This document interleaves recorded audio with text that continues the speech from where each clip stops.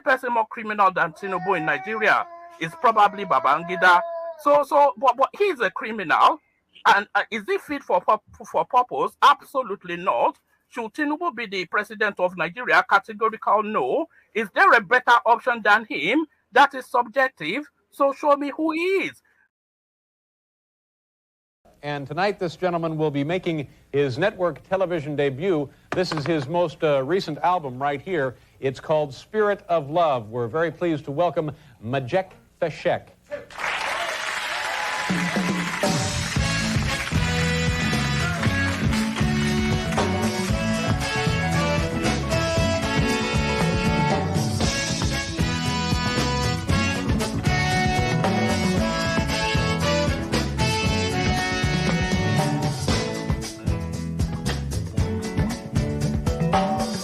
Arise from your sleep, Africa.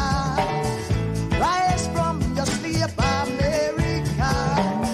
There's work to be done, Africa. There's work to be done, America. But if we unite, we will be free. So long, too long, so long, too long. We've been sitting down for so long. We've been fooling around for too long.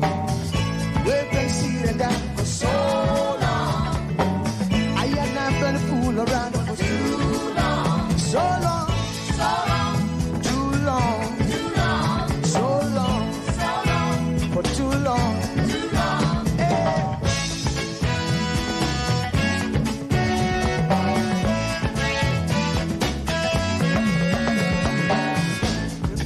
Remember, long time ago, when we used to live like prince and princess. Remember, the pyramid of Egypt, when we used to live like prince and princess. Remember, Marcus Garvey, who are the dream for New America. Oh, remember, Martin Luther King, the dream for New America. They say you are black, they say you are brown, they say you are black, they say you are brown. Only the angels of Jah is white now. Only the angels of God is white. So long, too long, so long, too long. We've been sitting down so long. We've been a fool around for too long.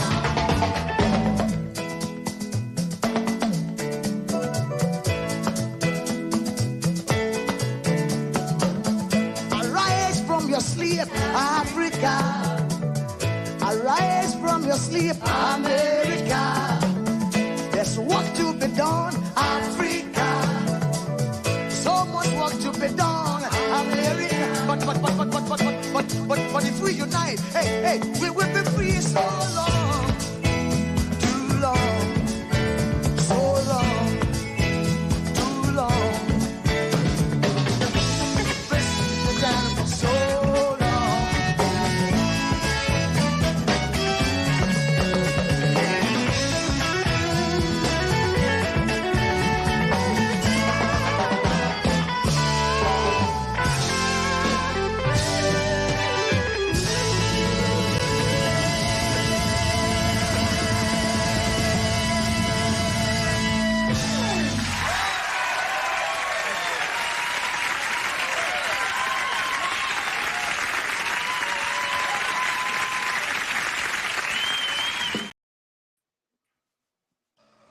Yeah, thanks for joining me here. That was an accidental kerfuffle that occurred. Okay.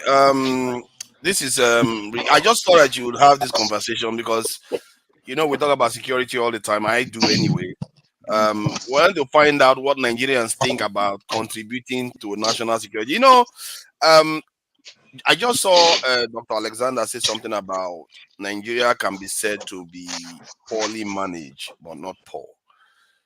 I was like, but that standard, every nation is rich. if you are managed properly. Even if you are resource poor, like Singapore, you can be rich if you are managed properly. So then, what is the use of the poverty table then? Right now, Nigeria is very poor, and this is why I asked the question: how much is Nigerians willing to pay? Because I've done some numbers, and they are mundane: 2,000, 3,000 naira, 5,000 naira a month. You will remove all those fences you have on the estates. You will remove all those vigilante boys, and you have a better, secure country. Because we don't have that nonsense here in the UK now. We don't have vigilante in the UK. We don't have burglary proof. We don't have all those things that we take for granted in Nigeria. We just have to do it because we have a home and it's not secure. Everybody lives in an estate. So the question is, how much are Nigerians willing to pay per month if they are sure? Because I know one thing they are going to do is they're going to say they're going to steal all the money. Obviously, that's the first thing they're going to say. What if they reassure you that the money will never be stolen? That they can, okay, let me mute Oga Olumide, father of all nations. So, what if all forms of corruption can be dealt with so that it can be kept minimal? No money will be stolen.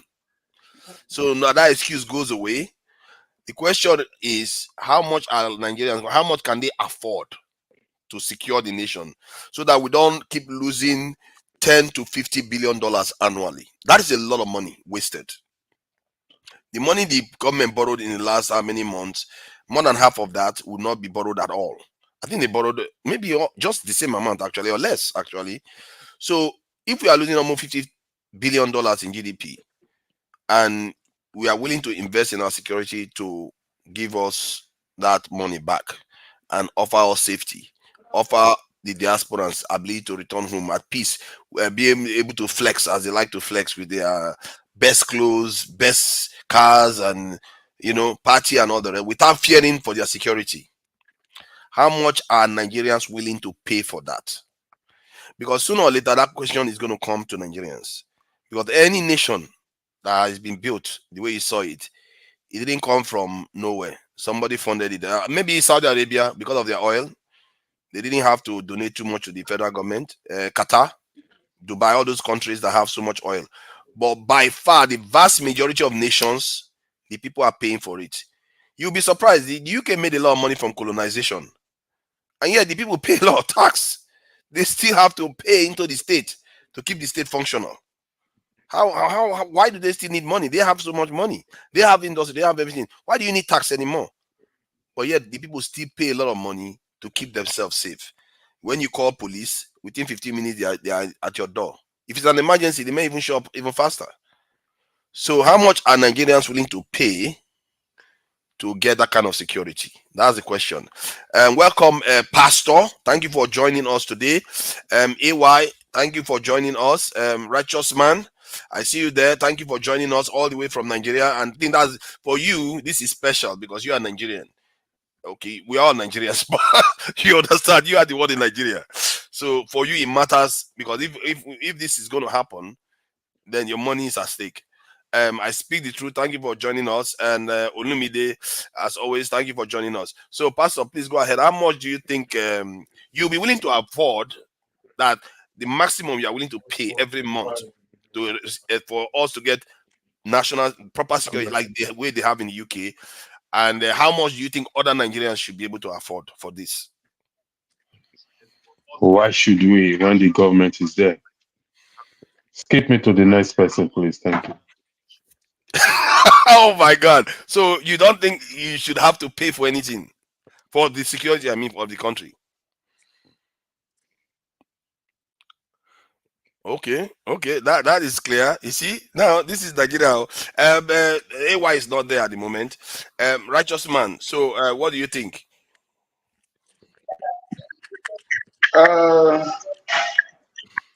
Forefather, the truth is, I don't think, okay, let me speak of the southern Nigeria. I don't think there is any state in southern Nigeria today that the residents are not paying for their security. For example, where I live in Lagos, each flat pays 2,500 for security. Okay, and then I spoke to my one of my uncles recently from my village, and he said every house in my village pays 1,500 naira for security. So invariably, direct or indirect, Nigerians are paying for their security. So I don't know how which way again you want us to pay for security. We are paying for it. These payments are outside the tax, the normal taxation, multiple taxation system that we face here in Lagos. Outside it, the government still tax us more on security. We still pay the government for security. We still now hire local vigilantes to, to secure our environment. We still hire a gate man, a security man that man our gates, and we still pay. So averagely, every month, any resident in Lagos, let me speak of Lagos State, it depends on the area you are living.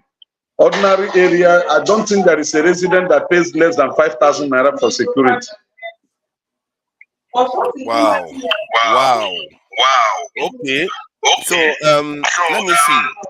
I think there's an echo from your device. I don't know if you can. Righteous man. Okay, so that's a very interesting. 5,000 naira they're already paying.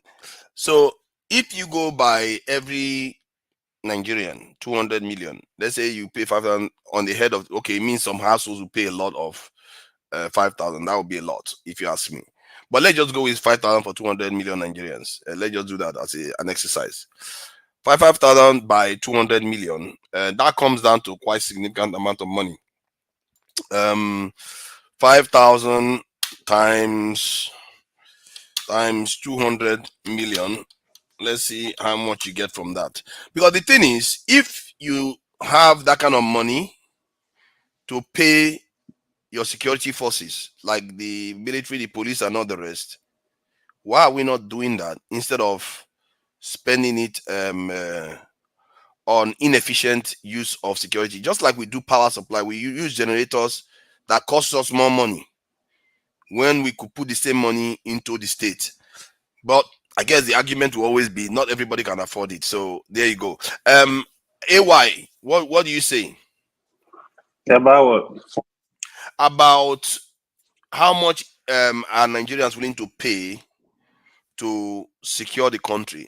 Because personally, if I look at the budget that they spend for the defense at the moment and the manpower, I know it's not enough to secure a country like Nigeria that is experiencing such surge in insurgency and all kinds of criminal activities.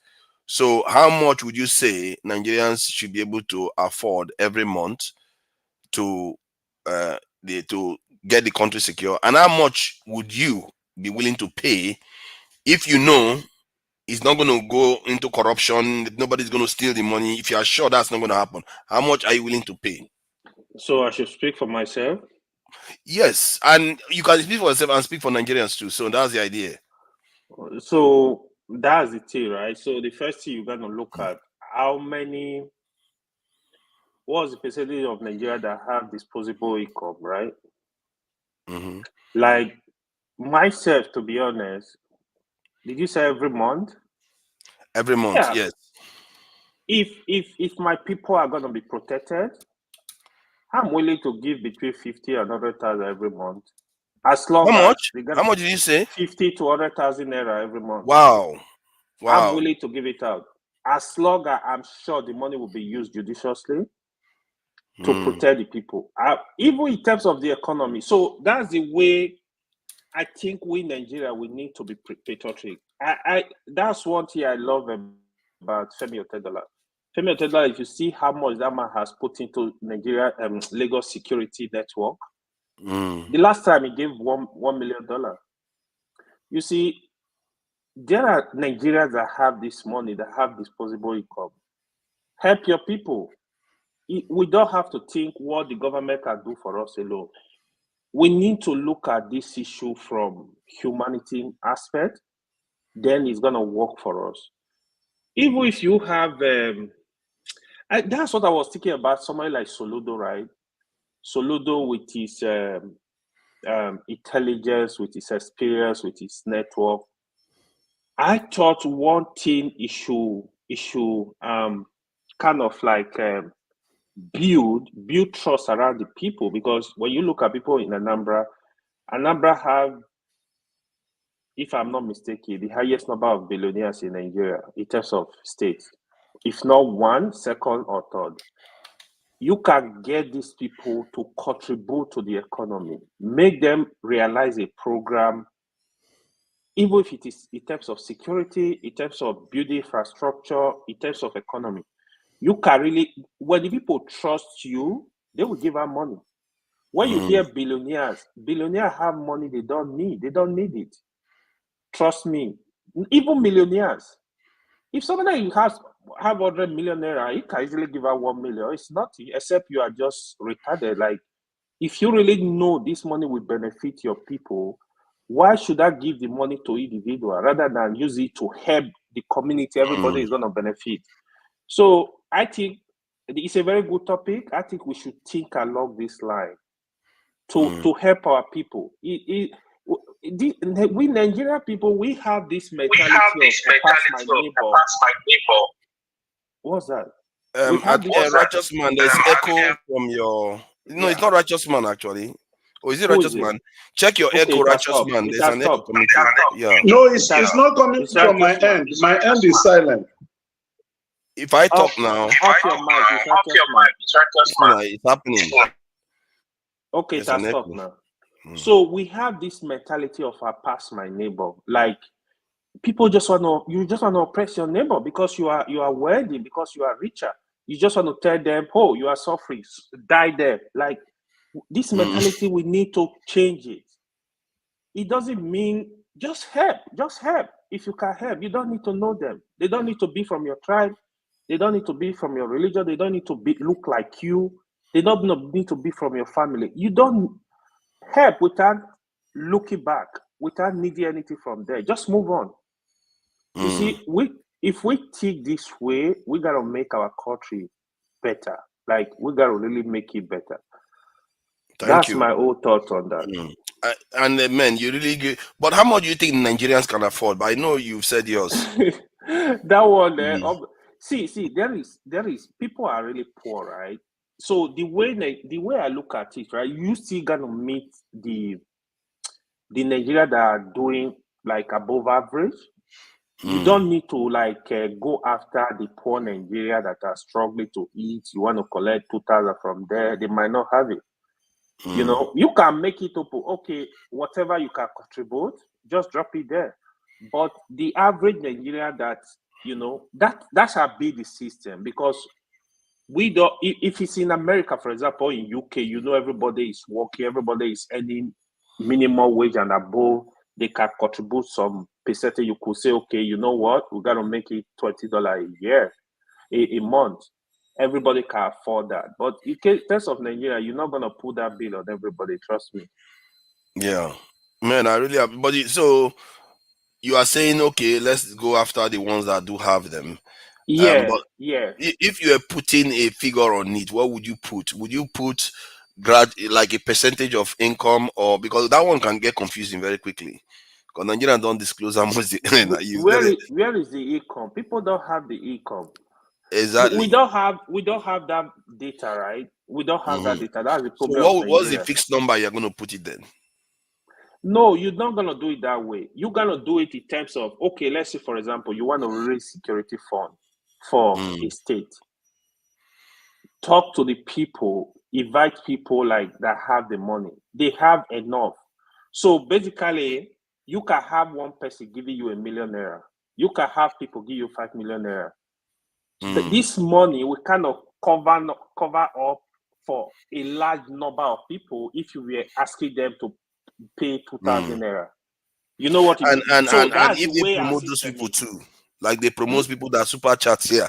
If they promote those people that donate heavily, like somebody to bring 1 million ahead. So because you mentioned somebody's name that donated $1 million to Lagos or 1 something. million, Femi Otedola, in Lagos. You He see? do give out money like that for charity and security. Lagos have a See? very strong security network Yeah. where people contribute money. You see, so that Yeah. is a very good point, and I like the fact that you are willing to pay, because I too am willing to pay. Forefather, What I've got. forefather, let me buttress what AY said. In Anambra State, I think one of the indigenes of Newi, he single-handedly put cameras all around Newi city. You can't go to Newi today and commit crime and go scot-free.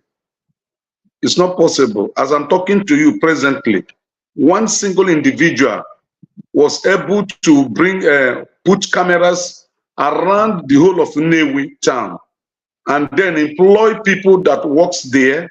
Do you know that Newi has a radio station owned by one Newi indigene? And then any person that graduates from secondary school or university, you have no job. You are employed to work there, Nnewi is a village, but it's more better than some state capitals in Nigeria in terms of productivity. So I think KY made a very good submission. People are really willing to give, just like Otedola is doing in Lagos. People are really ready to give because security is a fundamental thing. We cannot security engender economic growth, and there is no way we can put it at the. This thing went down. So I was thinking about what P2B did recently, where he encouraged rich people to dig wells. If he used that opportunity to say, pay for national security, all our girls are getting kidnapped and everything, he will shame them. Oh. He will shame them not to bring money out, because every time they kidnap young girls, like, where are all these rich people? They have money for nothing. They don't bring money out to help for national security. If I was him, I would go in that direction. But I understand why they always go for borehole, because they want to be seen to be helping the poor people with drink water. But in reality, if you secure them, they can go to farm, they can do all those things, and you can get even more money. Nigeria is losing a lot of money because of this insecurity. But you see, that's the thing. Why do people go for the camera shots instead of doing the right thing? So that is the thing with black man, right?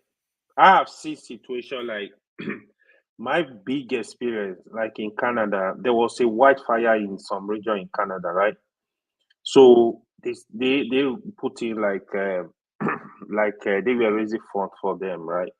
The federal government said, you know what, we're gonna match dollar for dollar. Could you believe people were donating up to $10,000? They would say unknown. $5,000 unknown. These are people, most of them don't even believe in God.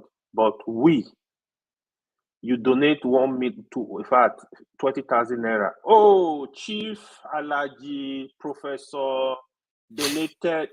This is if you don't want to give, keep your money. If you are announcing the donation to encourage people to do it, that is good. But if you don't want to give, keep your money. Like that's why I said. Somebody said one time, say every Nigerian is a potential oppressor. They just need opportunity. You see people switch. They want to oppress their neighbor. They want to oppress their family member. They want to oppress their friend. But can the government not take advantage of that instinct, because they like to be praised now? So now, when people donate, they say, "Hey, chief has donated 500,000 for national security," and they will start competing to donate more. Okay. Look at it from this way again, right? Here is the problem with most Nigerian politicians. They are not ready to get the job done. That is the first thing. Their intentions are not good. If your intention is good, you can say, for example, come to a local government and say, listen, the state government are ready to match every penny. Give us, this is what we want to do. If you raise $1 million, I'm gonna drop 1 million. Federal state government are gonna drop $1 million to make sure we get this done. You will see. The people see you are really getting the job done. The people will support you with whatever they have. But what you find, the intention is not even good. Okay, how do you explain? Some governor, you know what they want to do? They just want to, you go to the road construction, right? You see the poor quality. Their own is, let people just see that there is something going on there. You go to the road will not spend 6 months. It will collapse. Because the intentions are not there. If you have good intention, you gotta care about the company that are getting the job done. You gotta care about what's the quality. You have a quality control department. Let them check the quality of work that they Thank are you. doing. So the intentions are not good most times. We've not heard from I speak the truth. I know he knows a lot about some of the things this guy knows about Nigeria. You will be I surprised. speak the truth. It It shocks looks me like when they he's talk read the about Nigeria. encyclopedia of Nigeria, and not just the one they've written. Then he went the draft. He went and read the draft too on top of it, so that he doesn't miss any facts. He doesn't miss it about Nigeria's history and what happened. I was surprised that he was talking about Nnamdi Azikiwe, how they kind of prevented the appointment of a new premier. I never knew about that at all. That So they with were Oh going yeah. to. Dipterima and the rest of Yeah, yeah. He said, you I know speak the his truth name is too. What very do you call him? is very Dipterima. detailed. Deterima. Deterima. Dipterima. Okay, I want to be able to remember that. Okay. Dipterima one for reason. Uh, okay. You see, the people in the chat, they seem to be very much against it, and they are even saying, "Oh, why am I calling out the P2P?" I'm not calling him out. I'm just saying what he's doing is good. But if he had done this one, maybe the reward would be even greater. Because now nobody is seeing any child that doesn't have water to drink in Nigeria. But if they kidnap people, all those rich people that didn't donate, they will be remembering. Oh, Peter will be called about. I didn't do anything. That's what people will be remembering. So I'm just saying that it's an idea, and I wish people run this sort of stuff, run it towards P2B, because I think might even want to do something like that. So I speak the truth. So what do you think? How much are you willing to pay yourself, and how much you think Nigeria should pay? Let me just cut you off. I'm enjoying both y'all's submissions. I have nothing to say on it because I do not think it is an individual's job. I understand Nigeria, we are in a precarious situation where people have to donate and do things that are normally responsibilities of the government. But I'm gonna pass out. I'm pass on this and just listen to you guys and enjoy it. I'm not saying that it's private. Mm-hmm. I'm not No, saying I'm it's just gonna private. pass. It's a topic I'm enjoying. I'm enjoying you guys. That's why I was just listening. Okay, that's fine. So this is righteous man. So for you, because you never really stated, you did say that people are paying five. Your Ratimat audio needs to is log out and log in back. Yeah, no, let No, me see whether there is audio cancellation the here. echo is not coming from my end because television is on mute, and there is I no don't other know person why, within this. but It's it's from echoing you. back, It's from and Righteous only on Okay, Man. let me yours. log out. Yeah. Let me log out Yeah, and log out come in again. Yeah. Yeah. Maybe it's settings or something. Yeah, I think this topic for me is so important. This man, okay, this is God. So it's so Yeah. important because I don't know, people are so far removed from it because they feel like even if the numbers show it clearly, 10 billion, $50 billion is being lost in Nigeria. Um, our girls get kidnapped, men murdered in the bushes. You have herdsman issue, you have terrorist issues, and yet people somehow are not responding and saying, you know what, we are not going anywhere until you sort this thing out. The government will come back on TV and say there's synergy. We are fighting terrorists, we are killing them here and there. And the problem remains. And for me, there's also another layer on top of it. What people don't understand is that security is part of the infrastructure of the country in such a way that it enables the country to be able to assert its sovereignty. In other words, if you have low security posture that is not strong enough for most compared to most nations, it means that everything you do, you are doing it for the other nations. You're not doing it for your own people. Because that's how nations behave. If nations are stronger than the other, they take advantage of the nation that they are stronger than. Look at Nigeria now. Aren't you seen how Zenith Bank and Nigerian Dangote, they are taking over many African countries? Because that's what happens when one is stronger than the other. They colonize the other countries. And what makes us think that they've stopped colonizing us? Because all these things filters into everything. If you don't secure your borders, if you don't secure your people, your infrastructure, which is another big issue in Nigeria that the people don't talk too much about. They are stealing our transformers, they are stealing cables, they are stealing everything. Like they will have national grid this thing what they call them those kind of what they call them. They call them trusses. They are like trusses in terms of engineering language. I've forgotten the other language they call them. All those BB construction stuff. They remove them. They steal the metal. They take the entire thing down, to the point whereby the the energy minister was advocating that they should bring death penalty. Death penalty for people that steal electrical. Do you know how annoyed you have to be for somebody to advocate death penalty for people that are doing those things? Because they are sabotaging the nation. We can't get 20, everybody's complaining about 27 27 power supply that we don't have. These are the reasons why. Everything you have to secure it. Your bridge, they are stealing metal from bridge.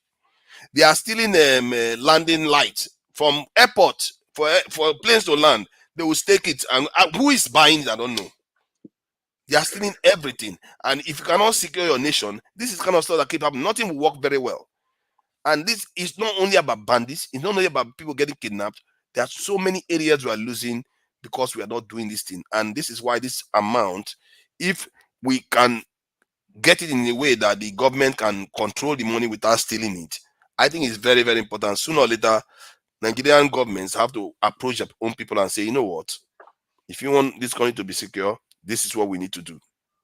We have to work together. This is how much you need to donate every month, and we'll work toothless. And that money goes into settling family members that lost their breadwinner, or their fathers and mothers to insurgents. Even the victim of insurgents should be compensated, or victims of crime should be compensated from this type of this sort of funds.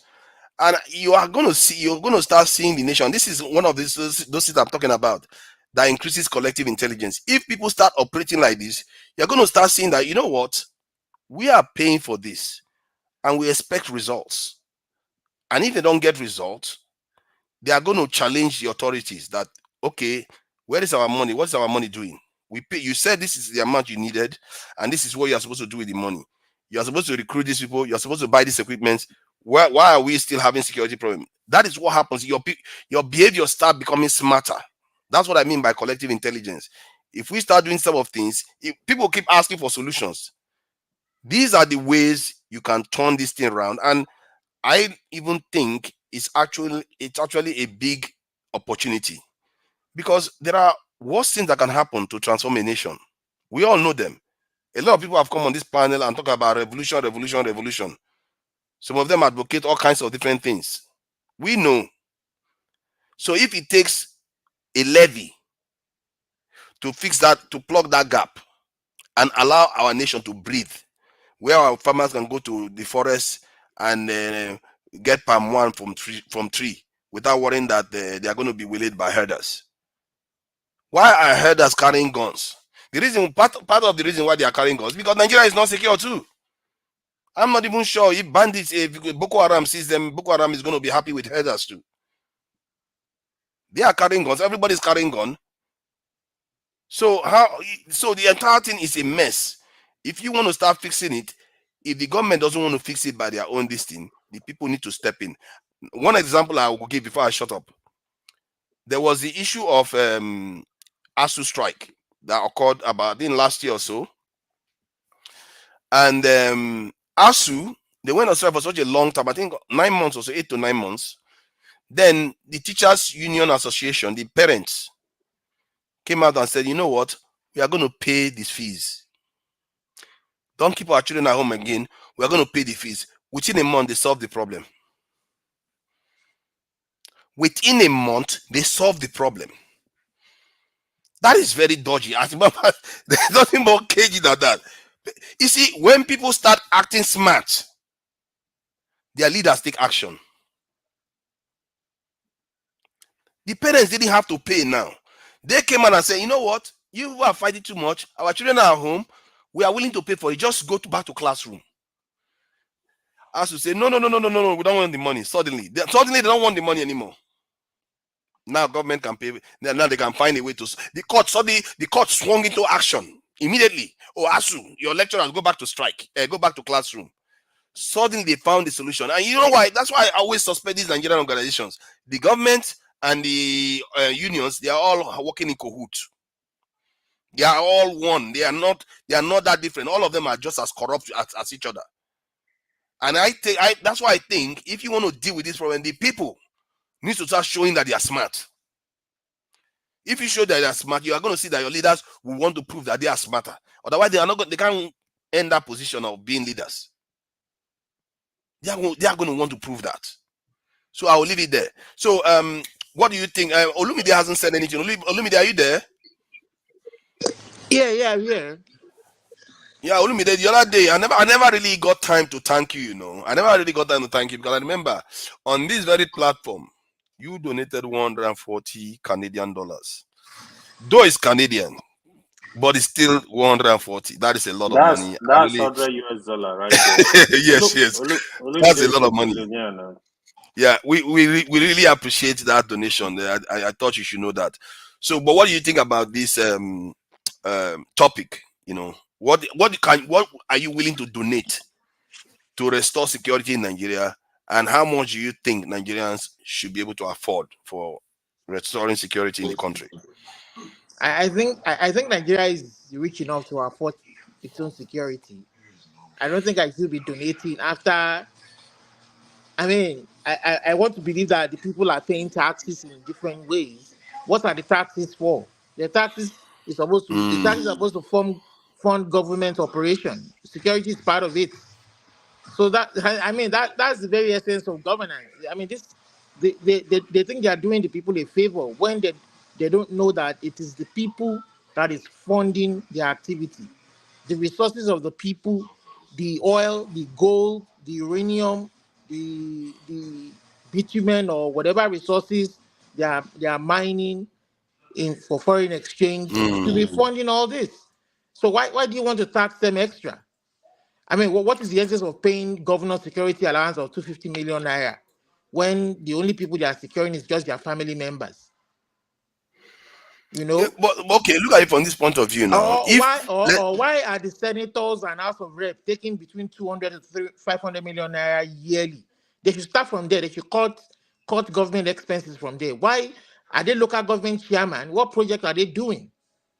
What kind of, I mean, is that What what if I happens? tell you that if you remove all the salaries of all the House of Assembly members for 1 year, it's not enough to pay our security forces for 1 month? I'm not saying stop their salary. There are some expenses that are just bogus expenses. They don't make any meaning. Like for 500 million naira for each of the members of the house to do constituency projects. They are not the local government chairman. They are not the state governors. So why would they be doing constituency allowance? Where in the part of the world is that done?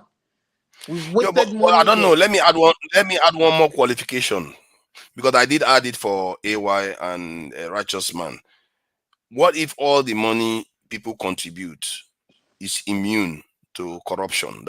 They don't have any way of stealing the money. They are going to invest it in recruiting, training, equipment, compensation for loved ones, salary, all those things. No theft. What if all the money goes straight to what you are paying it for? So how much would you be willing to pay into it, and how much would you be willing to pay? So see, I'm sure if Nigerians see the resources that are being used now being used reasonably, and they see those resources doing the work that it should be doing, I'm sure they'll be willing to make sacrifices where the sacrifices need to be made. You understand? But you're not going to ask me at this moment to come and pay anything extra when I don't see where money is going to. That's the situation they are facing right now. I mean, what was I going to say now? Okay, farmers can't go to the farm, not just in the north, even in the south. They can't go to the farm. They can't harvest. They can't do anything. You see it every day. The cows destroying farms, destroying. People are afraid to go to the farms to farm, even in the south, here, in the southeast, in the southwest, and some the middle belt.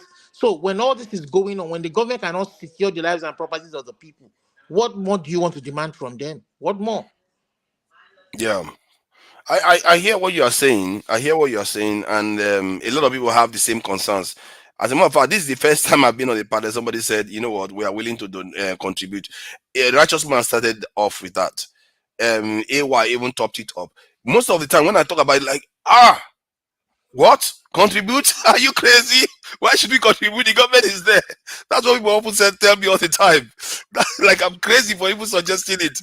I'm like, but this is what they do in every country. You have to contribute. Okay, now you talked about how much we need. My concern is that we don't even have enough that we are spending. We spend $4 billion. The UK is a small country compared to Nigeria, and they spend in excess of £70 billion. £70 billion for a smaller military than Nigeria's, for a smaller landmass, and nobody's even attacking them. Who is attacking the UK? They are part of NATO. They don't even need it, and yet they spend that much on it. So why are we okay? Here, let me highlight some of the problems I have with fellow Nigerians. Now, this is Kelechi Ndoka. You are crazy. This is what I'm dealing with here.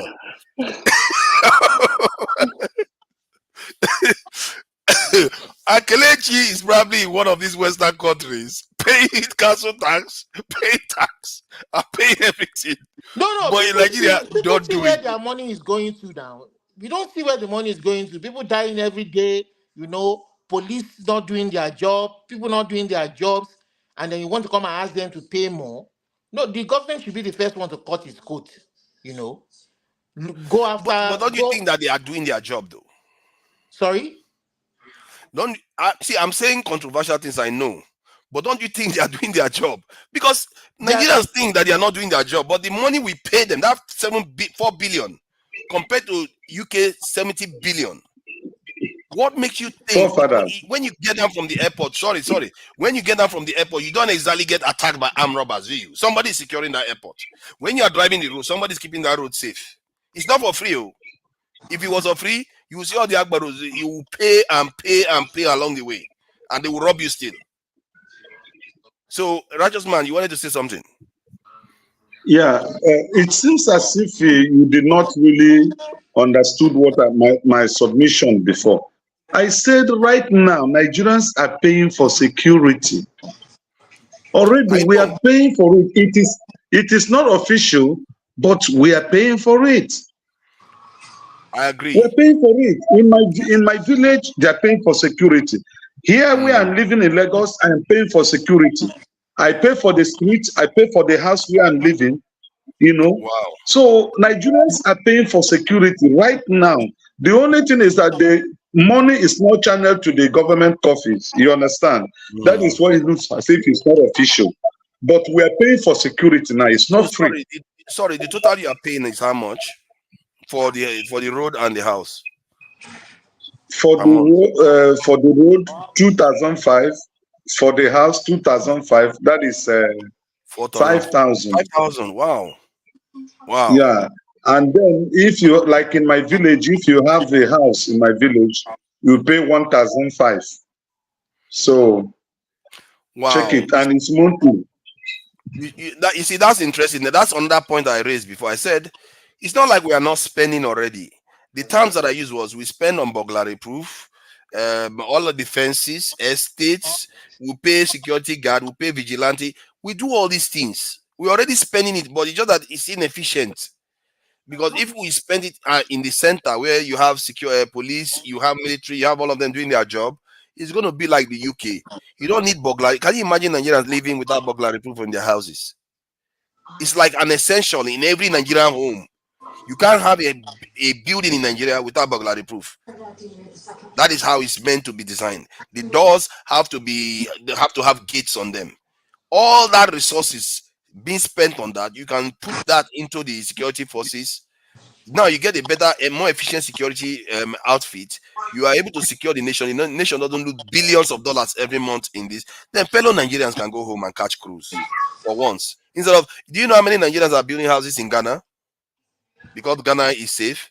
So that money you are spending, if the federal government says, you know what, give it to me, I will help you secure your country.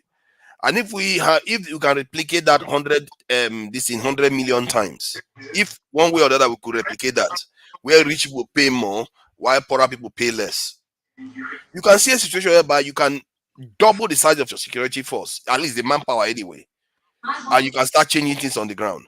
But there doesn't seem to be anybody that cares enough to come up with ideas like this. Like they're not even looking for it until the people react. Like that example that I gave, I lived through it. I saw it just last year or so. It happened when the people decide that they're going to pay their students, their children's school fees. They were striking for 9 months, and I was complaining that what is ASU doing? You are striking for 9 months. The people that are suffering for this are poor people's children, because the rich people's children are going to private schools, private universities.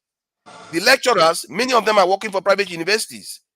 But the people that are suffering for it are the poor people's children. They are the ones staying at home. And some of those poor people's children, their fathers are fighting for the Nigerian, working for the Nigerian police, working for the Nigerian military, and they are dying for your country. And you are going to strike for 9 months. That's why I disagree with it. And I was like, they have to find a way to stop this. And then on the 8th month, the parents said, you know what? The Parents Teachers Association said, enough of this. We are going to pay for this stuff for ourselves. We are going to pay for it. If the government and you are not go back to classroom, we'll pay for it.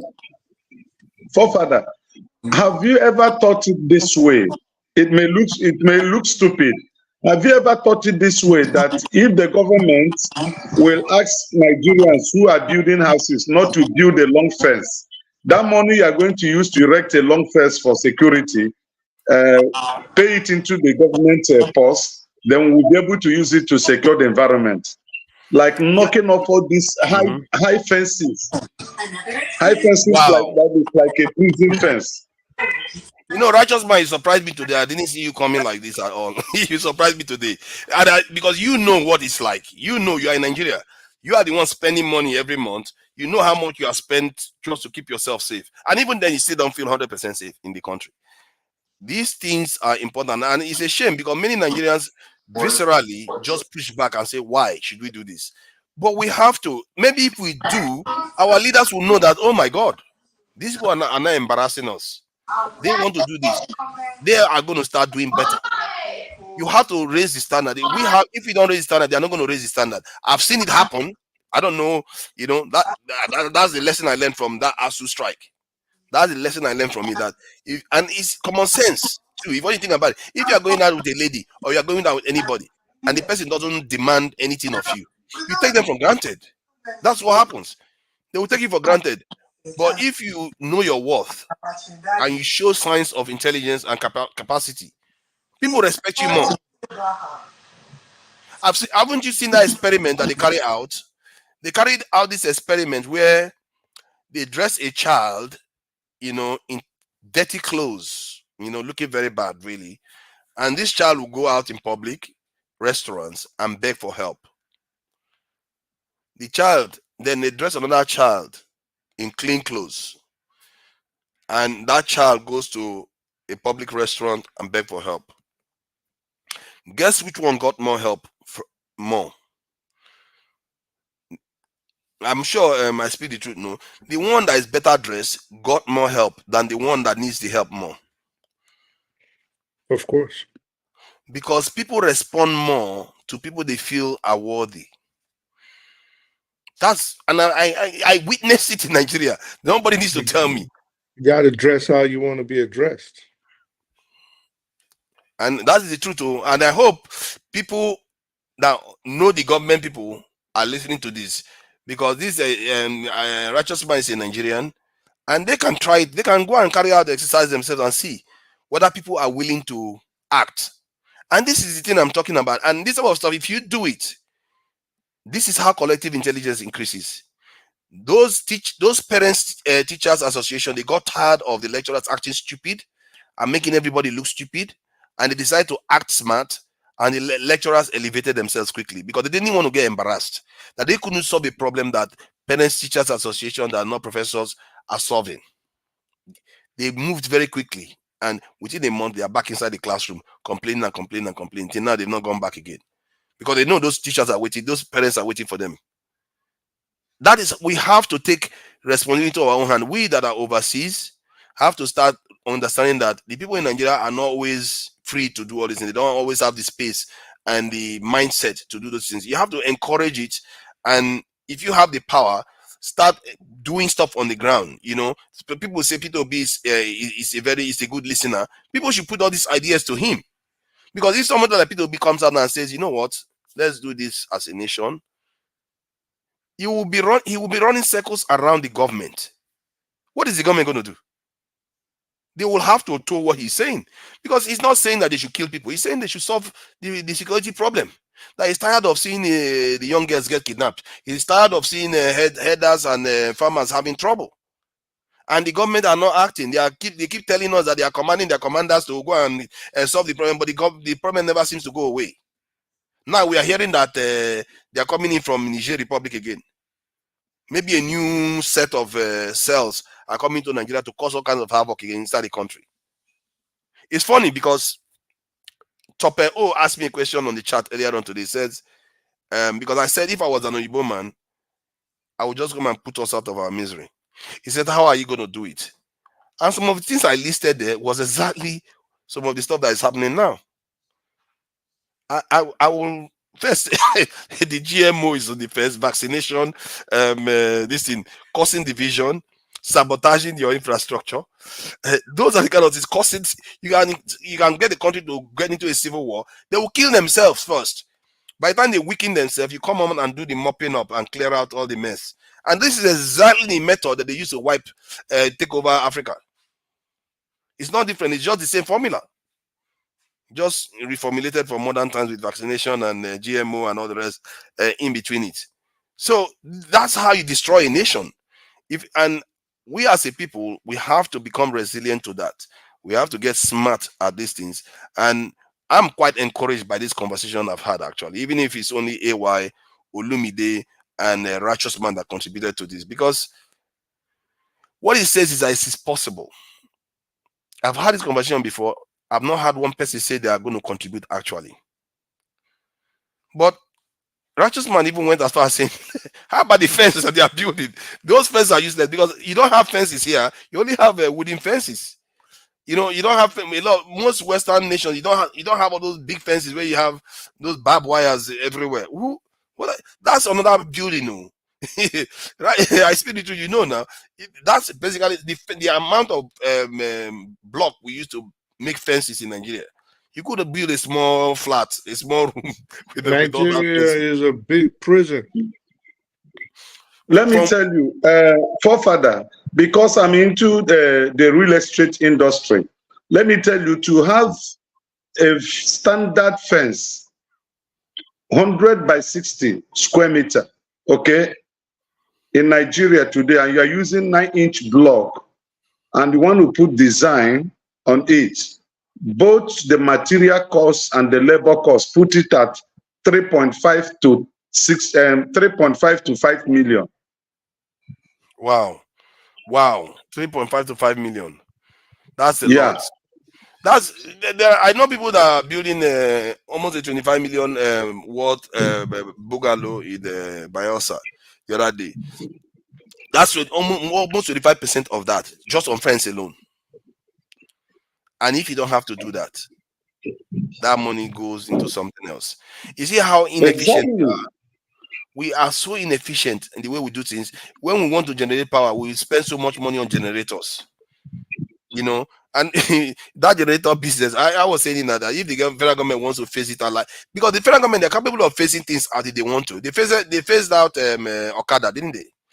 You can say, you know what, all these generators they are doing, especially in the estates, no single owner generator in estates anymore. only communal generator you are going to use, so that you have to use only one big generator that is maintained by an engineer, and not everybody buzzing around with generators. That's more efficient than individual generators. Then from there, you can now start scaling it up to local government areas where they have one main power supply. Then before you start going to this is state level and national this is level, you can start facing these things. But I don't even see the government even trying to do that. They are not even trying. It's not rocket science. It's just there to be done, but they don't want to do it. They just leave the country as it is. They just keep doing this nonsense. We float the currency today, we remove a subsidy tomorrow, and hopefully everything works out for us. So, and nobody knows anything that is going on with the refineries right now.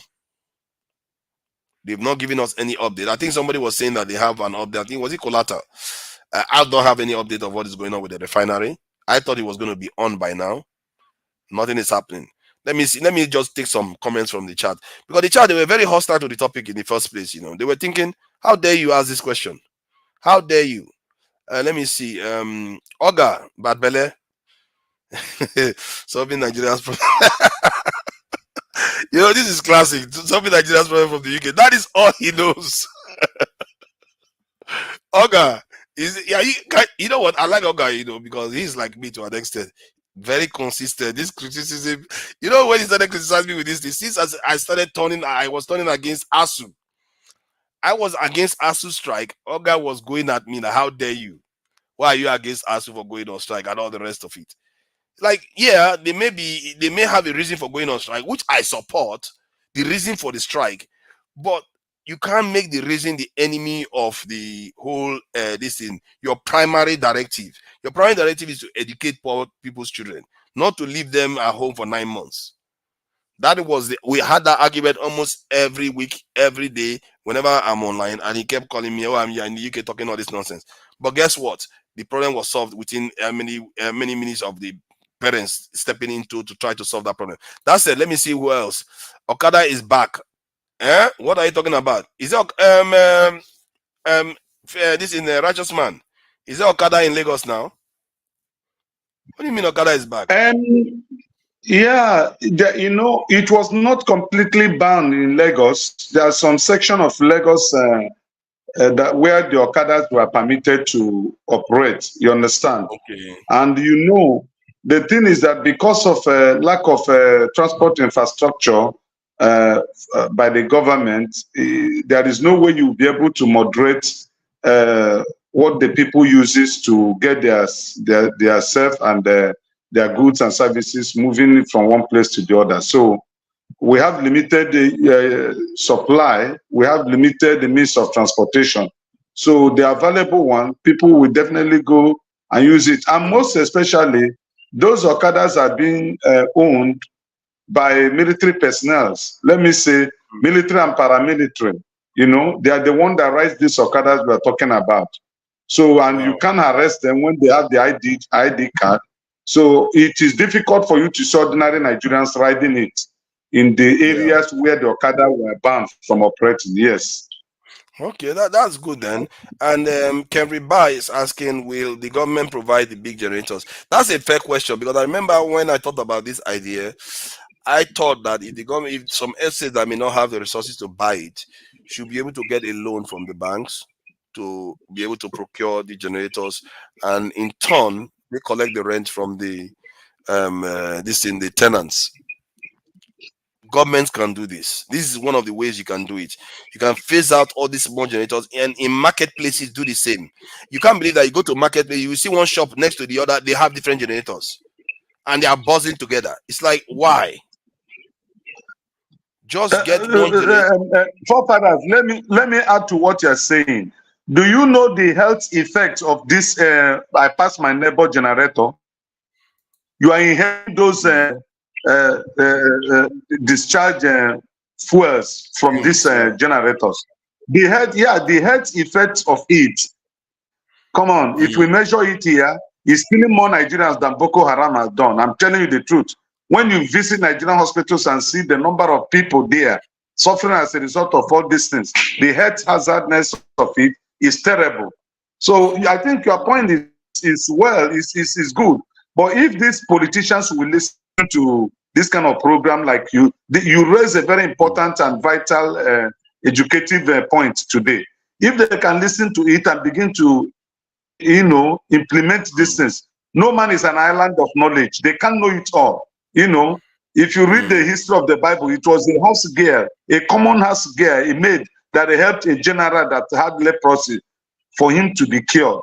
When he had visited numerous high places, but cure was not given to him until he came to that house, then a house girl directed him where he will receive his cure. So this kind of platform and sharing here, if these Nigerian politicians are humble, they can, use it and make a trial and then see it work. Yeah, and I actually believe that Nigerians, for better or for worse, they will embrace it because they know that it's for the good. They know, just like they know the fumes are not good for them. The noise pollution is out of control, and it's also wasteful too, just wasteful, inefficient use of money. And why? I think I saw a report once. I can't even dare to say the number because when I saw the number, I thought this can't be correct. I saw an estimate that in Lagos alone, the amount of energy that is wasted in Lagos is astronomical. Forefathers, the one surprising thing is we talk about being nationalistic, being loving, as AY would say, loving the country, loving each other regardless of the tribe. How can we budget money to provide electricity, knowing the importance of this project to many areas of our lives and livelihood, and yet somebody will embezzle this money year after year and we don't have electricity? Isn't it? So this is why we can complain all we want. We just have to start acting because I'm convinced if we act, they will respond. Adiola barely made a video and they are complaining that Adiola is accusing them of something. That musician barely sang something. They're like, oh, look at what they are saying now about us. Aisha Yusuf said that they snubbed this thing. They snubbed the president. And she was on the news. They were talking about her on the news. She didn't stand up for national. They pay attention. They are listening. And can you imagine if they can listen to that? If all the channels start blasting these things, they will listen. They will know. We have the ability to get into it. And the truth is that the fact that they listen is a good thing. Because there's some people, they will not listen Okay, at all. but you know what? You know what doesn't give me hope? What doesn't give me hope, or what doesn't give me that kind of positivity that you would expect, that electricity is expecting from someone like me, is the fact that it was the same APC that governed us for 8 years. So what are we expecting anything different? I think, how I said the strike by this ended, the ASU ended. It's not up to them. Maybe sometimes we might be thinking that it's up to them to do the right thing, but you can get the wrong people to do the right thing by your own action. Because those people solve the problem because the Parent Teacher Association stepped in. Because if they didn't solve the problem, they will have to make an excuse for why they are rejecting the money the Parent Teacher Association is offering to solve the problem. They will have to explain that, and that will reveal them. So they have to solve the problem. And this is the thing. We as a people, we are the one Man, I will be going to bed. Yes. Thank you very much, Righteous Man. Righteous Man, today you're my man. Today we always quarrel every time you come here. Today, you're my man today. But for this one, you really gave me an insight. Thank you for joining us. I appreciate it. Good night. Yeah. Good night. Good night, Righteous Man. Good night. Have a great week. All right. So let's get back to this thing, because when everybody goes, I can go on a monologue for 2 hours just before I go to bed, so that they can clip it. Anybody that wants to clip it, so that you can send it to Bola Tinubu, President Bola Tinubu, so that you can get some ideas there. Even if it's rustic, you can clean it up, dust it up, and get it done. Because whatever happens, It's a good thing as long as it solves a problem for Nigeria. I want to be able to go to Nigeria and live. Why not? It's the place to be. Nigeria is easy. Nigerian life, if Nigeria is secure, apart from everything else, it's actually a good place to be. It's an easy environment. People like to complain, oh, all this, all the hardship you experience in Nigeria versus the benefits you get, it balances out. The one that really grinds people badly is the insecurity. That's it. Nobody wants to go and get kidnapped. Even if it's a remote chance it's going to happen, nobody wants to get into that kind of nonsense, and it puts people off. Only elderly people worry too much about healthcare. They don't. It doesn't concern them. But when it comes down to security, everybody's concerned. I've been in a meeting where very experienced professionals in the West here from Nigeria, they were in that meeting. They were considering coming to Nigeria, and that's why those are the kind of meetings I saw that started making me realize security is a thing.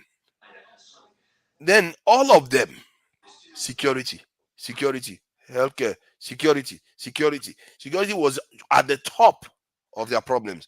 Why they cannot return back to Nigeria? I saw people that I know, instead of building a property in Nigeria, they built it in Ghana because they don't feel safe to go to in Nigeria. All that money Nigeria is losing every day. We need it. We need the money. Oh. Nigeria is poor. And this idea that I heard when you were saying I speak the truth the other day, you were responding to somebody that it depends on context. I don't think it's even dependent on context. When people say Nigeria is poor, it's a very clear statement. It's like a poor man. If you see a poor man on the street, I say that man is a poor man. There's no context to it. Don't worry about, except because everybody understands what you are saying. That context they understand is when you want to say something else. That's when you add the context. You see what I mean? You'll be like, you say, in terms of this family that he has, is a poor man. He doesn't have the love of his family. He's a poor man because of all those things. You qualify it because you want to add context. But when somebody wants to say that man is a poor, they know the context you are referring to. They know that you are referring to financial poverty and all the rest. And in that context, Nigeria is poor. So, and I saw some people arguing that Nigeria is not poor; it's just poorly managed. Then being poor means nothing. No nation is poor then. And I feel like people need to be careful with the way we use language, because by that term, any nation that is poor is rich, because they are poorly managed. That's why they are poor.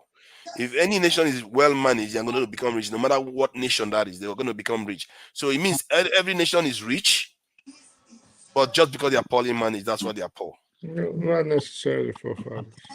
What nation can be poor if it's well managed? No, that's not what I'm saying. I'm saying not necessarily in terms of. Okay, so let me put it like this. In West Africa, which country is the richest country in West Africa? In West Africa, it's Nigeria now. Yeah, Nigeria is the richest country in West Africa. So, Not now, by though. By GDP per capita, not now. who's richer than Nigeria? I Well, okay, per I think capita, maybe yeah. Ghana or No, Cote d'Ivoire. Equatorial Guinea might also be up there, but see, that's what we're saying. So two things can be true at the same time. The Equatorial Guinea or Guinea-Bissau, one of those oil-rich Guineas. So they are a severely poor country, but per capita, on paper, they're rich. So it's the same. Okay. Nigeria is a rich country. In terms of if they potentially. Maybe if we go with things like, say, that's why I say it's nuanced. Okay, so again, it depends on context. Our GDP, for example, Nigeria has one of the biggest GDPs in the world. It's almost $1 trillion. Mm, It's close to $500 billion. That is huge. wow. But yeah, it's close. There was a time the GDP was over $500 billion. So if you look in that context, you will say it is a rich country. But then if you look at the per capita index, then you say, well, it is poor. And then you look at the yearly GDP and you say, well, it's not even up to the whole budget is not up to what Kent or Luton or Birmingham uses for Mm. transportation every year. You know what I mean? So it depends, you know, Yeah, yeah, what you say. it really depends. But I think when people say Nigeria is a poor nation, everybody understand what they mean. And I don't know why people bother arguing with that. Like some people would literally argue with that statement that Nigeria is financially poor. They literally argue with that point that we are not poor, we have the money somewhere. Or like, but based on the crude oil we are selling, we don't have a lot of money. If we if none of that money is even given to Shell, that takes about almost 50%, or the other company, the private companies, if none of the money is given to them, they give all the money to Nigeria, we are still poor. And people just find that What do you astonishing to mean? believe. Like if Nigeria, like we are earning about $40 billion from crude oil, and they Mhm. gave us $50 billion, Nigeria is still a poor country. That But you eighty know, we billion don't dollars per even annum. know, we really do not know how much we earn from oil. But I like to think that they are not stealing just as much as we are getting. Huh? They are stealing a portion, but they're not stealing up to how much we are getting. They're not Trust stealing me, in the a crude. hundred years, in 100 years, when Nigerians become more adept at bookkeeping, um, their oil resources, they will curse the the ruling class that ruled from 1960 or whenever it is we discovered oil till now. They will curse them because they are. Listen, Nigerians did not know how much theft was going on in the oil industry until the Jonathan government. Nigerians had no idea. It was when bunkering became exposed because they got too greedy with it and started bringing all the oil tankers, and they weren't hiding it anymore. And Yeah, they but to be hired, fair though, to be fair, when I was in Nigeria, like that's a long time ago, I already knew about oil bunkering. yeah, you will know if you are in the know. Maybe you came from that region, Yeah, or you were, I grew up in or Port you were Harcourt now. making money off of it somehow. So No, no, I those are wasn't. yeah, but those are the only two ways people Mm. knew about it. People did not know. The ordinary folk did not know. It was like secret, you know. So, about Jonathan's government and the way they did business blew it up, blew it open, and that was how people knew. And when he was hiring those the militants to guard them, and they always had skirmishes, and the pirates started getting involved, you know, then Mm. people started complaining to CNN and things like that. If not before that, people did not know. So, in any event, my point is Nigeria itself does not know how much it needs to get, really, not even till this day. So, whatever the oil corporations remit is what they just accept. They Mm. just say, well, this is the calculation. This is how much barrel you get. This is how much we were able to pump. This, hey, take $5,000 or whatever, and they just take it. But we don't know. We don't know. There's some truth there because anything is possible. But based on what we know, we are not rich, and because of that, we have the capacity to be able to improve that, and we are not reacting to it. That is my concern. You can't, and I think our people don't necessarily know how poor we are, hence why they are not reacting to it. How can you know when you don't know how you fit into the global scale of things? Because you have to know that, oh my God, the money we are spending for our nation is too low compared to what other people spend on their country, that we need to do better. If people knew that, maybe they would be more agitated and say, oh, you know what, this money you are spending is nothing. They may not even be bothered with the money that this thing, what they call it, the House of Assembly members are getting then, because they will think, if I do all the calculation of all the money they are getting, there is nothing compared to what other people are getting. Or maybe they should become, at that point, they need to become more angry. Because if you're not getting a lot of money, there's not a lot of money coming in the pot. But majority of what's coming in the pot is being shared by a minority of people, then maybe at that point you need to really, really, really get angry. Nigeria is a poor country does not mean Mm-hmm. after all this while we should have been able to have diversified the little we had and mm, increase our revenue. That's what Nigeria has not done all these years. So it's not rich, but at least you could have built infrastructure. You could have had a leaner government. You could have improved on electricity, road, and rails. You could have built on the justice system, strengthened it by Mm. paying those people better, training them better. We haven't done all these things. So it's not Mm. like, oh, the money is little. It's like we could have diversified, put things in place to improve on revenue. It's a business. You have to Yeah, treat it like it was your own, it's we your own could business. have, but you know why now we couldn't have. Because we didn't fix one thing that we are supposed to. You can't. All the nations that could, they did because they know they had the ability to do it without nobody stopping them. But we, our people, all they know go is go and get money from IMF. They keep just taking money. They just keep taking money. They won't stop. They won't stop taking money.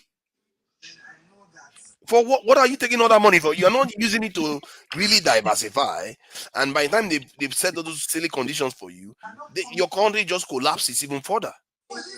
And they keep listening to them because they don't have the balls to say, you know what, I'm not going to do what you ask me to do.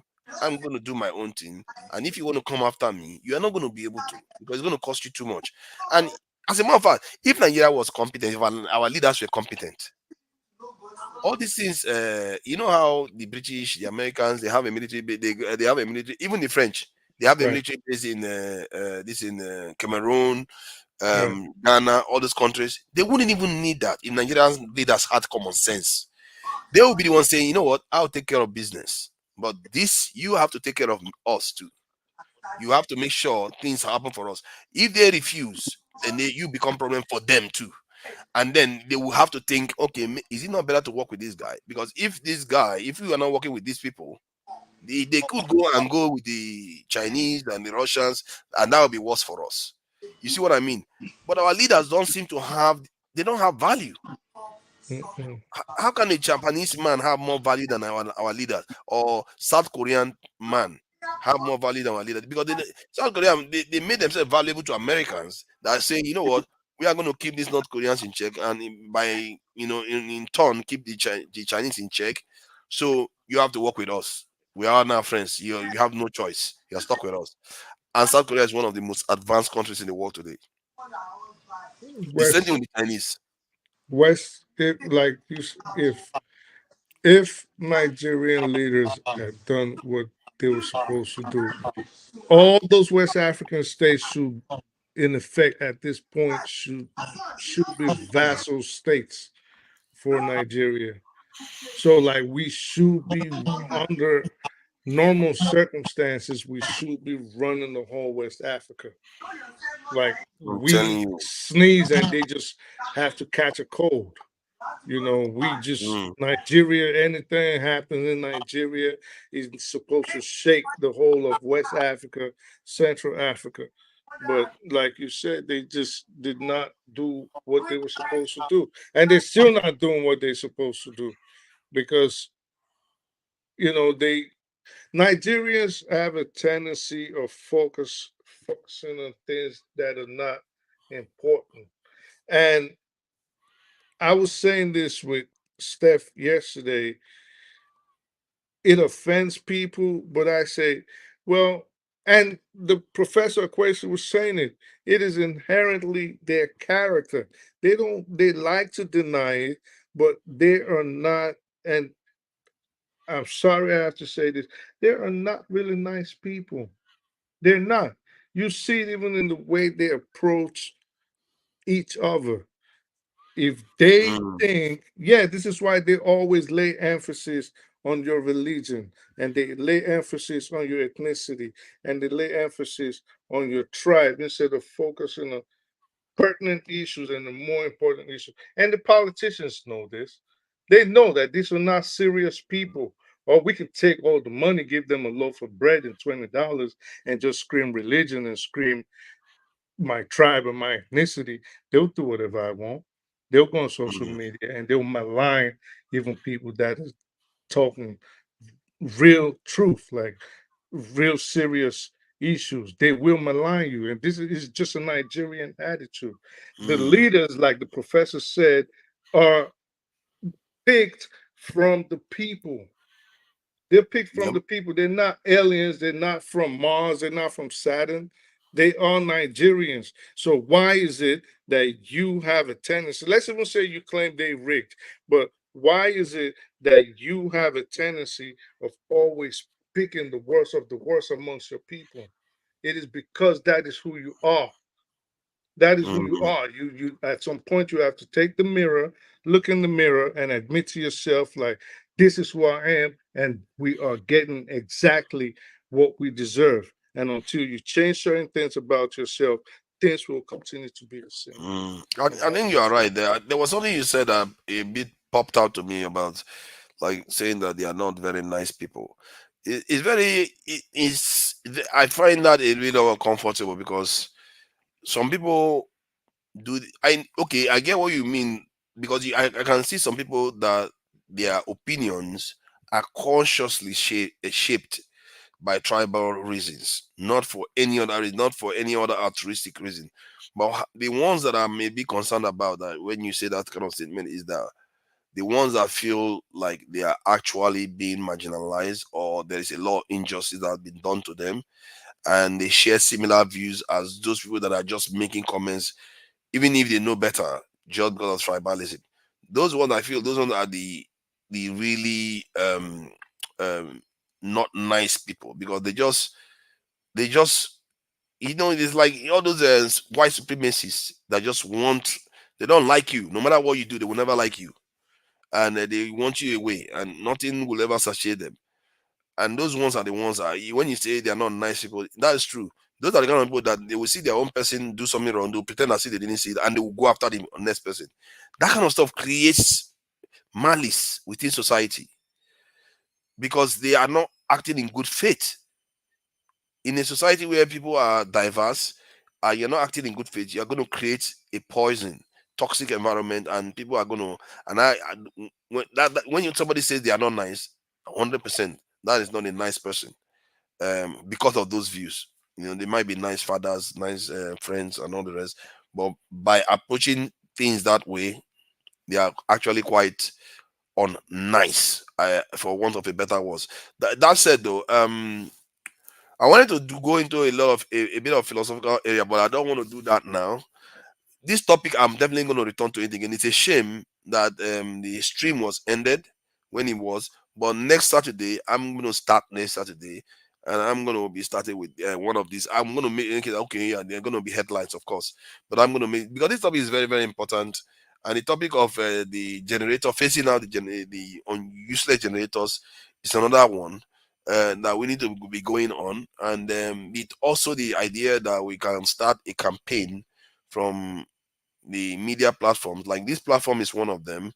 I've spoken to people of other platforms that we can do at least three that we have, and if you cumulatively you put their subscriber amount together, it's going to almost 200,000. The subscribers, so that's something to pump out information out there. Like, you know what, you promised you were going to do this, you're not doing it. You promised you're going to do this, you didn't do it. If you call them out about refineries, why are refineries not working? Because for me, that is the only thing I would say, Tinubu. No, I will ask you this: is there anything that will save this government? Okay, I'll two, other than the security thing or this in the refineries. Is there anything if those two things are not fixed by the next election? Do you see this president making it? Yes, there's other things he can do, especially um, if he can regionalism. If he can introduce regionalism, I think a lot of people will appreciate that. Now, depending on how they divide the regions, if everybody is satisfied. Now, if some people feel as usual, aggrieved and say, well, we got cheated and there's 2 regions here, there's only 3 here, and then there might be problems. But if if he succeeds in introducing regionalism, state police, and even if it's as a pilot project, state police Mm. and regionalism, and how the revenue sharing formula, if they say, okay, each region, whatever you produce is what you Oh no, no, you that take care that of that. one is not okay. Now, okay, now, hold You on, know what I hold on. mean? So if Let's they put it could this do way: those do you kind of think that things. one will happen, the regional one, where you share, everybody keep your resources and just give 50% to federal government? Do I you think that will think happen? no, not 50, no, not 50%. No, I think they're gonna improve the percentage of if they can. He just had see everything. They just have to have the political will. If there's a political will to do it, No, they the can question do is, do you think he can do it? Even if the president has the political will, do you think he it. can do it? I mean, if he has a political will, yes, but I don't. I'm not saying 50%. No, no. Do you think the North will support it? Now the North is not going to allow 50%, and Then it's in failed. fact, I don't even think the big three, any of the big three, will support 50%. They won't. Because they would not like the South are taking They all the won't money from like oil. exactly. They're not gonna like it. So that's just the real They're deal. gonna be Like, like, "What? nah, they say nah. That's a lot of So money." I think maybe like 25%, 30, maybe 30 is a stretch. But if they Mm. increase it a little bit, yeah. But none of the big three is maybe like maybe Lagos might Lagos say is willing to go, but yeah because because Lagos they is going getting to be VAT part of the money. southwest, they are not going to like Nah, it. they're not gonna like that. They're gonna say Mm. hell no. What? So you could take That's fifty a lot of percent? money. Nah. The South will be so happy. The South will be like, "That's nice. That's nice. I'm fine with that. Give it to me, please. All that Yeah. oil money." They will be so happy with it. And Yeah. that's the weird thing. I understand enough to the about this. Like the people that argue about for all these regional, this they act as if like if let's say I grew up in the South now. Why would I argue against it? I know we gain the most from it. Because I know all this is a distraction. It's not going to happen. They're not going to do it because the people that are going to lose are going to be thinking, "Are we mad? Why are we signing up to this when we are going to lose money from it? They're not going to get anything out of it. Why should they sign up to it?" But forefathers, even if they gave 90% to the South, it's still gonna get stolen. It's true, It's just but more again, money the to South get will be stolen. happy. See, but the South will be happy with that, and then they will be happy with President Tinubu. But my point is that now, let's say this regional thing is not going to go through because there are quite a lot of major groups that will not agree with it. I think Southeast will agree with it though. Southeast might agree with it, but the others will not agree with it. I don't think Um, anybody, nobody, none of the big three is gonna agree to it. None you of know, them. the only one was, okay, let me put this one to you. What if you break into 3 regions? North, Southwest, and Southeast. What do you think? Who do you think will accept it? I Well, know, I know Southeast will the accept it. minorities will not accept it. Minorities will definitely not accept it. I know the Southeast They're will not accept that. accepting it. The Southeast will love it because they will be the biggest beneficiaries, but Yeah. those under them, like the Cross Riverians and Mm. people from Rivers, Bayelsa, And the that's gonna North be a will problem. They hate don't want it. The North will hate it with all venom. Like everything, you're taking everything from them. it. Everything you're taking from them. They will never like it. And No, the okay, big okay, that three one, will not let's say that accept one is not it. going to happen. What else is Tinubu going to use to bribe them? Without refineries and State police. state police is going to bribe them. They can use state police. They can use um. Well, we've discussed the revenue sharing formula, so state police is on the table too. I don't know whether state police is enough for.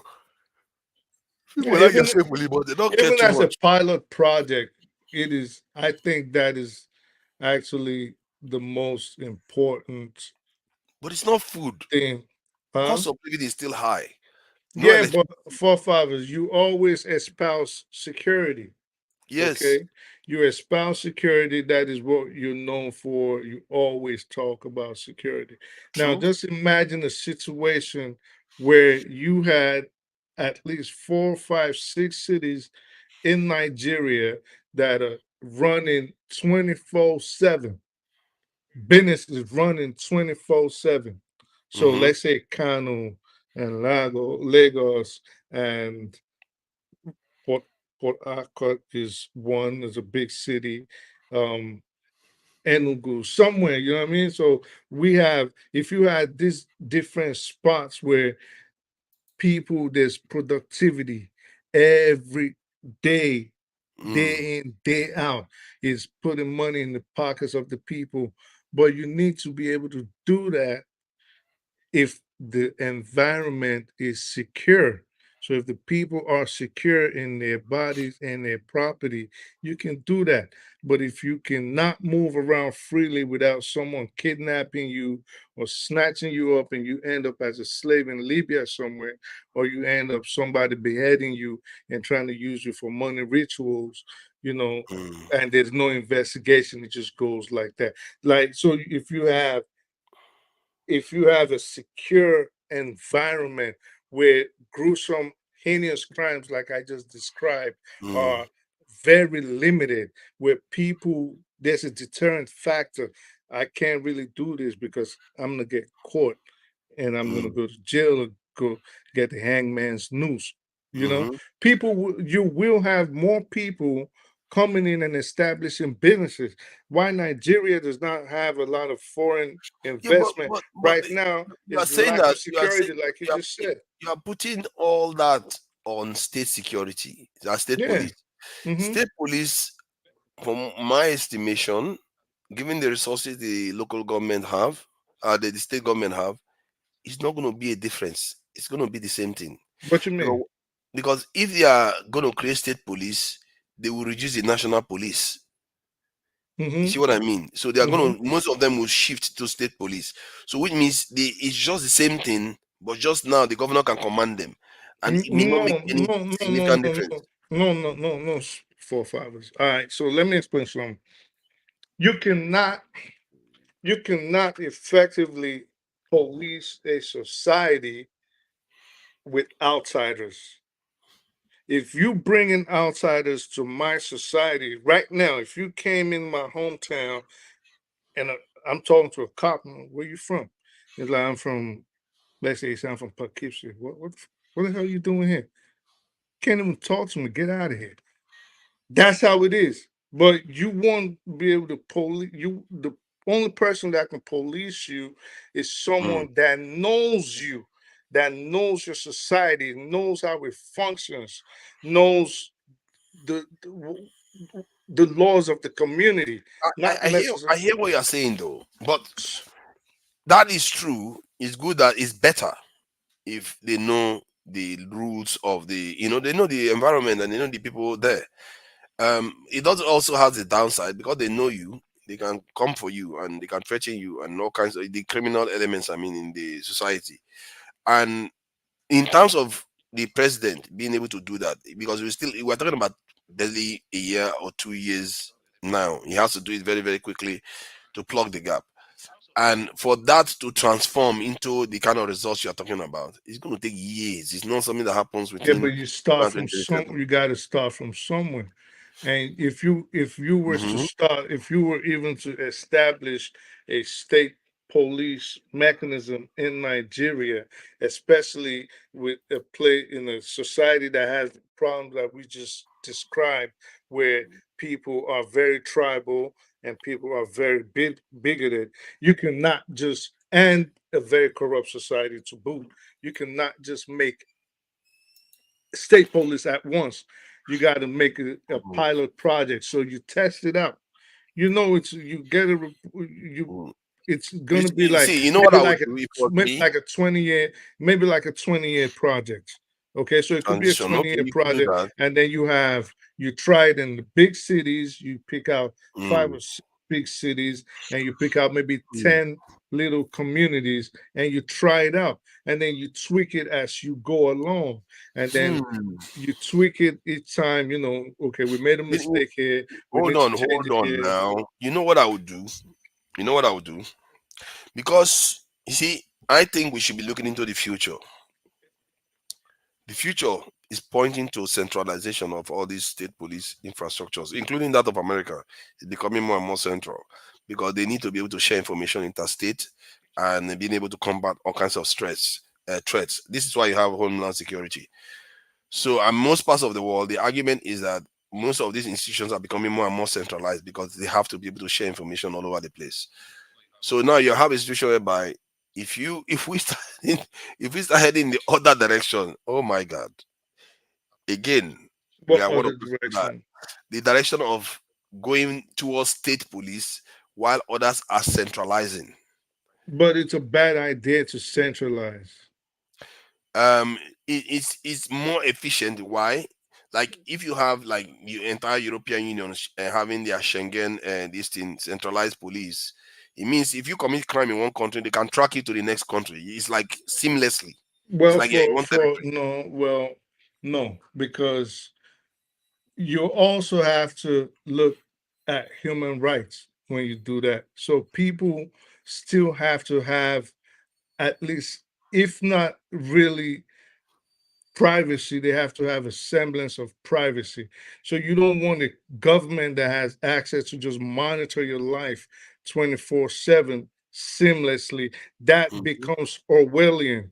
So that is why the But it's United already States, Orwellian now. well, that is why someone like the United States always fights any proposition for a central policing structure. This is why we always fight it. So there has to be a division between the state and the federal policing powers. You can't centralize it. I think The government, it's wishful a thinking though. tyrannical government, will abuse its power Hold on, eventually. no. I think what you are saying is more of a concept, a principle, but it's not what is on the ground. What is on the ground is American security infrastructure is already centralized. If something happens in New York, the ones in Washington knows what's happened. Like from their system, they can access it. So to an extent, they're already centralized. It's just that maybe the salaries are being paid by the states and the commands are being given by the states. So, and sooner or later, and when the directive is sent by the center, they have to respond. That this is how they are able That's to. not how it works in the United. And that's not how LEOs work in the I've seen United. enough movies to know that it works somewhat like Well, that. good for your movies. I'm telling you, that's not how it Okay, how works. does I'm it not work? talking Like, about. okay, let me give you an example. If something is happening in this in California, and somebody in Washington, the police in Washington detects that okay, this person committed a crime here, and is now in California committing crimes. How do they signal the California police to? They do share they do share information to combat crimes. That is not what I'm saying. You made a statement saying, well, if they give a directive here, it'll apply. If the central gives a directive, no. Yeah, Actually, but they will give a directive and they will arrest them I, and bring that man back. okay, well, that's sharing information. But like, say they Not give just it. sharing, they will arrest him. What do you mean sharing information? You are saying, you see, you are being a bit disingenuous there.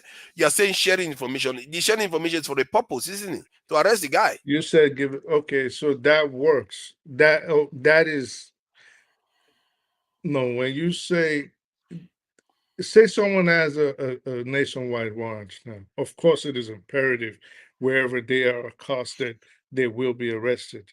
That's not what we're saying. You said like they give a directive, like they give an order. They don't necessarily have to follow whatever the head of the Justice Department says if it's going to violate their own county order. They could Oh yeah, yeah. choose. They could If it's choose. gonna, you made a key They statement. If it's going to violate their own order, their own county order, that's true. they could choose to disobey. They could say no, we're not going to do that. So it's not Okay, what imperative if it's that. the FBI? Hmm? What if it's the FBI? What if the FBI what? If the FBI orders them to do something, would they not do it? Your FBI cannot order police to do anything. Okay, let me confirm that. No, you are Let me here confirm out that here. what you say. I'm good. I'll confirm that You because are I was under the certain. impression that the FBI can do that. Can No, they be the FBI uh, cannot order the anybody to do anything. other police to arrest uh, a suspect? All right, let's see. They can. Oh no, no. You see, you're mixing up stuff. They can, if a person has violated federal laws, of course the FBI could put out maybe an APA bulletin and say, arrest this person. That is not what we're saying. You said order them, like give them instructions. The FBI cannot order, if it's not within their jurisdiction, they can't do it. No. Mm. Yeah, Mm-mm. from what I can see here, you may have a point. It says FBI does not Okay. have. Look at this guy. Can you just calm down? Let me read now. FBI does not have the authority to directly order local police department to arrest a suspect. However, the FBI can collaborate with local police enforcement agencies and may request their assistance in apprehending a suspect. However, it's generally works how it generally works, jurisdiction and coordination. The FBI typically operates on a federal level, handling crimes that cross state lines, involve federal statutes, or pertain to national security. Local police we know that now. The point is that one is above the other. I don't know what this guy is trying to tell me. What do you mean above? Above Because is still just saying the same thing you're saying, like they can instruct them. They're not above anything. They might, in a hierarchy of things, yeah, they might seem like they're up there, but they are not above. Above okay, means but they can I come can into any just state come and and arrest give you, anybody. above means I can come into your freaking prison and start ordering everybody around. Oh, I want to, Okay, that you would be, can't do to that. be fair, you are right, that would be a little bit chaotic. But they can come into any state and arrest somebody. If they broke federal laws, Yeah, if it that's what I'm is saying now. within their jurisdiction, yes. Their jurisdiction is the entire country. Yeah, but there's still Mm. technicalities to it. Okay, fine. Okay, I think I get you the point you are making. I think it's probably taken because you said the FBI cannot order police to arrest, which what I was insinuating that they could do. So that's fair point. But the FBI does operate. So the point I was making earlier was about the national police being broken up into state police, and if that happens, you still have the same situation whereby the state police still see. We act as if the resources are not there. No matter what, and maybe the state police will be worse because state government don't pay their staff. It's not because they don't give them money; they don't even pay their staff, and then you go and give I, them police on top of it. people are mistaking. All right, so Mhm. let me explain something. There's certain states in the United States where you will never, you can stay there 10 years, 15 years, and you'll never see a state trooper. If you don't hit the highways, you'll never encounter a state trooper, and even then. So state policing does not mean all. It's what we need to start saying is community policing. It actually is community policing. That is what Nigeria needs to focus on, which whereby every city will have their own police. Mm. Do you get what I'm saying? So every they have their own That is police quite department. inefficient. America is so inefficiently run. One has to admit. You must admit How? that America is quite inefficient the way it runs How's it? itself. How's it inefficient? Because if you look at America on almost every matrix, they waste a lot of money. I don't know why Nigeria even went and borrowed the American system. In healthcare, they waste money. Defense, they waste money. Police, they will spend far more money than compared to any other country in the world. They spend a whole heap of money on things that should be relatively simple. They are, in a way, a replication of what we are seeing in Nigeria today. But I think American one is a little far more efficient because it actually works in many cases. But still, there are quite a lot of inefficiencies in American It's system. not inefficient. If we're talking about the policing, it is because America places a huge premium, or it could be farcical, but America places a huge premium on freedom, I know that's what you're going on to say. people's rights. Yeah, so Yep. this is what America does. America places Said a the huge. country that wants to ban TikTok.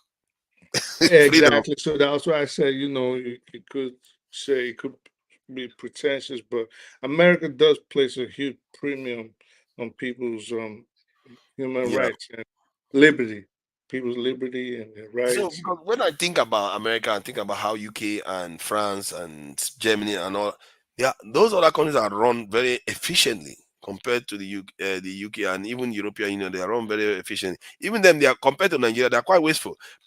We think Nigeria is very wasteful, but if you look at the amount these people are wasting here every day for nothing, like sometimes I've seen cases whereby somebody was like, say, I just have to pay. I told this guy, don't come to work again. I will pay you your salary every month.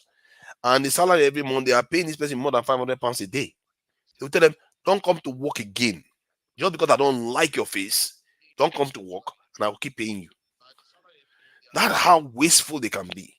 So, and yet, we don't even see it that way. We just think that, we are the most wasteful ones. I believe that what we have in Nigeria right now is what you should expect to see.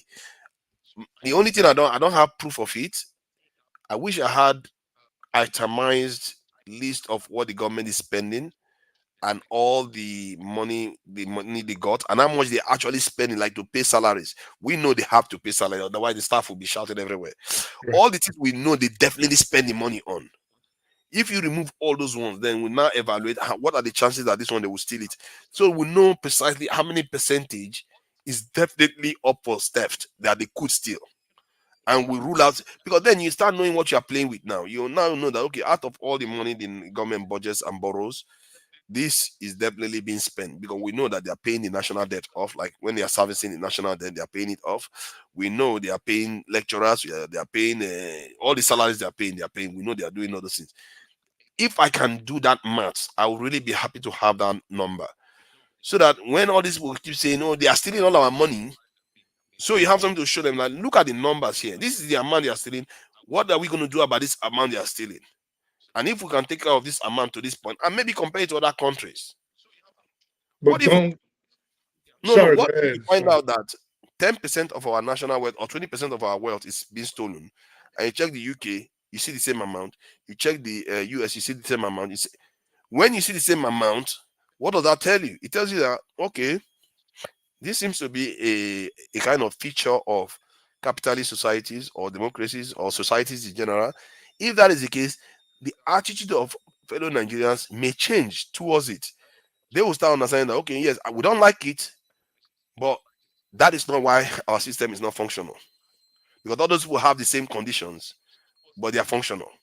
You see what I Yeah, mean? but that because they're not stealing everything. You are saying they are not stealing everything. What if it's 20%? They are stealing from each of the budgets.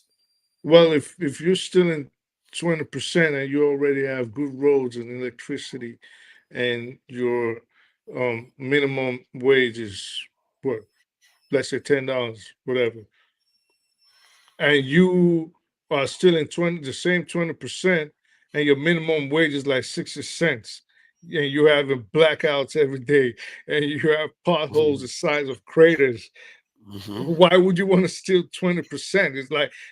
It's like those successful countries stealing the whole 100%.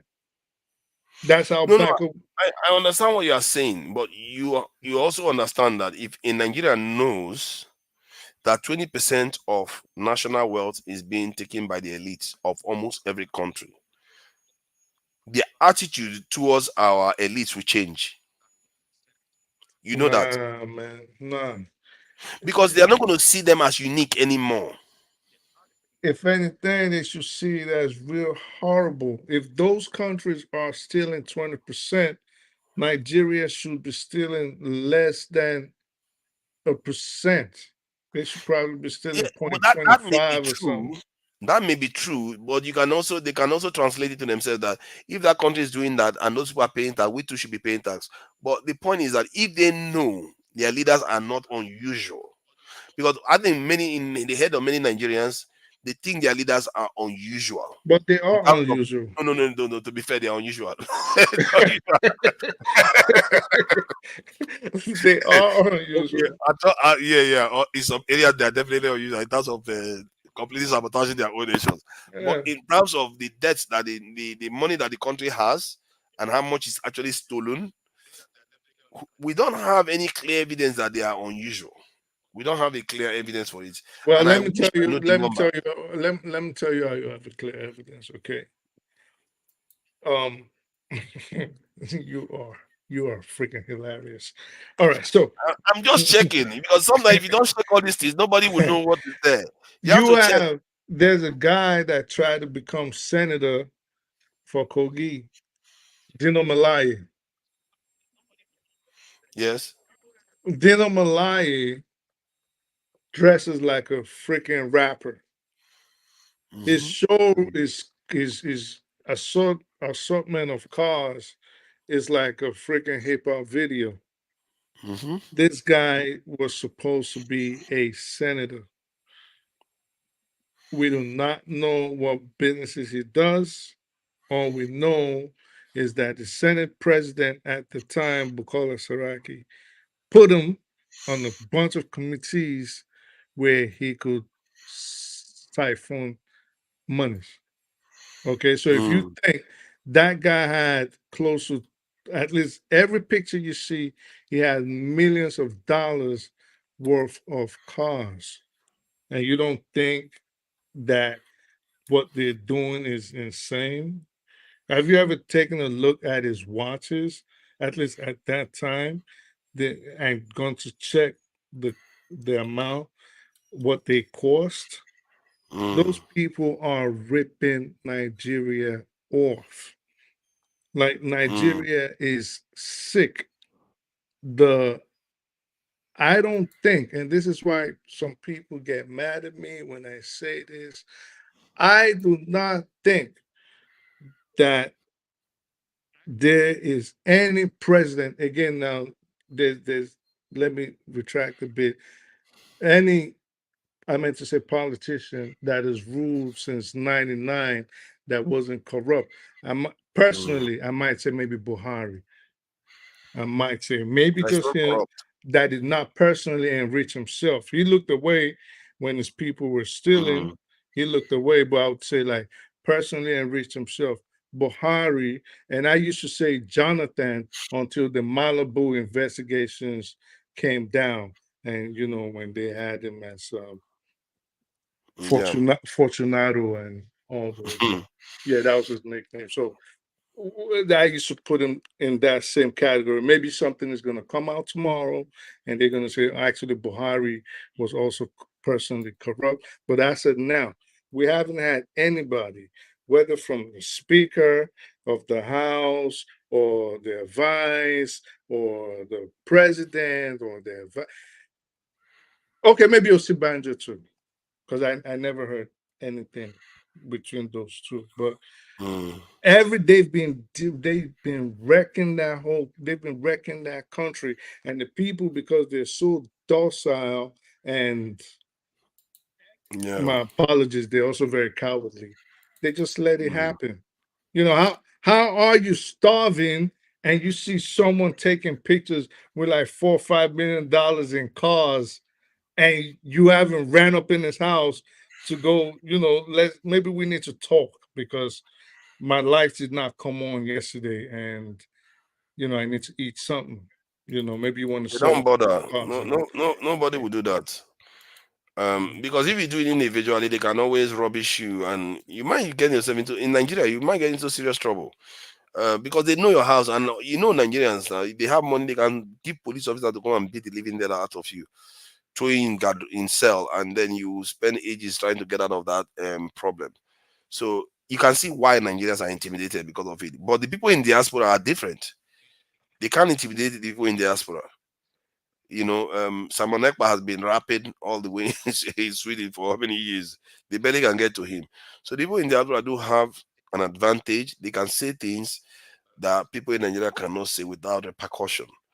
And but it will be good for me anyway to have that number so that when we're accusing our leaders, we know exactly we have at least a number. Because sometimes it can range from 50% to 100%. Some of them even more than 100%. They are stealing more than 100% because there's so many we don't know that we are losing.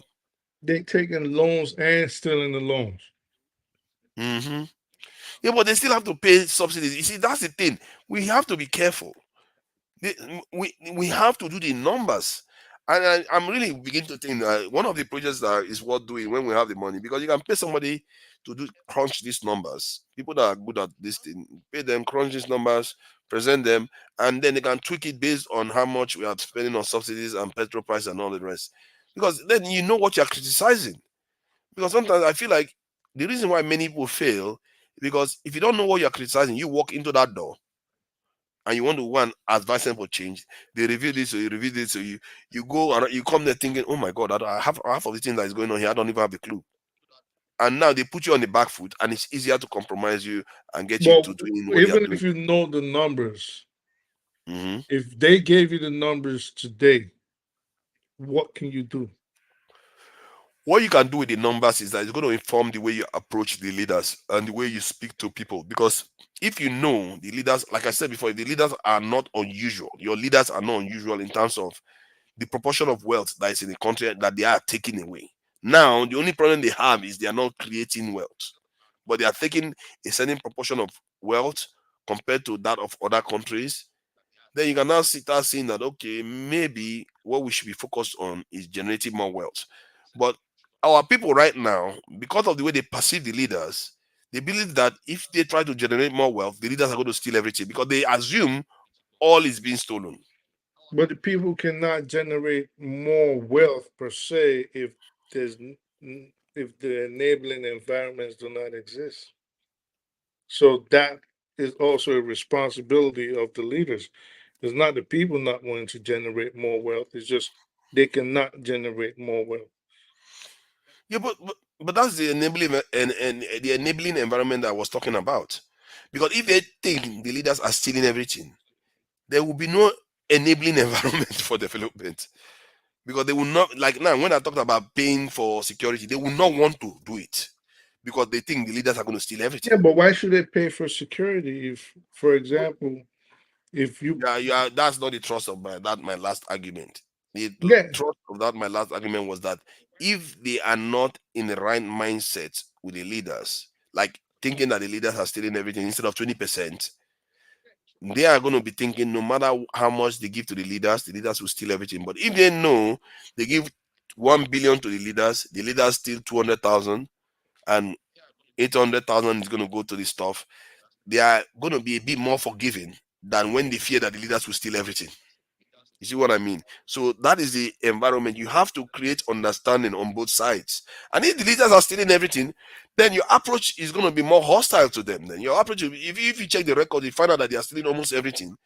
Then you should be more hostile to them and tell people, look at what they are doing. You need to act and you need to demand this and demand this and demand that. yeah, but who is the you? You keep saying you No, need no, to no, no. demand. Like no, no. I'm saying like we are talking here now. Hmm. I'm saying you will be telling the people on the ground, like I'm saying from here that the leaders are stealing everything from you. That your local senator, when he comes back, people should ask him what they are doing with the money. That whether they are bringing the money home to you, where they putting the money that they are being given, because they are stealing all the money that they just read out on the national budget. And you think Nigerians will ask their leaders this question? Some will, some may not, and the media might. And if other people carry it, you'll be surprised what could happen if you just tell people something. Just tell people. Because I'm surprised the last week, so many reaction from politicians from what is coming out online, just in the last week alone. Because they feel the pressure because they too are online. That's the weird thing. Even they too are online. And their children are online. If And they the are not online, their advisors are family members are online, online. and the Pardon? personal assistants are online, and the Exactly. advisors are online. So why haven't Nigerians, for example, gone and surrounded the National Assembly? Because the ones that are supposed to be doing it, one, they are watching Arsenal, Chelsea, Chelsea. Hold on, Chelsea, Man United, and while they are not doing that, they are catching cruise, and then if they are not doing that, they are either doing work online or Yahoo or one. They are busy with other things. They are busy people. Don't you understand? They have things to do. That is Nah. why, and it's often from the south.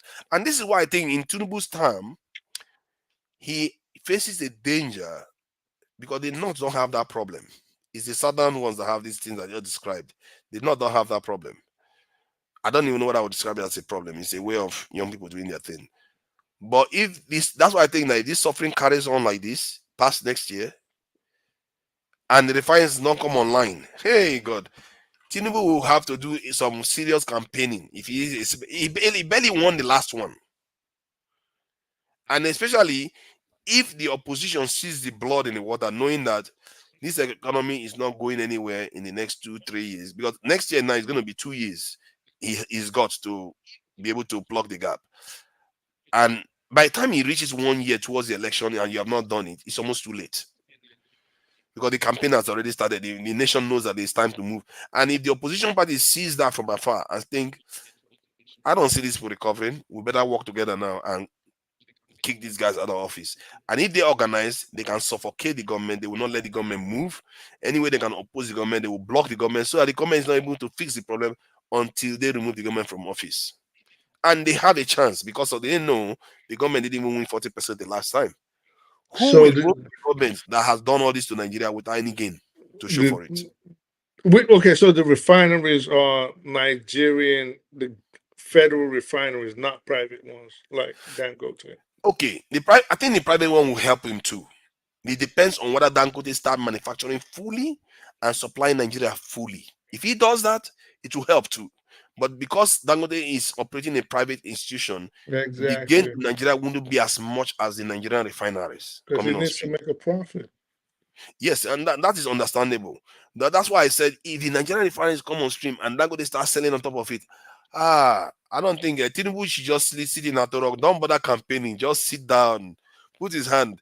Nigerians will vote for him again because now the tension will ease and the inflation will reduce and the currency will appreciate. All these signs are signs that don't bother campaigning, and the other parties don't even bother. Nobody's going to listen to you. But if this is not improved, it's done for. And I'm worried that the refiners are not going to come on stream. They will never see. I will never forgive Tinubu's government if those refiners don't come on stream in the next 4 years. I will never. I will curse the day.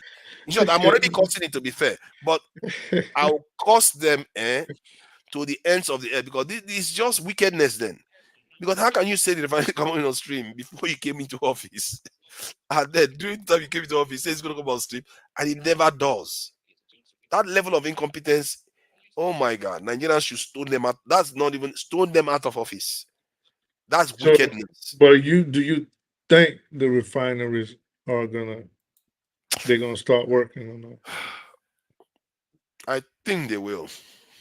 And because he knows he's not stupid, he knows that's his hope. Either he's going to rest on the refineries or he's hoping that security. One of those two things. Because Security. yes, you see, the reason why I'm saying it because I learned that they ordered for 50 aircraft, even if most of the aircraft, many of them are retiring, but they did order for 50 different crafts coming. 50 is not a small number. And it means that one, the efforts is being reinforced. Who knows? Maybe Tinubu's strategy is first year, just do all these things. The second year, he might actually go on start recruiting. Who knows whether that is a strategy for him? But if he doesn't do that, that security doesn't improve significantly. Economy doesn't improve significantly. The opposition party decide that you know what, even if you know the opposition party was fragmented into four before, even if two comes back together now, that's a big threat to Tinubu. Let's say P2B and PDP come back together, Tinubu is in trouble. If these things are not fixed, no, because tell me what other avenue does he have to make money? There's no other avenue to make money. But doesn't it bother you? Doesn't it bother you that if we say in 2027 the choices are going to be the current president Tinubu and Peter Obi and Atiku, it don't bother you? You see, we are having a discussion here. Under no illusions that 1 week, 10 years can happen in 1 week in politics. True. I know that fully. So what I'm saying here is based on what we have now. And after all, nobody knew P2B was going to emerge when he emerged, did they? Mhm, Within 8 months, the whole world knows about P2B now. mhm. So anything can happen towards the election. Somebody can emerge and takes the whole wind off P2B's sail and just runs circles around everybody. So, but if everything stays as it is, because if you look at Buhari ran 3 straight times, so things did remain stable in Nigeria for Buhari for 3 straight times. I think the 4th time was when he won. So that tells you that it's not impossible to expect P2B to still stand. And given all the opposition party members right now, he seems to be the only one that is guaranteed a ticket in one of the parties already, and he seems to be the only one that seems to be anything resembling an opposition, even if there's barely anything right now. So you don't see anyone in PDP. You barely see anyone in. There's nothing else. It's only P2B. So you can see why. Which means in reality, there's no opposition in Nigeria. None. And you see, and one other thing, you know what makes it sad? I don't know. I think I need to know I don't know whether you know the ratios of in House of Assembly, how much seats the APC has versus the other parties. No, I wish I knew that. I know the one for the Senate. The Senate is 59 to 50, because totally they are 109. So many of the votes, people that voted for P2B didn't vote for Labour Party House of Assembly members. Otherwise, they would have had more Labour Party House of Assembly members, senators, to challenge Tinubu right now. Many of the things Tinubu is doing right now is because his party is the majority. He can just put everything through. But if they held him in the Senate, that the opposition parties got maybe 60 senators, while APC got 40. Now, Tinubu will need them to work. If the same thing happens in the House of Assembly, Tinubu will need them to work. That's what they are supposed to do, but they didn't. That strategy, I think, P2B's campaign is quite new, to be fair. They didn't know that. They didn't understand. And I think that one may have been more important, actually, that lower level one. Because if you capture that lower level one and you have power in them, you can use them to do stuff. I think I even gathered that if you vacate your seat, so one of the threats that they give to P2B is that if you try to threaten them, all these House of Assembly members, they will leave the party to another party. But from what I gather, if you leave your seat to another party, you vacate it. Some other person will take it. It's no longer yours. So some other person will take that position. So that shouldn't be a threat to him. And it's a shame that they didn't do that, because right now, P2B will call in the shots. Whatever agenda the president wants to carry out, you want to test me? Come now. And he will be having it. And P2B and Atiku, they're already chummy. He could have just, hey, come. I don't know about chummy, man, because they're already chummy to an extent. They meet each other all the time. You call him daddy and all the rest. What are we going yeah, to do? he calls a lot of people daddy. but Atiku doesn't like Atiku would like to block Tinubu. And But P2B would definitely like to block Tinubu. Atiku will, at least if I was in his shoes, knowing that this was the man that was my buddy and he was my dude and he's the main reason I am not president today. I've seen pictures where they were in events together and he was trying to shake his hands and Atiku was just looking away. He wasn't trying to look in his eyes. He was mad. I've So never seen that. I've seen it.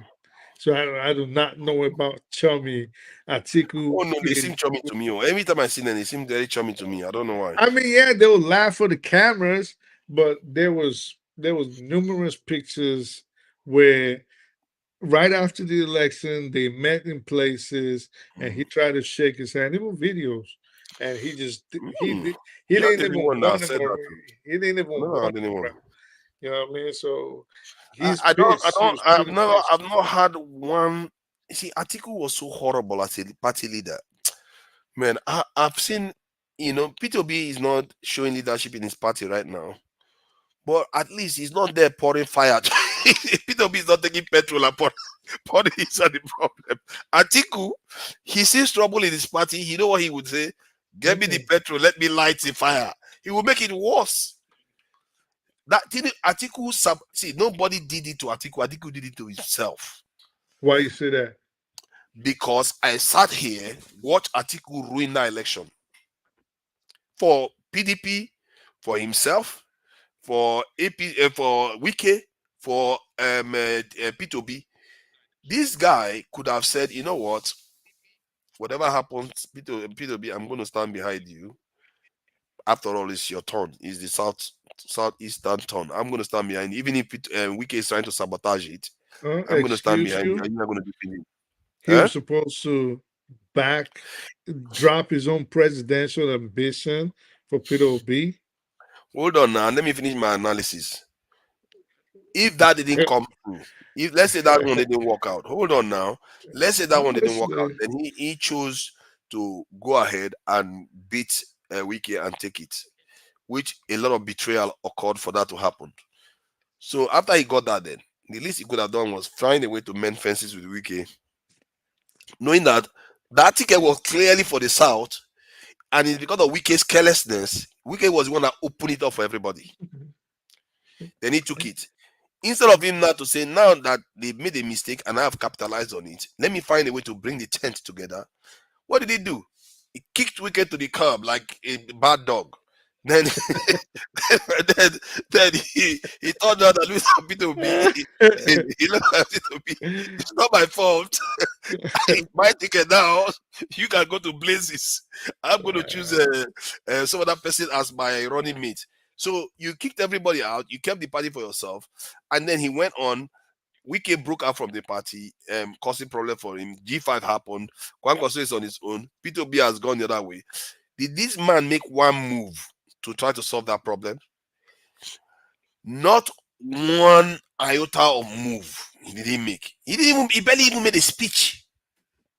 The guy is crazy. I've never seen such a terrible leader before. Atiku, yes. Yeah, because that oh my God. He's such a horrible party leader. That guy just wants to be in charge of the treasury. That's it.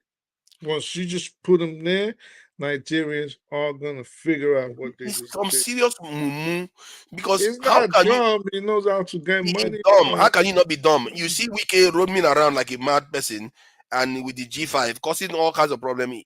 Instead of him to just say, "Hey, come, let's talk. What do you want me?" Wike just had one demand: get me IU. This man, Atiku, didn't even sack IU's security guard or his gate man. He didn't do anything to please Wike at all. He just, I win. I'm fine. You think I need you? What is that? What kind of attitude is that? He could have been the president right now, you know. I'm telling you, Yeah, that would have been that bad for man, Nigeria. if not because he was a terrible leader, as a matter of fact, if you think about it now, their leadership styles within their parties determine this election. Mm-hmm. That's what, because if you think about it, Tinubu lost. He got about 36% of the vote. He basically lost. Not The only really. thing that He didn't. I wouldn't say. 36% of the vote is I not mean, he winning. was running against like 5,000 people. You get 36% No, running no. against The like 5,000 people that took it from him was P2B, Kwankwaso, and Atiku. Just three of them were the major. Then there was other little people, but yeah, those main three were Those three took main ones. over at just about 62%. Just three alone. Yeah, but that's So three people that had to split 62%. yes, and So those he three did good. that won 62%. No, they are not splitting. They are the supporters that were taken away from PDP. They are PDP people that voted for those people. P2B's votes were basically PDP votes. Mm-hmm. And Kwankwaso's votes were basically PDP's vote. They just handed it. This guy, Atiku, saw it happen, and he did nothing to bring it back. Sometimes I actually think Atiku is actually working for Tinubu. I'm telling you, you can't make it up, man. No, I'm serious.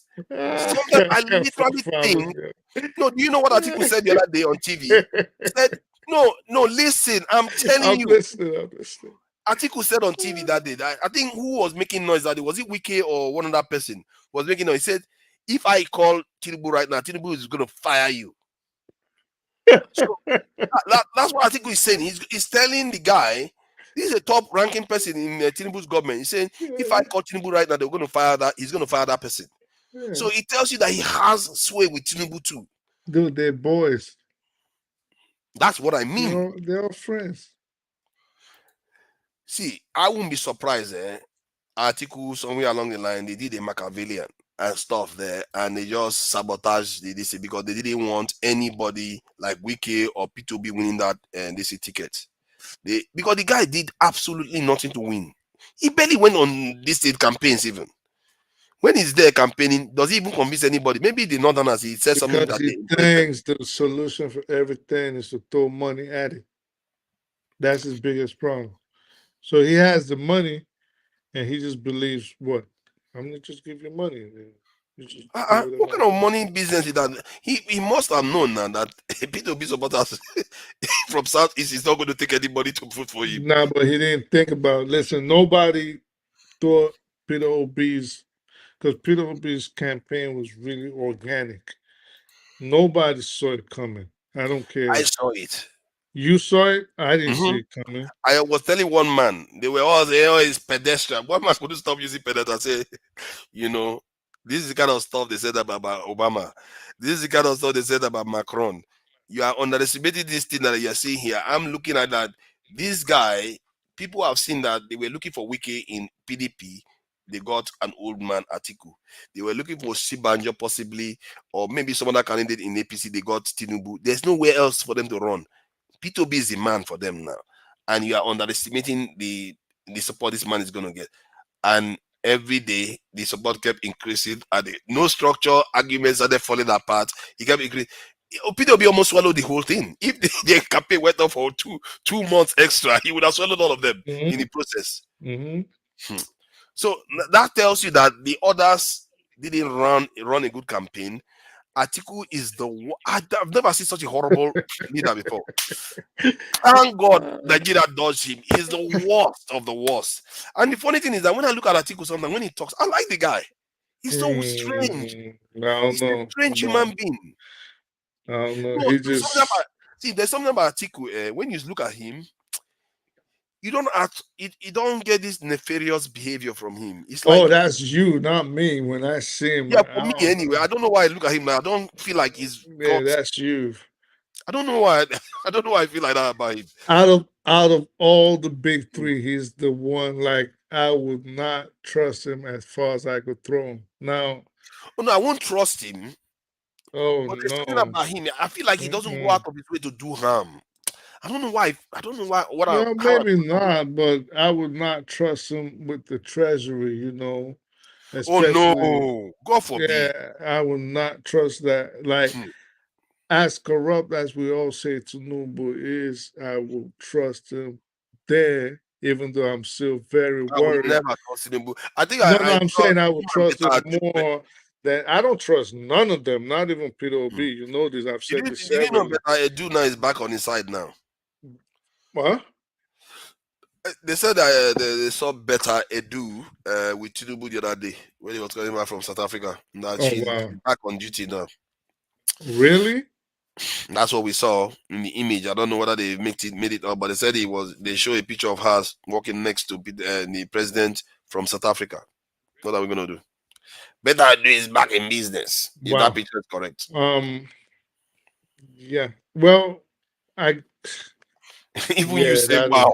That'll be a real wow, you know. But yeah, I do not trust any of them. You know what I said? You know what I said about Tinubu when Tinubu gets to office? That Tinubu will close out the EFCC office. There's no use for it. It has no use, and it's beginning to prove true that the only thing that it is there for is to prosecute a baby.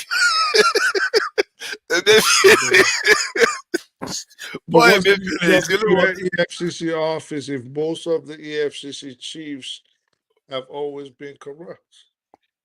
It's always about influence. It's always about influence.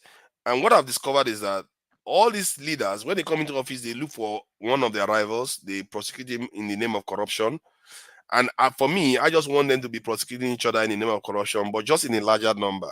Let Tinubu go after a lot of PDP corrupt people. Then when PDP gets office, they go after a lot of corrupt APC people until we get rid of a lot of corrupt people. I don't mind that kind of this. Yeah, because they got to eat themselves. The Nigerians, Exactly. if they Exactly. don't You eat get it. themselves, nothing's gonna happen. They got to eat themselves. So but That's why I they don't feel know bad for that too. They know Mm. that, so that is why they are usually they temper the justice with approach. mercy, because they always go easy on each other, because they know they are very, they keep to this adage of, when you dig a hole for your enemy, be careful because you might fall in it too. So yeah, so they are like, they chill, like they could do certain things, then they'll be like, all right, listen, he already paid his dues. Okay, we're gonna release him, but you gotta work for us. You got to Mm. work for us. We're gonna bring you out, and you got to do this. So that's how you see someone like Fani Kayode just running around, yapping and yapping and yapping and yapping, talking all crazy pre-election, and you have all these other people, that. Mm. What was the other guy? That was crying the other day. That was Which one? saying, "Oh, they're marginalizing me and the Igbos," and he was trying to be Senate president. Was it Omahi No, or no, it was this when dude that was locked up. He was locked up. He was locked up, and they released him. And then all of a sudden, the case what's went. the man? No, is it not? It's not also them, man. I know. I remember the guy's face. The one in House of Uh, this thing, saying that they uh, treated them badly. yeah, and he had this crocodile tears going. Yeah, because things are So not getting good for him now. No, you see Oji, all this. Oji There you go. Uzokalo. Orgies are calling. There you go. Oh Oh my my God, God. people really don't. People really, that guy for a while he was like the headline all the time. Anytime anybody from Igbo come in here, it's all James Okala, they will be dragging all over the place. You guys have forgotten about him, haven't you? Eh? They've all forgotten about us, Oji Okalo. He's like the bad guy of the southeast. I don't know what they. You see, the strange thing about this is that there is a phenomenon that I believe is going on. All these leaders are hated by their regional people last generally, but their precinct or whatever they call the area that is responsible for their elections, they Mhm. always vote them in, even when P2B is in the election and Labour Party members are there. Many of them still got back into office. They still vote them back in again. So it means locally they are loved by their people, more nationally or They're even not within the region they hate loved. No, for five. These people are starving. They're them. hungry, so they can buy their loyalty, they can buy their votes, even if temporarily. Mm, This is why when you speak to an average Easterner, right, and they mm. get mad, they're like, oh, these are not our leaders. It's because of the federal government. That's why they're there. You know what I mean? Because Yeah, they but know. if the people know, okay, let's say the people are starving, Mhm. but they also know these politicians are the ones causing their problem. So why would you just because of starving not vote for the one? Because now it's not like voting just against them. You're also voting for the one that is going to do better by you. So why would you take the Well, your money? votes don't count. You're assuming that they can be. Why did they rig P2B out? What you It's mean? not. You see, it's not everybody they can rig out. Like P2B vote in the south is held up.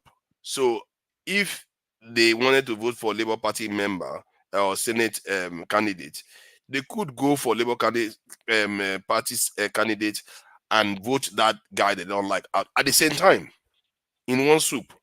So that solves both problems. That hunger that they are having, that new candidate is probably going to alleviate it, and then they actually get vote for someone that they actually like. So I personally, I don't know whether the argument holds water that it's just because they are The suffering. That's person why you like, they you're gonna die of hunger, and the person you like is gonna lose. okay. But what if they go and ask them? You go and carry out a poll. No, but see, hold on though. If you one other area that you may want to know about is that if you go and carry out a poll in their precinct or what in the area that the people vote them in, Mhm. and ask the people around there, what do you think about this person? You'll be shocked to find out that they actually like him. That is a problem. You see what I mean? It's not That's just true. about the rigging of the election. People actually like them in their own areas. So, Well, then again, mhm, the polity, the voting polity in Nigeria is largely unenlightened. They're mhm, very unenlightened and they're poorly educated as to what their rights are.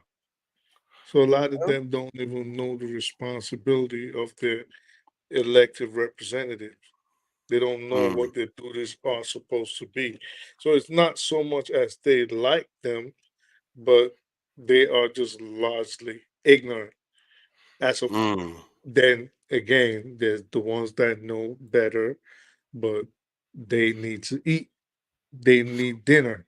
So hey, they mm. take the money and they do what they gotta They, do. they, are, they are ignorant, and maybe the opposition didn't do a very good job. Because if you look at P2B did a good job, not necessarily the senate candidate. So if you don't do a good job of getting the people to know your goodwill and all the rest, to make it strong enough at least, so that they can be able to support you against these so-called bad candidate. And the truth is that even with all that, the so-called Labour Party assembly members that they elected, they did not go and do the same thing. I Hmm. don't see them opposing, you know. So it's a bit of a sad You still. know where I think they dropped the ball, and they could have really established and put their foot down as an opposition when the government was giving out those cars, the Mm, 144 million naira or whatever. They could have just said we're not taking it. exactly. The whole nation would know about it, isn't it? That's it. We're not taking. We don't want it. You see what you just said just now? I said it even before that happened. I Mm. said that the P2B now, and people were, just after the election, people were really hot. They didn't like anybody saying anything negative, anything that appears remotely against P2B. I said P2B should be sending signals now. They should have told This is the all of them signal. like, do not take Yes, it. don't take that. If anything, tell them you are going to buy them. If you have to tell them to do that, Just say send we the don't signal want to the it. whole We nation. don't want it. Be on the Senate floor saying we don't want it. Use the money for Mm. something else. We don't need cars. But they took it. And If they not, hadn't taken it, Labour will be even in the north. They'll be thinking, "Oh my God, that party they did hold their of ground." Oh. course. They'll be So thinking about them. you at some point you have to distinguish yourself. And sometimes you can distinguish yourself with your principles. That is how he And win. See, that is exactly what people want to see. They want to see principle. That is it's not. It's not even rocket science. It's so obvious. I don't know. Maybe our politicians don't know politics. Well, I guess they are. The nah, way they're they know just politics is selfish. the way they know politics is just to bribe people. Go and They dig well. know they know politics. Politics in Nigeria, and this is why even the policy have a fault. They have a hand in what's going on in Nigeria. Nigerians always look at a position, a political position, as a way to change their financial situation. So No, they that's how go, they look at this about money. yeah. So they Everything go for in Nigeria is there about to money. just rob the place dry. Everybody going in there, they're just trying to steal something. That's what they want to do. It's They don't nothing. know better. They don't know better. And for me now, it's very strange because while we are doing all these conversations and having all these conversations, every day you are learning more and more, and it becomes so clear to you now to see how the damage is being done. Every single little act of corruption, bending the rules here, it leads us to where we are right now. It's just the whole thing, they are all linked. You can't separate one immoral act from another. They are all just linked, and this is why it's so easy for people to just point fingers at, oh, those were bad. No, we all need to. I'm in it too.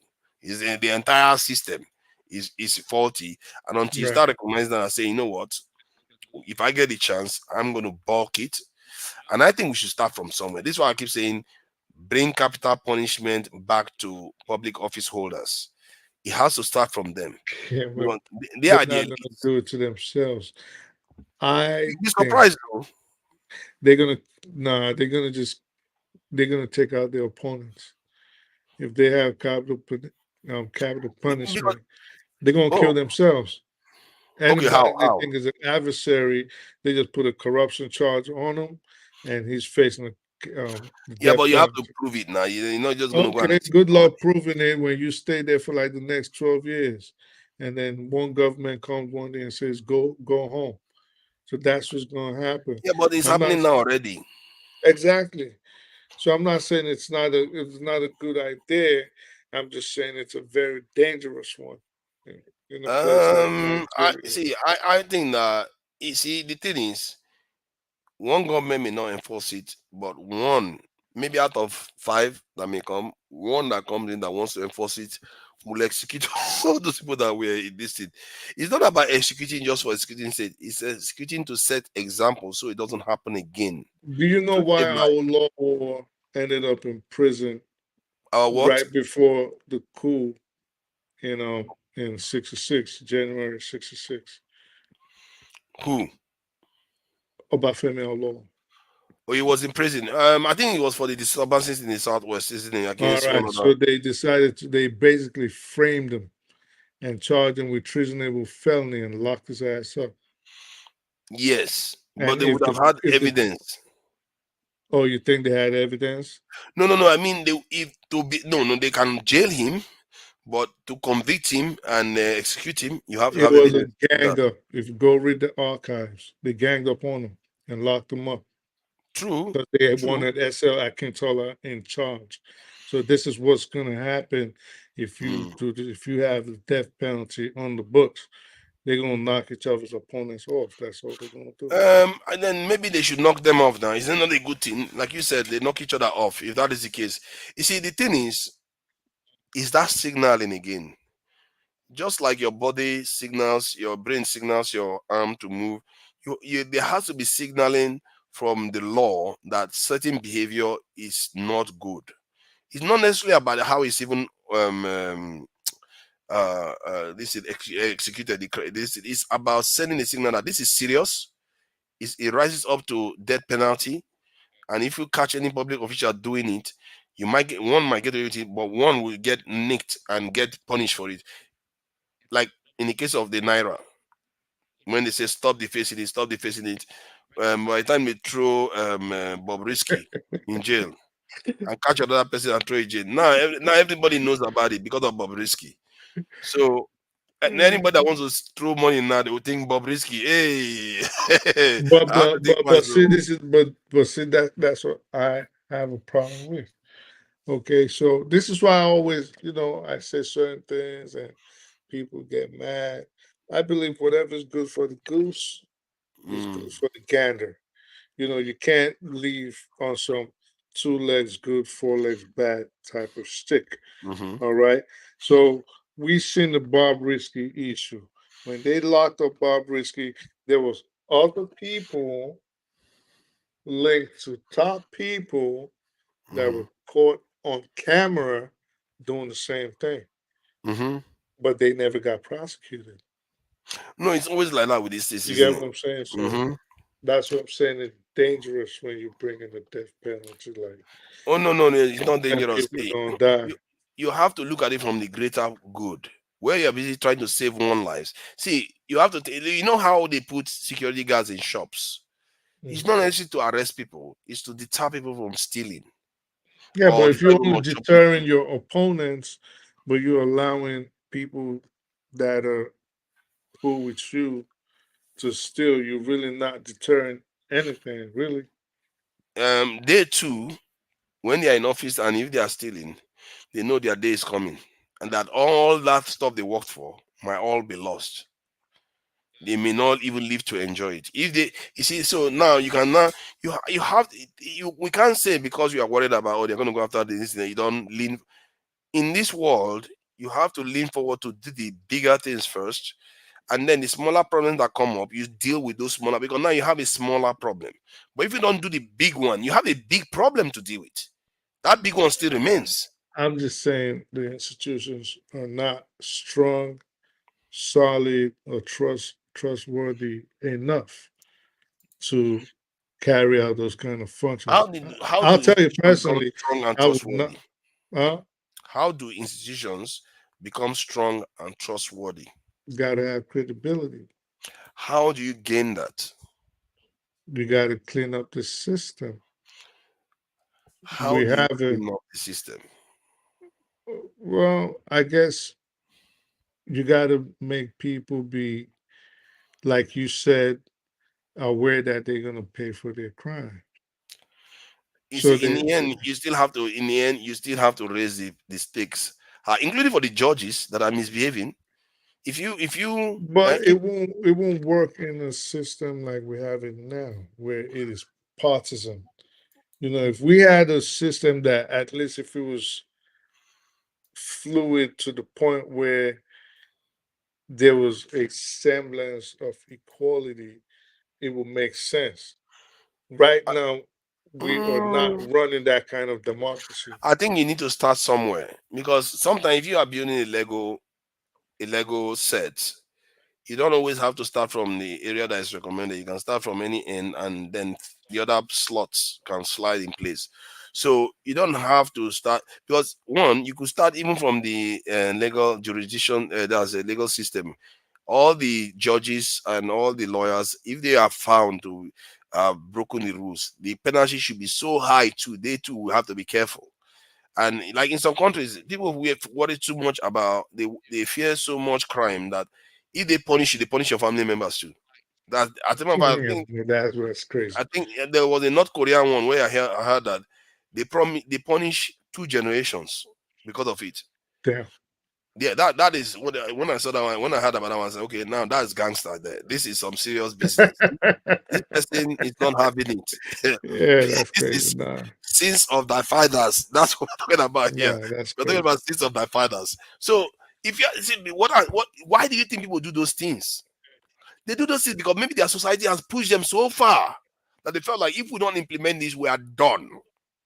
And that's why they implement such systems. And guess what's happening to them today? Mm, Putin is visiting them while our president is sitting in the back seat in South Africa, But and that's not Nigerians are true. hungry. The president of South Africa actually greeted him real good. No, they did greet him. The first video that I saw was showing that I didn't greet him, but Yeah, it's they're not that I just did they greet just him. playing their usual No. propaganda. But hold on now.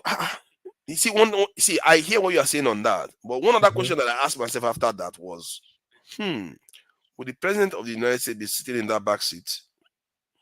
He wouldn't be. Um. Nigeria is equivalent to United States, or at least second to United States in Africa. And the only Okay. United States that can be there is this thing, South Africa. But yeah, they put our president in the back seat, and the excuse is that, oh, they have a protocol depending on how long you have been in office. They're insulting. Maybe they did. Maybe it was alphabetical order. Maybe whatever. It's not a big deal. I know it's politics, but it wasn't a big deal. Even if they had him all the way in the third row, like who cares, really? But still, you know full well that if that was a major leader, let's say Russian leader, he's not going to sit in the back seat. Yeah, but he's British not leader, the Russian. He's not the British leader. hold on, British leader, even this the Egyptian leader will sit. Sorry, will sit in the back seat. So the fact that they sat Why him in the not? back seat, The Egyptian leader can very well sit in the back seat if it's their protocol.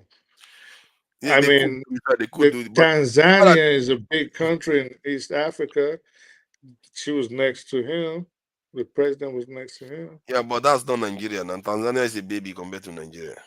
I don't know. Maybe Tanzania carries a lot of weight in East Africa. My point is that the way he was treated there didn't represent a major nation in Africa, which technically is true. I can't hide from Maybe, that. I guess. Nigeria is not a major country in Africa right now. Our GDP per capita is maybe 1/5 or 1/6 of what South Africa's what is right now. That is bad. South Africa, let me check GDP per capita again. Or South Africa, it's probably even worse than that right now. GDP per capita. Yeah, almost 7 times. That's almost $7,000. South African GDP per capita. Why How Nigeria much is South Africa's GDP? GDP itself or GDP per capita? The GDP itself. Let me go for GDP. Uh, oh, more than Nigeria now. 405 billion US dollars. That was for 2022, but by Can't now be it should that be much. higher. Huh? Can't be that much different. Oh Nigeria's no is no no like no what, no no. 300 and some Oh, billion. let me show you Nigeria GDP now. There was a time Nigeria was higher than that too. Mm-hmm. Thanks to Mr.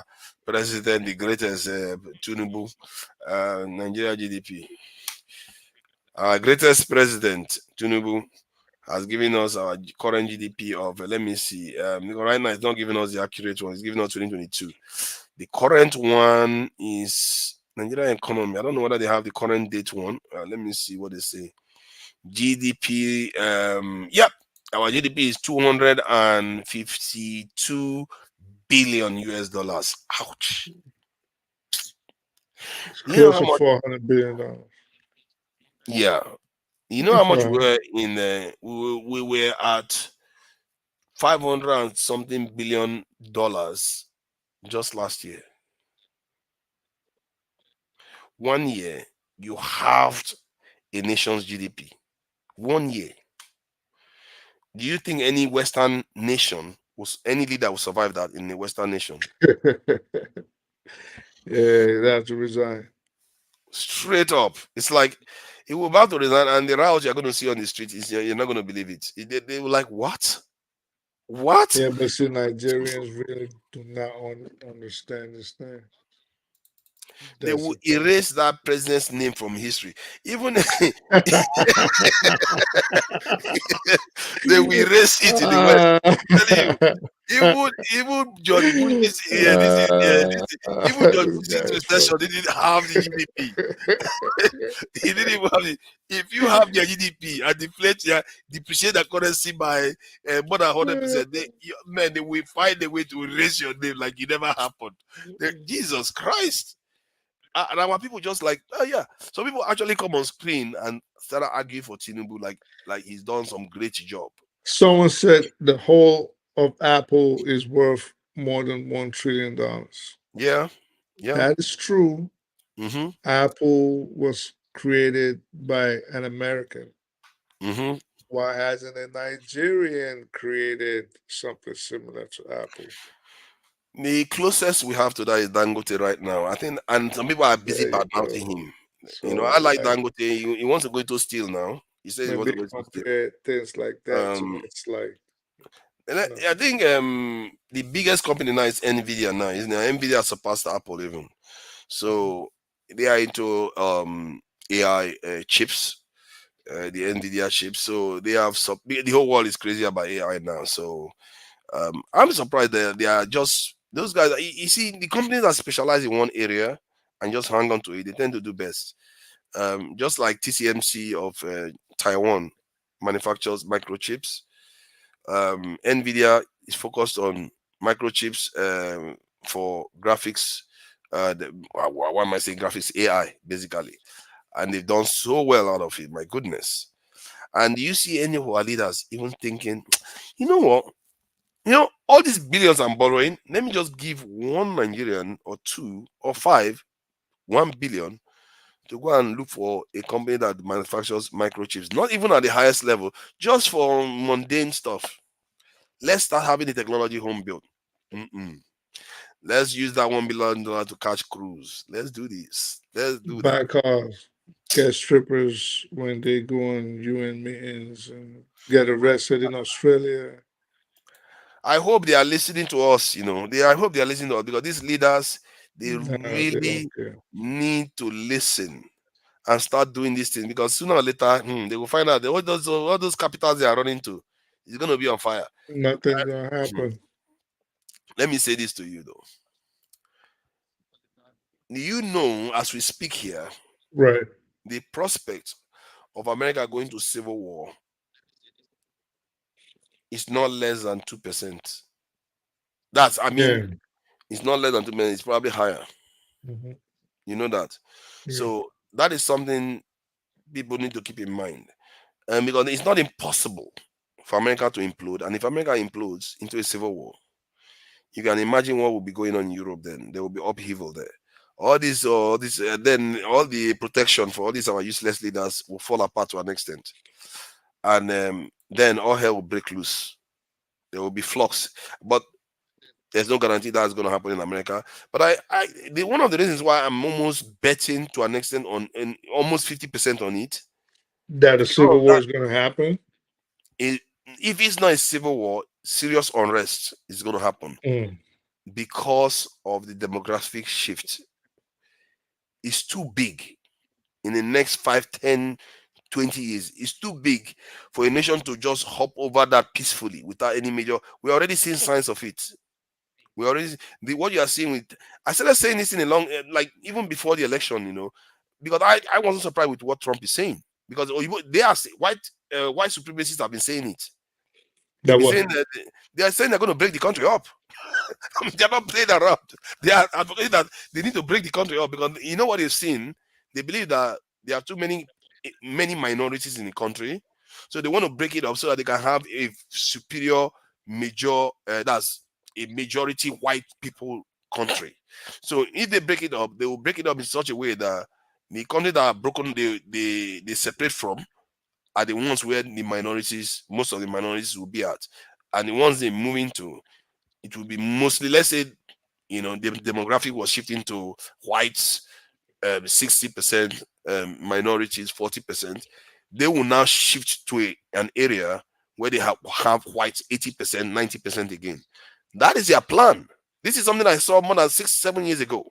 Mm. They were already talking about it online. They are not playing around. This was, and they're really serious about it. And because they believe they can't afford to become minorities.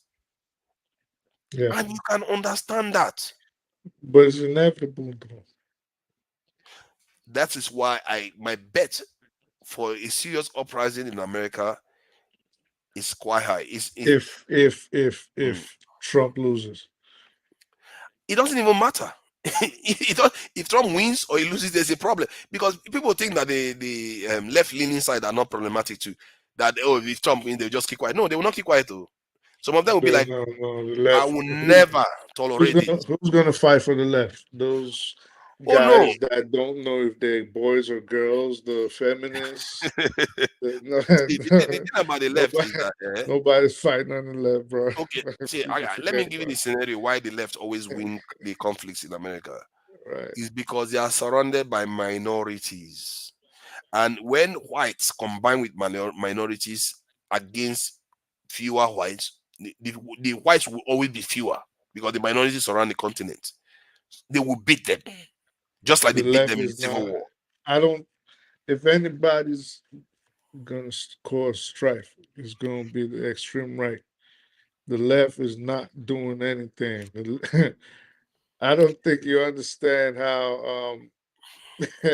They will. I think they will, Let me watch my mouth, but No, nah, no, they I hear what you are saying, but I think they will. You are thinking that they won't. I think there was one, I've forgotten the case in America just before Trump left office. There was a time when the West was, the right wing was just running riot, running riot. And there was one incident that occurred, and maybe it was George Floyd or something so that occurred. And then you see a big wave. That's when you see the wave of the left show up, and that wave is quite big. It's bigger than what the right can, and it's a bit of a strange dynamics really, because you would think the right are stronger, but when the chips are down, the left is actually bigger in America. if the You will left find out. even try to go to war with those crazy white boys, they will get wiped out in 2 seconds. You see, that's the thing. You don't worry. You will see. You will see what I mean. No, I am worried because You- yeah, I am like it's not even gonna happen. Those guys are Let's armed hope to it the teeth. doesn't. Yeah, I pray it doesn't. Those You boys see, are armed to the you know teeth. how it's Like not going to what? happen. You know why it's not going to happen, or how American governments are going to avoid it. I think they're already laying the groundwork for it. They're going to keep Americans busy, and there's going to be a major war that America is going to be involved in very, very soon. Mm, It's not going to be very long because they know if they are at war, the nation can't go crazy.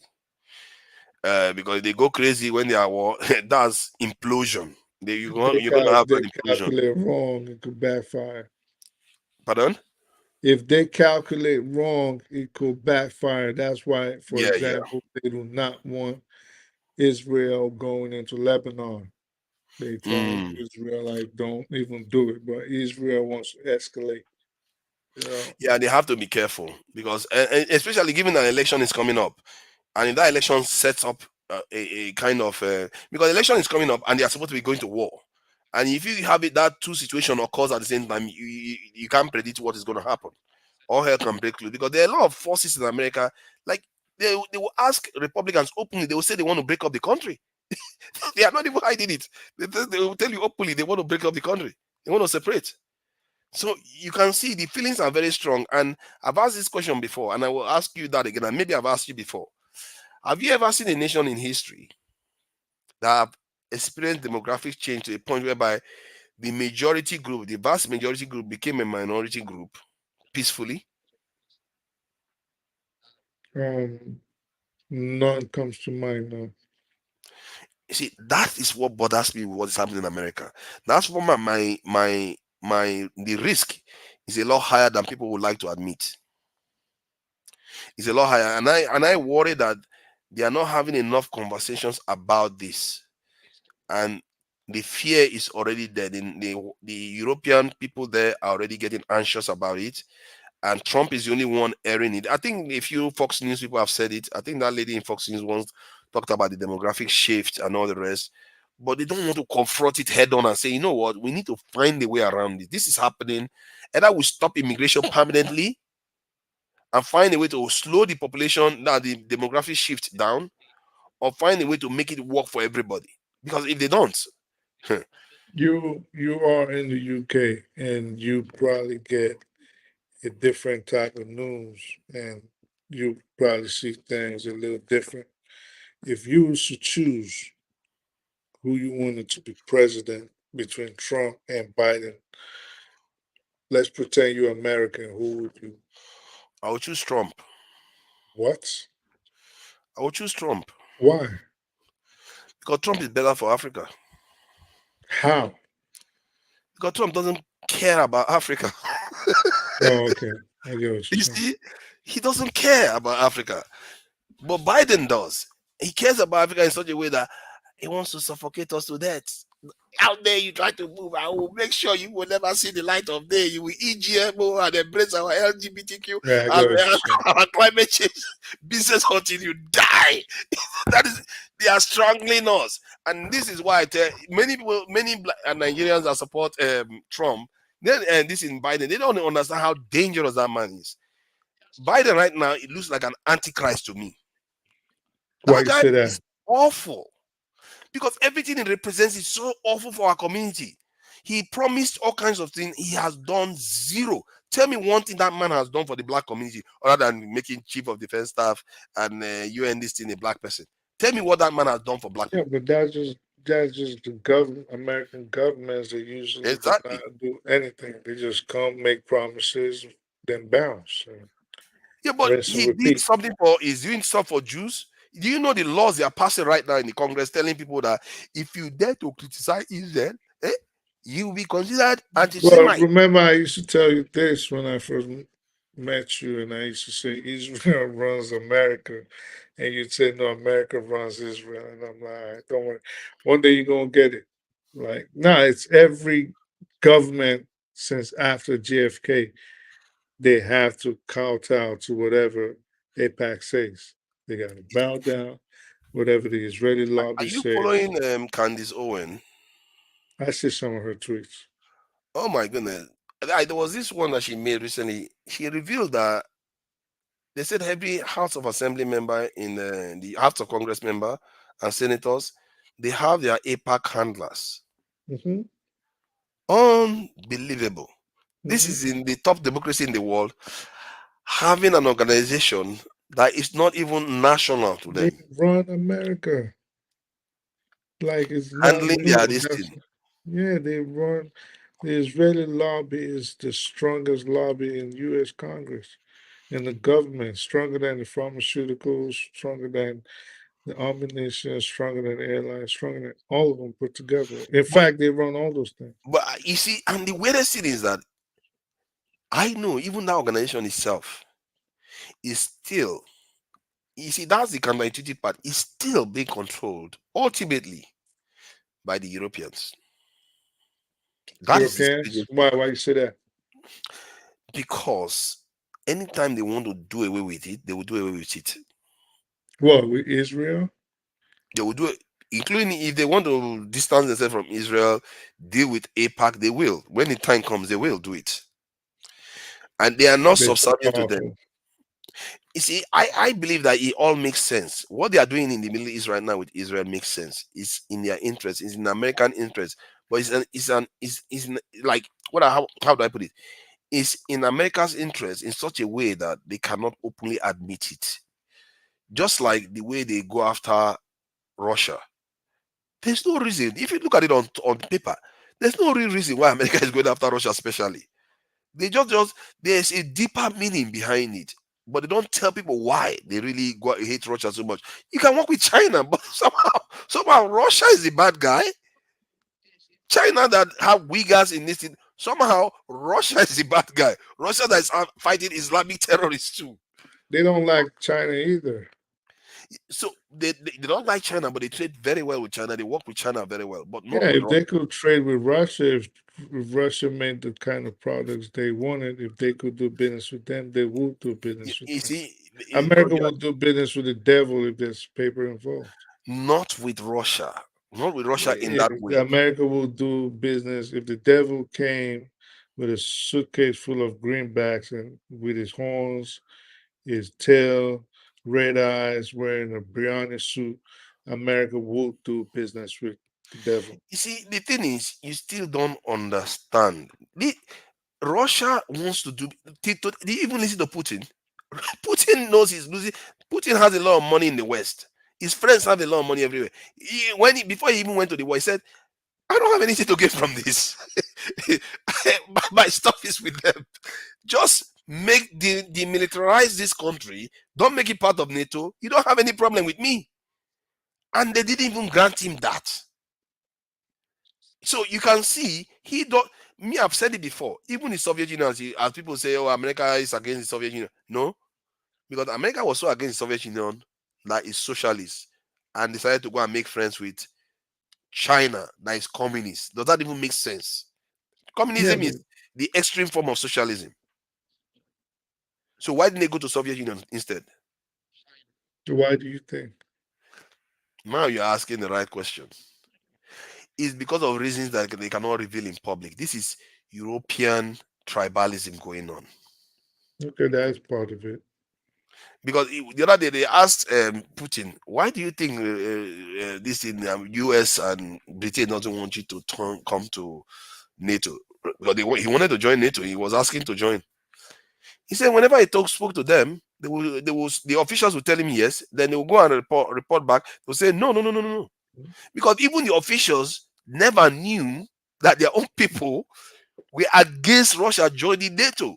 Because they felt like if the Russia has to join NATO, wrote to them and spoke to them, they want to join NATO, they'll be like, there are people, yeah, of course, we are likely to want to. But when they go and tell people, the people that are higher ups will tell them, don't even think about it.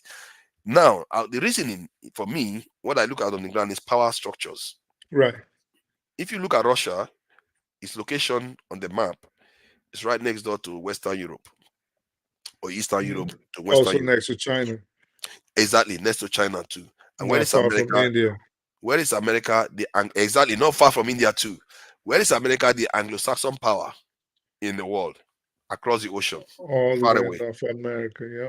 So now, imagine Russia being part of NATO. What the dynamics is going to be like? Who is going to be the power broker? Now, if you imagine that, now you can see why they don't want Russia. The people that won the Second World War, the First and Second World War, that created the UN and all the rest, they will lose power, which is the Anglo-Saxons. That is the only rational reason why they are so against Russia. And it's one of the reasons why Trump is against them for doing that because Trump is more racial. Trump prefers Russia than China. But these Anglo-Saxons, I don't know about that, but no, no, yeah. oh no, Trump likes Russia compared to Trump China. is just loyal to money. No, but Trump is also more racial. He's loyal to money and he's loyal to praises. If you praise him, good. Yeah, If you because give he's a him money, freaking good. narcissist. That's all. Yeah. But he still has a pattern that he likes. You don't have to. It's like now, he was threatening King Jong Un at first. He threatened him, and the moment he met him, it's my friend, it's my friend, it's my Yeah, friend. man. But Trump is a Putin, freaking coward, man. he didn't even have to meet Putin. He just loved Putin right from the get go. Because Putin, because okay, if you look at, all right, so of course I've never diagnosed Trump, and I don't think any of us has, right? But what are the characteristics of a narcissist, for example? Grandiosity, Mm-hmm. lack of empathy, and the such. Mm-hmm. Which Trump has these qualities, Mm-hmm. okay?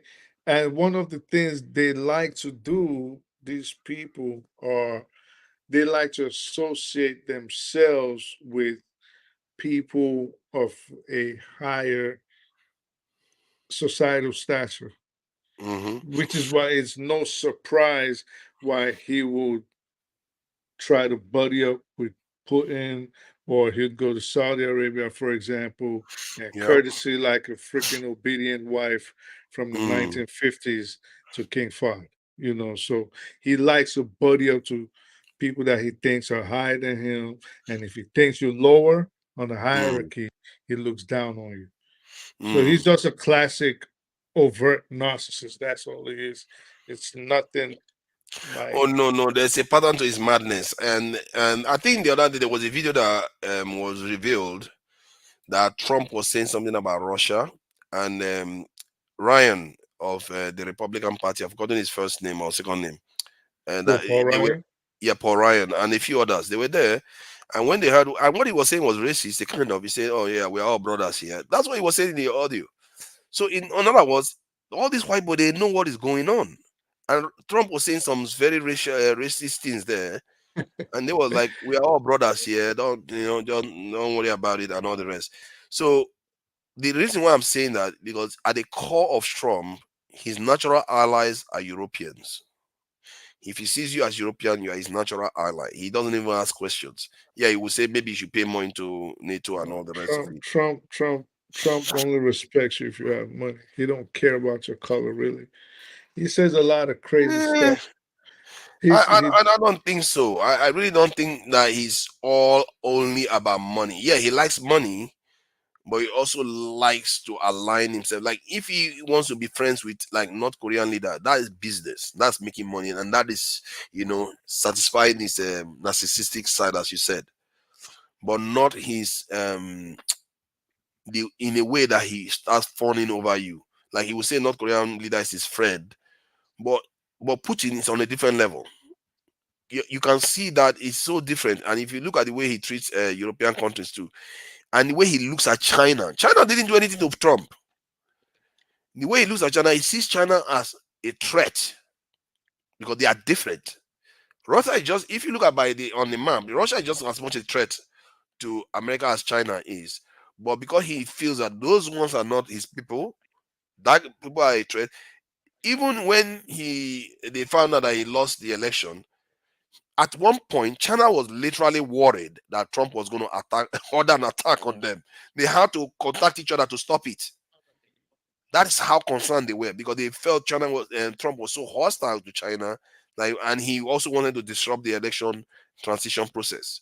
So he could have just ordered an attack on China just for the sake of it.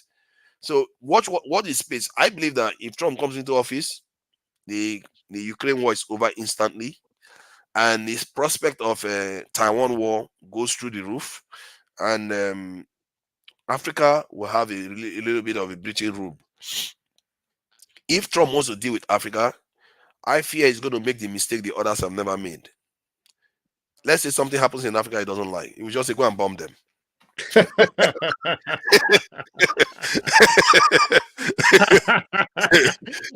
This guy is hilarious. You just say go and bomb them. Because he doesn't care about us. He's gonna say go and bomb them. So when they go and bomb, then it's Oh gonna wake the man. it's gonna wake the dragon up and all hell will break loose. And that's why I think Trump is better for Africa than Biden. Biden is a clinical deadly serpent. He's gonna kill that continent before his Nah, time. but Biden is not even in charge. Yeah, Biden, whatever. It's like Biden Democrats. don't even know he's alive. See, do you know? Okay, do you know this correlation? Democrats were in office for the First World War when it started. Second World War, Democrats were in office. Vietnam War, the Democrats were in office when it started. Korean War. I don't want this guy near in office Who? because they are diabolical. You would think they are the nice guys. No, the See, truth. how can you believe? When I saw that data, I was so shocked because I thought it was going to be Republican at least once. But all the major wars America has gone into, apart from the Iraq War, they were all okay. And the Afghanistan war that they went to because of 9/11 attack, they were all Democrats that initiated these wars, especially the war of choice.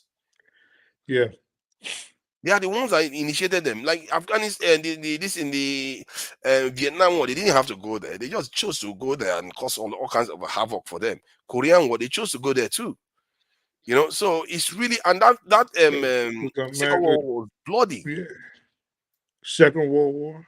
Yeah, they said the way that bomb that they bombed them, they didn't need to bomb them at all. Oh yeah, no, they didn't Um, need to drop it on Hiroshima and that the war was Nagasaki. already ending, and they were talking The about Japanese surrender, had already surrendered. and they still bomb whole cities. Yeah, because that is what violent, hypocritical governments do. But they'll point the Those are finger. Democrats. Those are Democrats in charge. You know what I mean? No, man, I don't trust those They'll point the guys. finger at other people and label them terrorists and label them violent. But you look at what they've been doing all through society, the evolving of society, and they've been extremely violent. There's always chaos and carnage at one point. They do not even have a rest. They always want to start something. They always want to burn something. They always want to kill something. You They are know, following the rule of Machiavelli now. The only study of them a place violent people. war. No, I think what they understand is that if you want to keep control, you have to prepare for war all the time. Always get ready for war and go to war. That is their whole approach. You don't give others chance to emerge, and that doctrine is they are following it to the letter. People, when I keep telling people about Machiavelli that they should read this thing because that guy is. I think people completely misunderstand the guy, and that's the worst thing you can do because when I look at what he wrote and what America is doing now, it's exactly the same. And America guess just what's finished gonna the war guess what's in gonna Afghanistan happen and to they're already on another one. and guess what's gonna happen to America? They're Uh, gonna what's going to happen? Nothing. Now go ahead. You wanted to say something. No. I think you were saying what is going to happen to America when they are behaving like this. Yeah, Nothing. they know that something's gonna happen. It's gonna be like every other empire that chose to go to war as a means of keeping power. Just lately, the last one was the Roman Empire. Eventually, they will dig a hole too big for them to get out of. They will be fighting wars on different fronts. Internally, they will implode. We've seen all these things already about to culminate. Like Okay, they implode didn't learn is the from only thing that history. can destroy America. If America implodes, not you see, America might even America can they're not implode. going to lose any war. America can. If America finds itself fighting two wars at the same time right now, that's it. They finished. They can't do They it. will not lose How won't they lose? If because you can't defeat a nuclear power. Well, nobody wins in a nuclear war. So Exactly. you can't defeat a nuclear power. If you drop a nuke right now, you're gonna lose too. You're not You winning. can only fight them. You can't defeat them, and hence America will still be You standing. can defeat if anybody was to drop a nuclear weapon right now, there would be no winners. It would be all losers. Everybody's gonna lose. Fair point. So a Hence nuclear why America weapon, is not going to budge now. America is not going to budge from wherever they are right now. Who is going to drive them? a nuclear weapon only ensures that you're going to lose the war. That's what a nuclear weapon ensures. It doesn't ensure that you're going to win. Not with the amount of power that these new generation nukes that they have.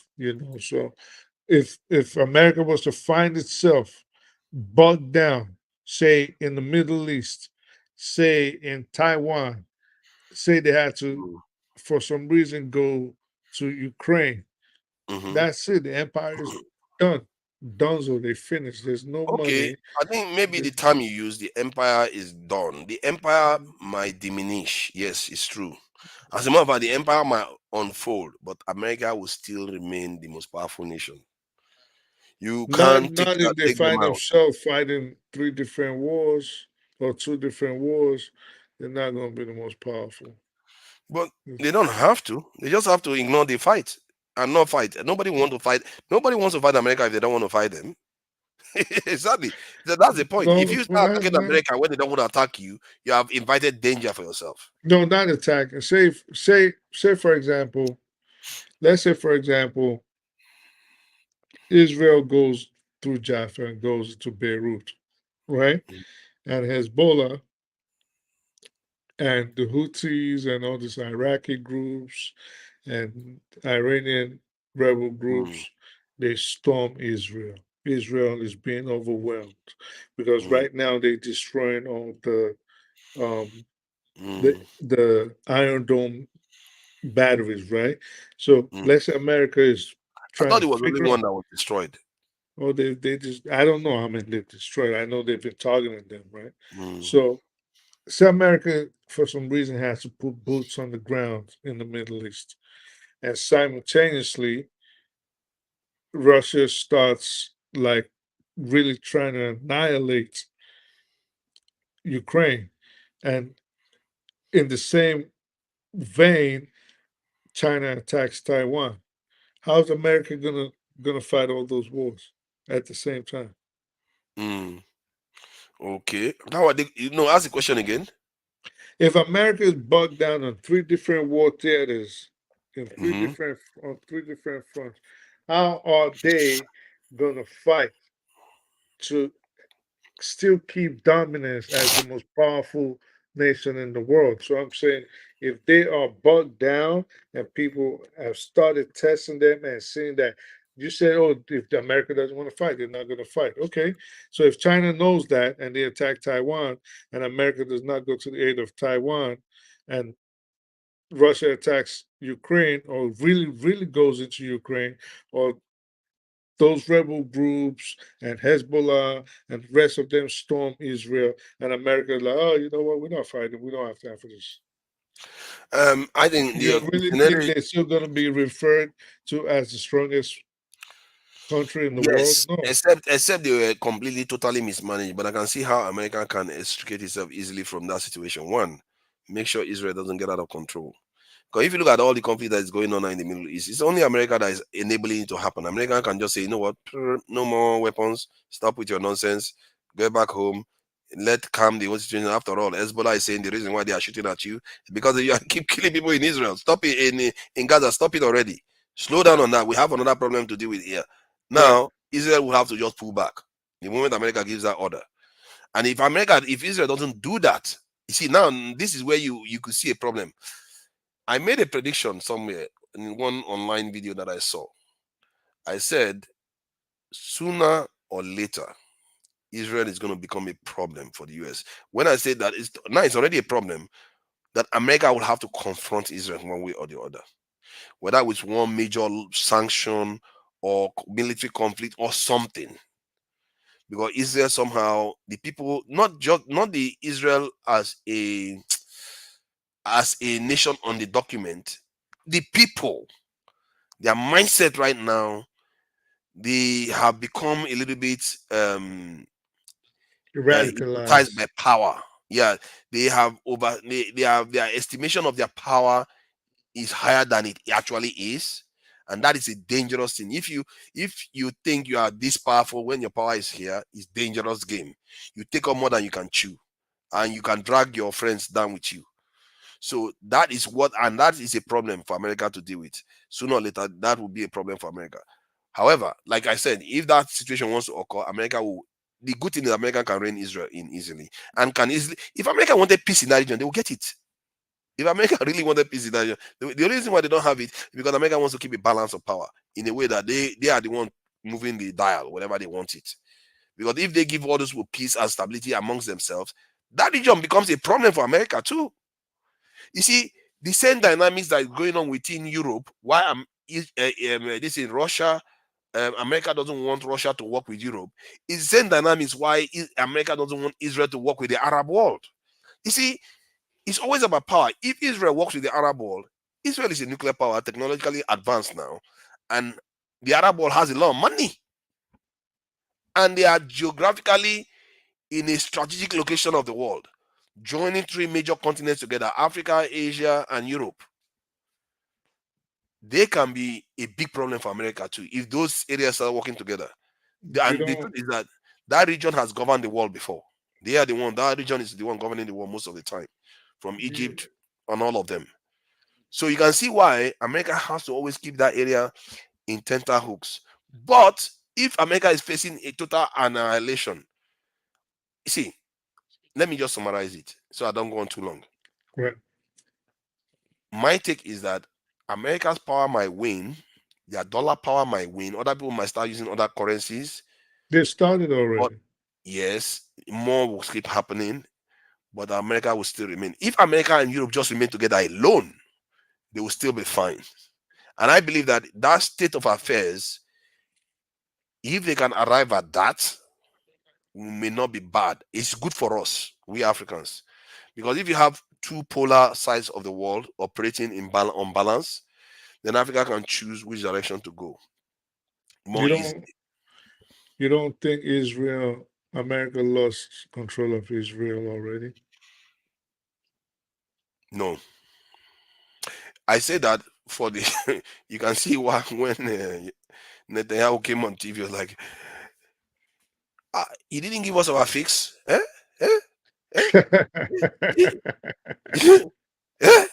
I'm in pain here. I'm in pain. Where's my fix? How dare you?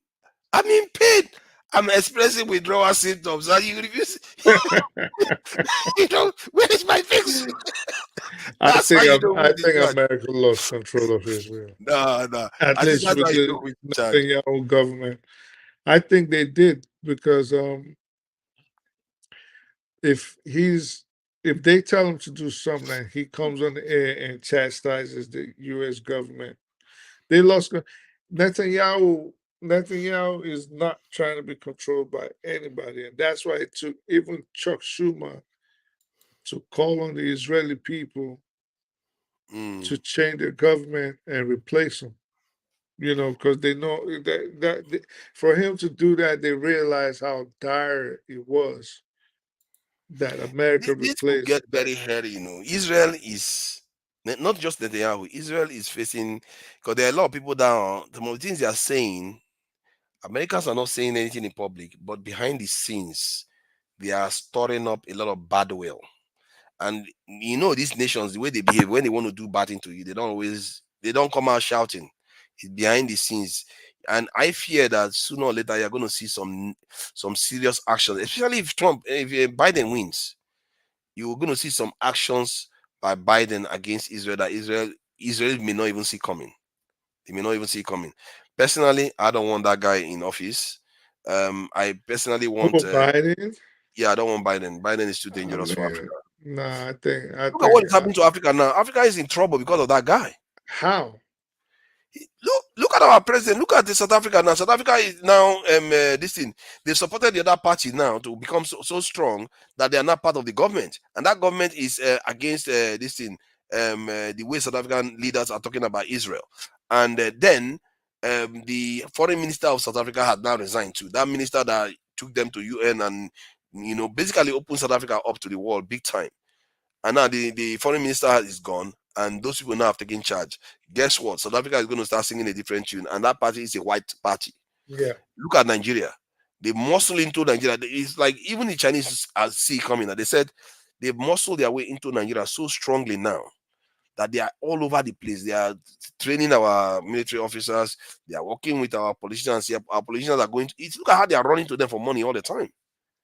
As much as I kind of detest, but maybe I need to choose a softer word because I actually don't detest this government.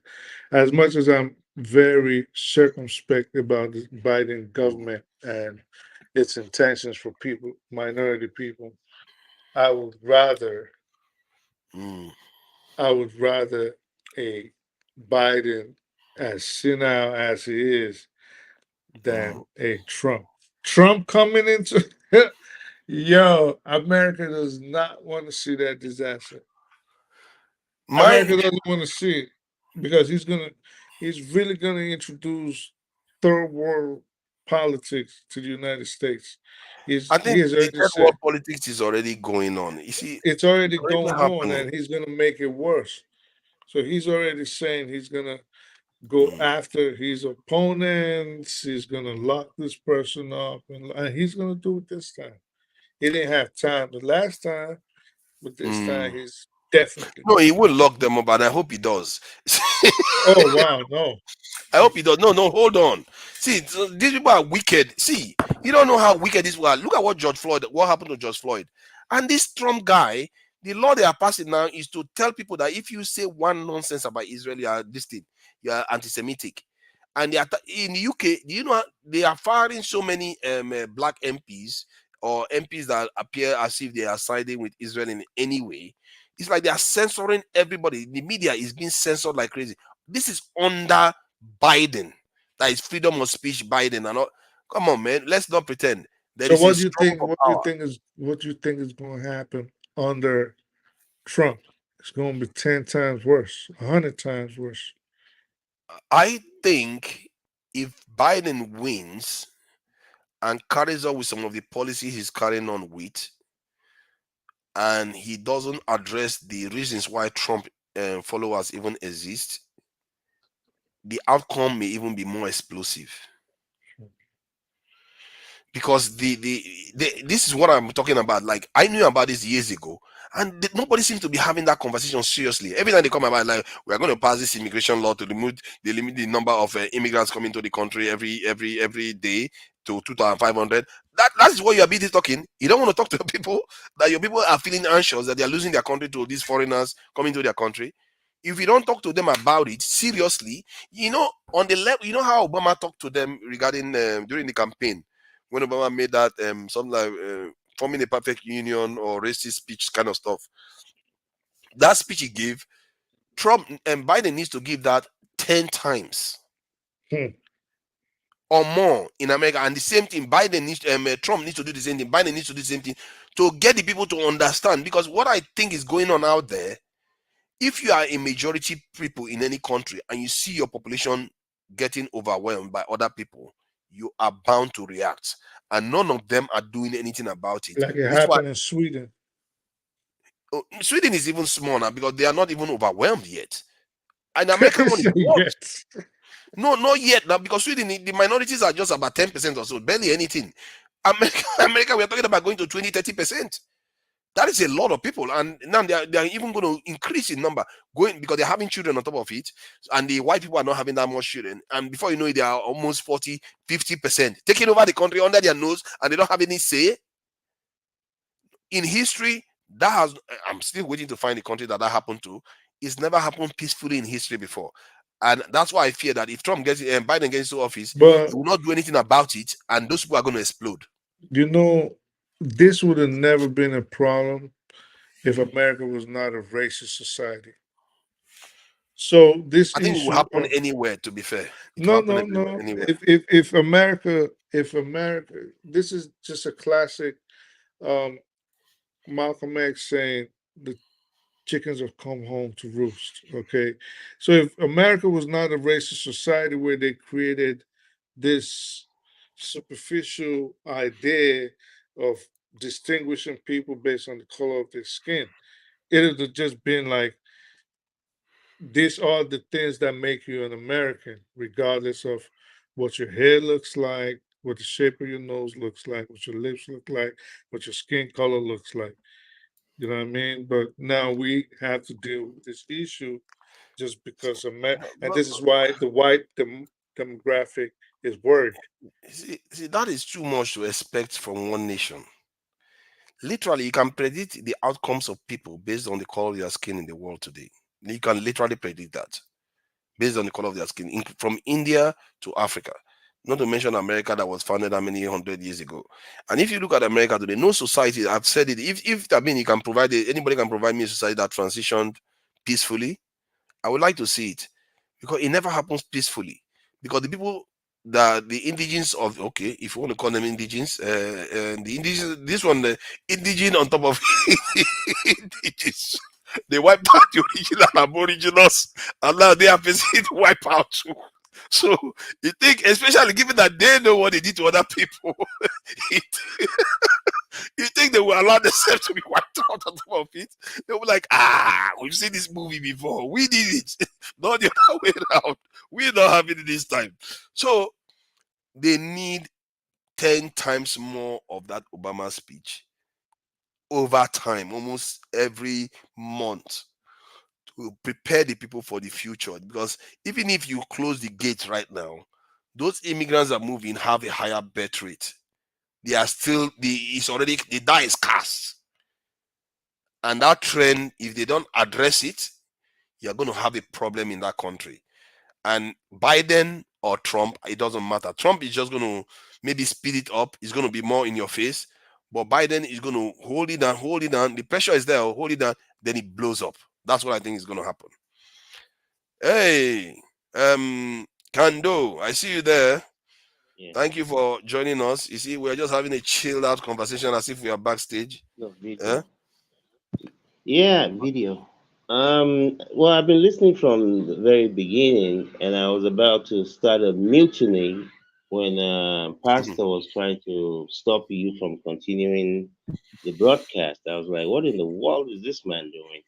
Doesn't he know that we have after hours every Saturday and Sunday?"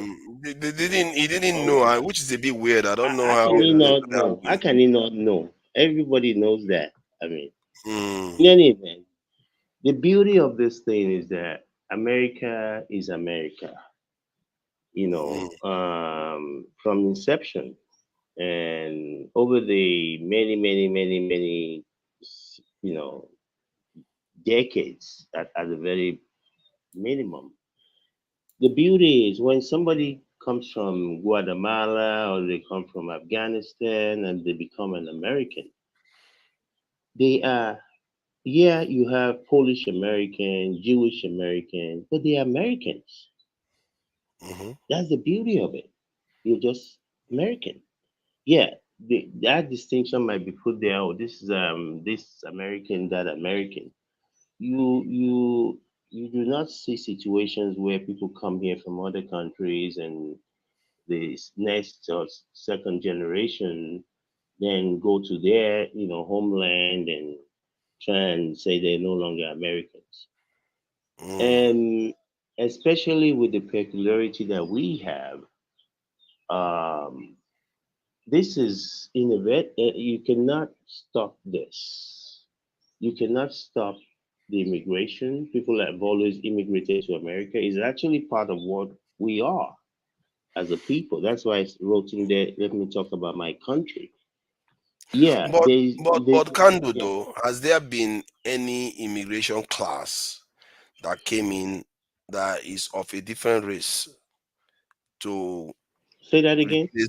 Has there been any major immigration class that moved into America that is from a totally different race that has a sizable population that moved in peacefully with a Like sizable like population? the like like the Mexicans or Exactly. the Yeah, it's only well, the Mexicans that have done that.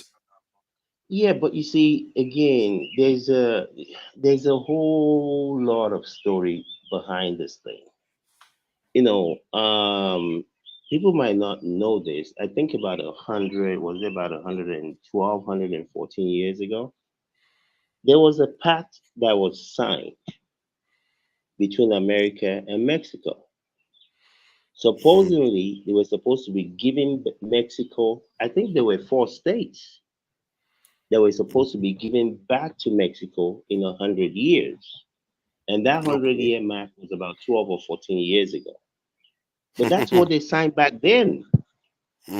That was the agreement. There was in places like Arizona, California. I remember when that 100-year mark came into effect. People were just making a whole bunch of noise that hey, you got to give us our part of our country back, which would never happen. Maybe So America there's went a for whole extension. no extension. That was it's like this is not gonna happen. Nobody's gonna give you California. Are you drunk? So Uh-uh. you see again, That's a war. there's Which a that's a war. no, Waiting to not happen there. exactly. It will never happen. So there's a whole lot there. It's not just Mexicans coming into America or Spanish people in general coming into America. There have been many, many decades where those people were needed to farm the American lands, to be the house help, and all these, what people call, whatever job they call them. So you've always had that. And there is no way that you're going to have that type of interactions where you will not have people get married into families. So I think those who are able to think hard and long about this understood that this is inevitable, especially when the white people were not, having 3 and 4 and 5 children, as a norm, as a Mm. norm. So there's no way around this. All those who are going to come to America, I mean, I used to live in California. There are a number of people from all over Guatemala, everywhere, not just Mexico. And those people do become real Americans. They're not, this is not, oh, you're going to go back. There's no going back. They don't see Okay, themselves as okay. I hear anything what you are but saying. I American. hear what you are saying, Kandu. But let me ask you that same question that I asked. This thing, I speak the truth, and I'm also putting it to the chat, so maybe you all can educate me because I'm trying to find. The question is there any society, any nation in this world that has ever had another population move in and took over as the majority population peacefully? I'm not aware of one, but at the same time, there has never been a country like America. You had people that came over here, killed 40 million human beings. I'm going to repeat that. Mm, 40 million Indians were killed for this mm, experiment to happen. mhm. So there's never been any other place that I know of. I mean, even the days of Genghis Khan that went all over the world, taking over, different places all Hmm. over the world. Genghis Khan is hardcore. I Even don't know. yeah, even I mean, that, the one- number of people that that guy guy is crazy. killed Oh. is insane. That guy is And was crazy. able, I mean, people talk about the British, yeah, people talk about British Empire, this empire. His Mm, was the biggest empire. mm, So there's brutal. never been anything like this. And given the way that I forgot how it's actually said, give us your, bring all your people. That's Mm, basically is one of the tenets of what America is about. And the good thing about America is you can always make the pie bigger. yeah. People, I mean, during the days of George Bush, unemployment went to over 10%.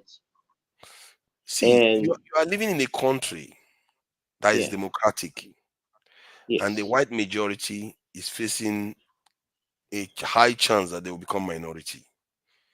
They are going to have to okay, be having foreign-looking presidents, foreign-looking okay. vice presidents, Hmm. Supreme Court judges.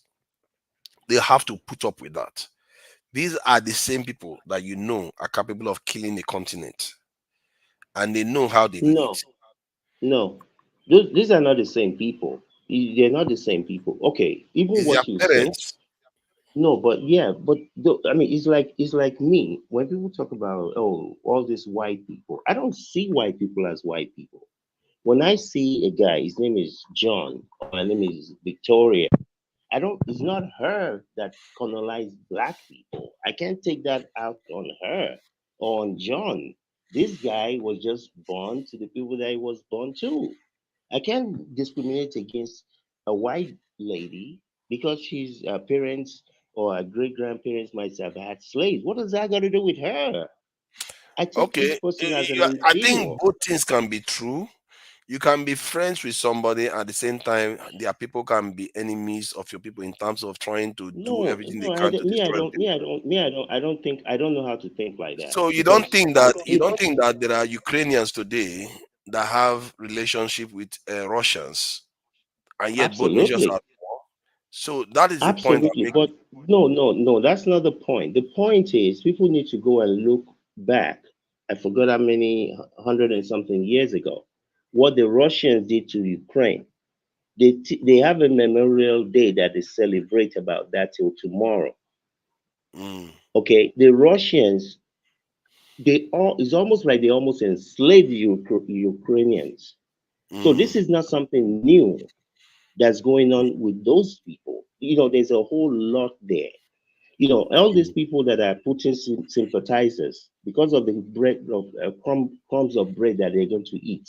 Go and look at what that guy did to Chechnya. When Yeah. The Chechens were almost like the Biafras of Nigeria. They Hmm. wanted to go their own way because they're different in so many ways from Russia. Even though they were born there, they've been there, but they're majority Muslims. But what they do does not align with the communist system. They wanted to separate. Yeah, Putin but went have there you ever and considered that? Have you killed ever number of considered them. that? Have you ever considered that there are greater forces at play? Because it appears some of your analysis is about individualism. Like you look at an individual, you judge them by their character, which is a good thing. And you look at a nation that is wants to be separated. You look at it from that point of view. However, there are greater things that may be at play. One of them is one of the doctrine. I think it was created by the British official. I've forgotten his name. The doctrine was to fence Russia in. That's and the idea was to fence Russia in the way they are trying to fence China in right now. And they said that if they had succeeded in fencing Russia in, Russia would become a third-rate country. And I heard that word recently. I think was it not Candice Owen or something? When somebody said it recently, that word third-rate country. And when they said that, it just triggered me because I remember that same word in the 1990s when Boris Yeltsin was going cap in hand to Washington to Bill Clinton to ask for money. And they were, oh my God, I wasn't even in Russian or so, I felt so offended by it. They were saying Okay, this nation is a third-rate country. Like that's how they were describing Russia then, third-rate country.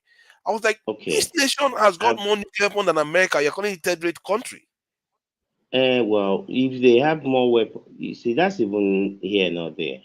You see, again, if you look at Gorbachev, right, in 1988, 1989, if you look at Gorbachev, Mm, Gorbachev came to the realization that, okay, this experiment that they have in USSR has not worked. All of the all of the nations that were taken over by USSR, they did not progress. Whether it is Poland, whether it is East Germany, do you have an idea of the life those people were living under I know why they USSR? didn't progress. I know exactly No, why they no, no, didn't no, no, progress. no. The system does not work. It wasn't the That's the system. Don't you bottom get it? line. No, no, that's this. That look, the system does not work. They've tried it in Argentina. They've tried it in so many other places. It doesn't work. The best thing working, which you can have this argument that maybe is not the best, but until you find me, it's just like when people say they don't like forefathers because it does this and does that. I say until you find me somebody else who is going to stay there for 12 hours. Mechono, Mm. mechono. I So hear what you're saying there. the best thing that we have so far is it perfect? No. Even the American system is constantly evolving. It's constantly I evolving. Look, understand that, but if if you hear me if out, you understand where I'm yes, sir. coming from too. Because if you look at the Soviet Union, the reason why they fail had nothing to do with their system. It had to do with the fact that the other powers that they are competing with has got far more resources, and they obviously they have more resources because they have people that have been enslaved and colonized and all the rest of it. Like Europe, they had Africa as a whole. To where does Russia have? And then they have Western Europe blocking Russia from that side. And one of the smartest move America made during that period in the 60s or 70s was to go to China to take China off the table from the Soviet Union. So that is what they blockaded the Soviet Union. They Okay, didn't let I hear Soviet, they you. choked them off. It had nothing to do with the ideology, that's the reason why they failed. They choked them up, and that's what they are still trying to do till today. This is why they want to make Ukraine a part of NATO, and they want to go through No, Georgia you're and all the wrong. rest. You're totally wrong, sir. When See, again, when the Gorbachev, plan was created by a British guy, so I know. he doesn't, you see, this is the argument that I hate. Okay, I'll find It's out the just name like of people the guy, tell so no, you no, no. research It's him. just like people telling me. It's just like people telling me that the reason Nigeria is the way it is because you were colonized. I don't care who colonized you. No, I'm At talking some about the point, you strategy got to. they plan to I use know. against Russia. But look again. When Gorbachev brought what is the name of that thing they called it back then? I forgot the phrase. And they started market economy. Okay. No Western country wants to take over Russia. Nobody is interested in taking over Russia. The only difference is that if this knucklehead Putin had allowed the people to choose their own destiny, I don't know how much you know what has happened in that place. First, he came in. First, they started with the bombing all over Russia. He used us as a pretense to be able to become president. Okay. Then after that, he started taking over places. I don't remember if you remember. He went and took over Georgia. Then he went and took over Chechnya.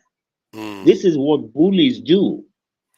There is not if the Russian people voted free and fair. I don't know if you remember how many people were on the streets of um of all over Russia they didn't want Putin any longer, and he brought out his military and started arresting people. I'm talking about 12, 14 years ago.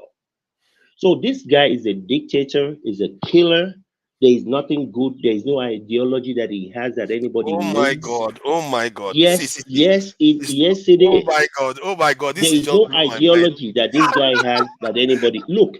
See, If Russia listen. mm, You see the pretense is that all these NATO countries are surrounding Russia, right? If let me Russia read decides this that they now, want, please. Let me just read what I'm reading now. okay, Oh my sorry, God! go ahead. See, I tell people I don't know what is wrong with my head. There's the way I see things that is quite different from the way people see things. I don't know what's wrong with my head, but let me read this. Oh my God, the British man who devised a strategy to surround or block Russia is Halford Mackinder. His name is known for his heartland theory, which he presented in his 1904 paper, The Geographical Pivot of History. Mackinder's theory posited that the nation controlling the Central area of Eurasia, which he termed the heartland, could potentially dominate the world. Could potentially dominate the world. The idea influenced geopolitical strategies, including effort to contain and encircle Russia. And you know what makes this so strong? Like why I find this very puzzling. I deduced this without this report. I didn't even know about this report. Just observing what is going on the ground. I just told I speak the truth about this earlier on today, that the reason why they are against Russia has nothing to do with socialism or anything else. That is the reason. This is European tribalism at work here, because they know if Russia becomes part of the Western Hemisphere, Russia is basically the superpower of the world, because Russia is at the heartland they call it, of the motherland. That's what they call it.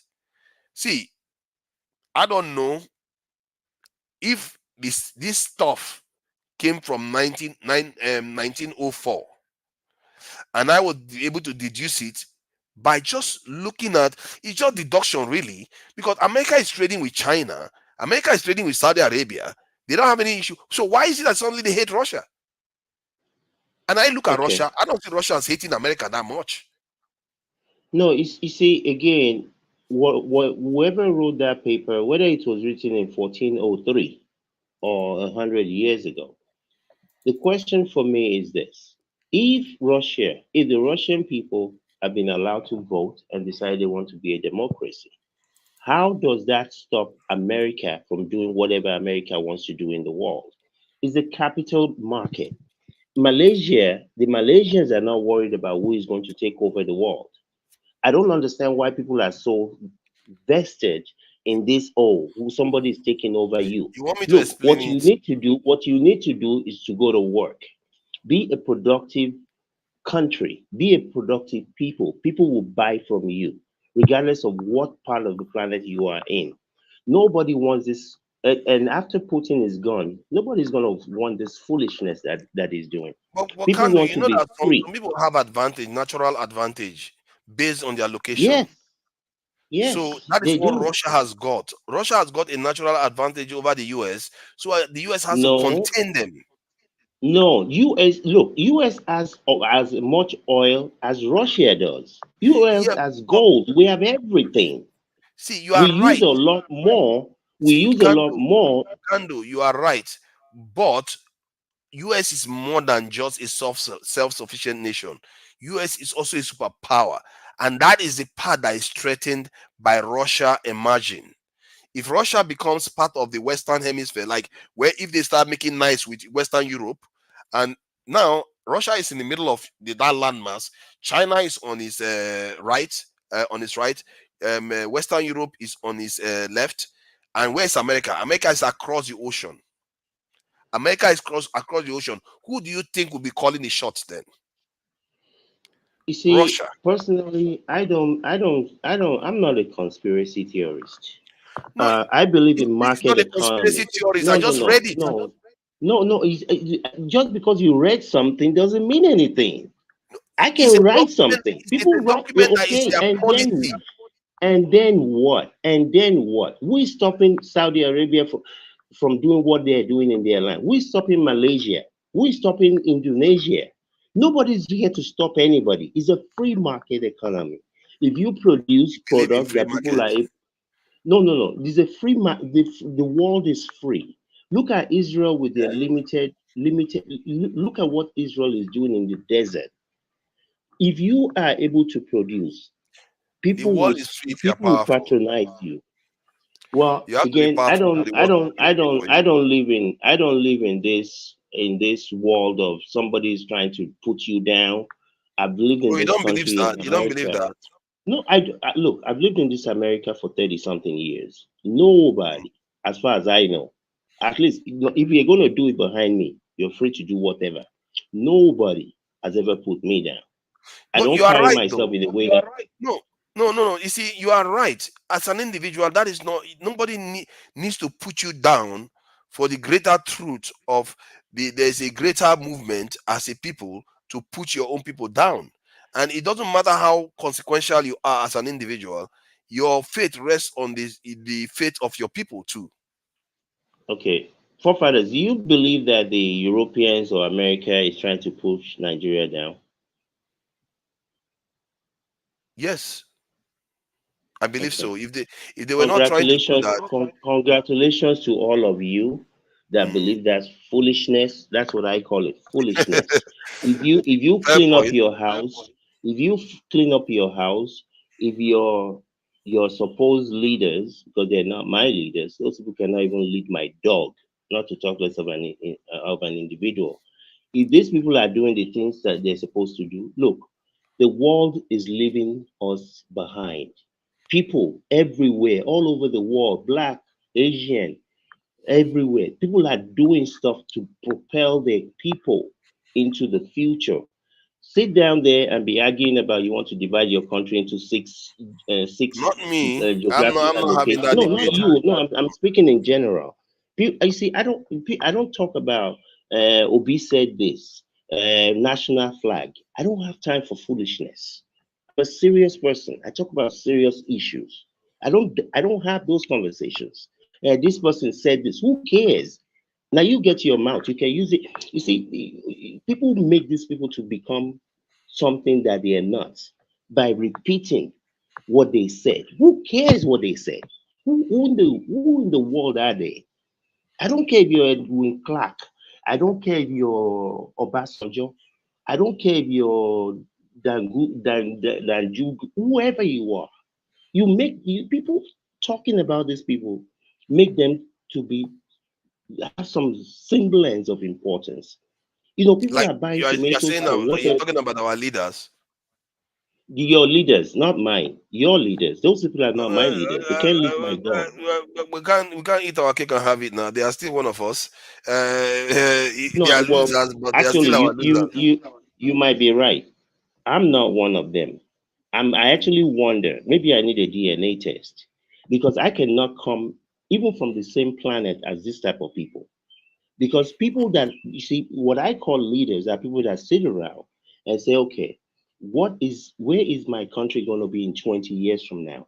What are the things that will provide to be able to propel them to their future? That's what leaders do. Leaders don't wear agbada all over the place talking rubbish, buying rubbish. Don't understand that it's not about you, it's about the future of your people. Those are the people you call leaders. The Mahatma Gandhis of the world, those are leaders. These people are just a bunch of foolish people. And I don't deal with foolishness. I just don't, Yeah, personally. I don't do I foolishness. I I, I feel like there are things that happen individually. From what the way you sound like somebody that you are very individualistic. You believe in individuals being able to chart their way, which is very good because it's a sign of somebody that can take charge and get things done without slouching. However, in terms of societally, while the individual is powerful, but the people, there's a bigger force at play here. That's why we never got out of the mess we are in. We have so many professors, PhDs, and degree, but it didn't get us anywhere, did it? Because we have a very low collective this thing, intelligence or performance, if you want to put it that way.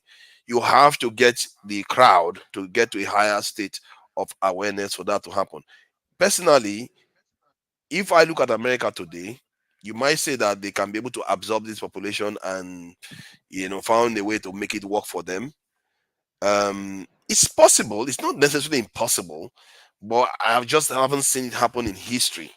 And And even forefathers, before it happened, we can already see the signs. The last time they almost invaded, sure, they actually invaded the Capitol Hill for about 2 days. forefathers, No government official came to make a forefathers, speech after that incident. forefathers. How many Nigerians do you think live in America? People that came from Nigeria. How many do you think the population is? I'm not sure it's a lot actually. I'll tell you, it's about 2 million. Up to? It's I about didn't think 2 it was up million. to. Yes. Yeah, it is. Oh, It is about 2 okay. million. And this is the thing. Like myself and my siblings, out of my own family, we have 11 children that were born Mm, in this country. Can you well, imagine how many of those people, Nigerians, not to talk less of other African people, you see, those children, they are not going to become African anything. They are American children. So mm, there is no solution to what you're talking about the white people. You can't. It's not just Mexicans or all these other South Americans. You mm, cannot turn that clock back. This is the natural progression. They're going to be overtaken by the numbers. For whatever reason, they don't born children like other people do. So there's nothing mm. Biden can do for Keep you. There's underestimating nothing these people Obama now. can come and do for you. No, you can't. You're not going to stop it. Even the people that are already here, forget whoever else may You come. can Even say if that they I'm ban not going to everything, stop it. They are going to they stop it. can't. They can't. Oh no, listen. Forget. Let's say they put a total ban. No more immigration of any kind. The number of people on the ground already would outweigh the number of white people. You You, cannot do- put that you clock know back. what one of them was saying just about 6, 7 years ago when I was listening to them. They were saying that they are going to be looking to break the country up And this is why most Republicans believe they need to split the country up. They will break the country up, create another country that is majority white, vast majority white, so that the immigrant population will be largely in other countries, whether they break up in 10 or they don't care. Forefathers, I promise you, it will never happen. You write it down Okay. today. It will never. I don't care who comes up with that foolishness. We will wipe you out like rats. You see, that's the making of a civil war. There is not going to be any civil war in this Those country. are We Europeans saying have it. Those are right-wing no. Europeans It's saying not. these things. Look. The people. You see, I don't know why people care so much about what other people say. Now, people have their mouth. They can use it to say whatever. You Mm. see, people have been agitating in California, in Texas, to have a separate country.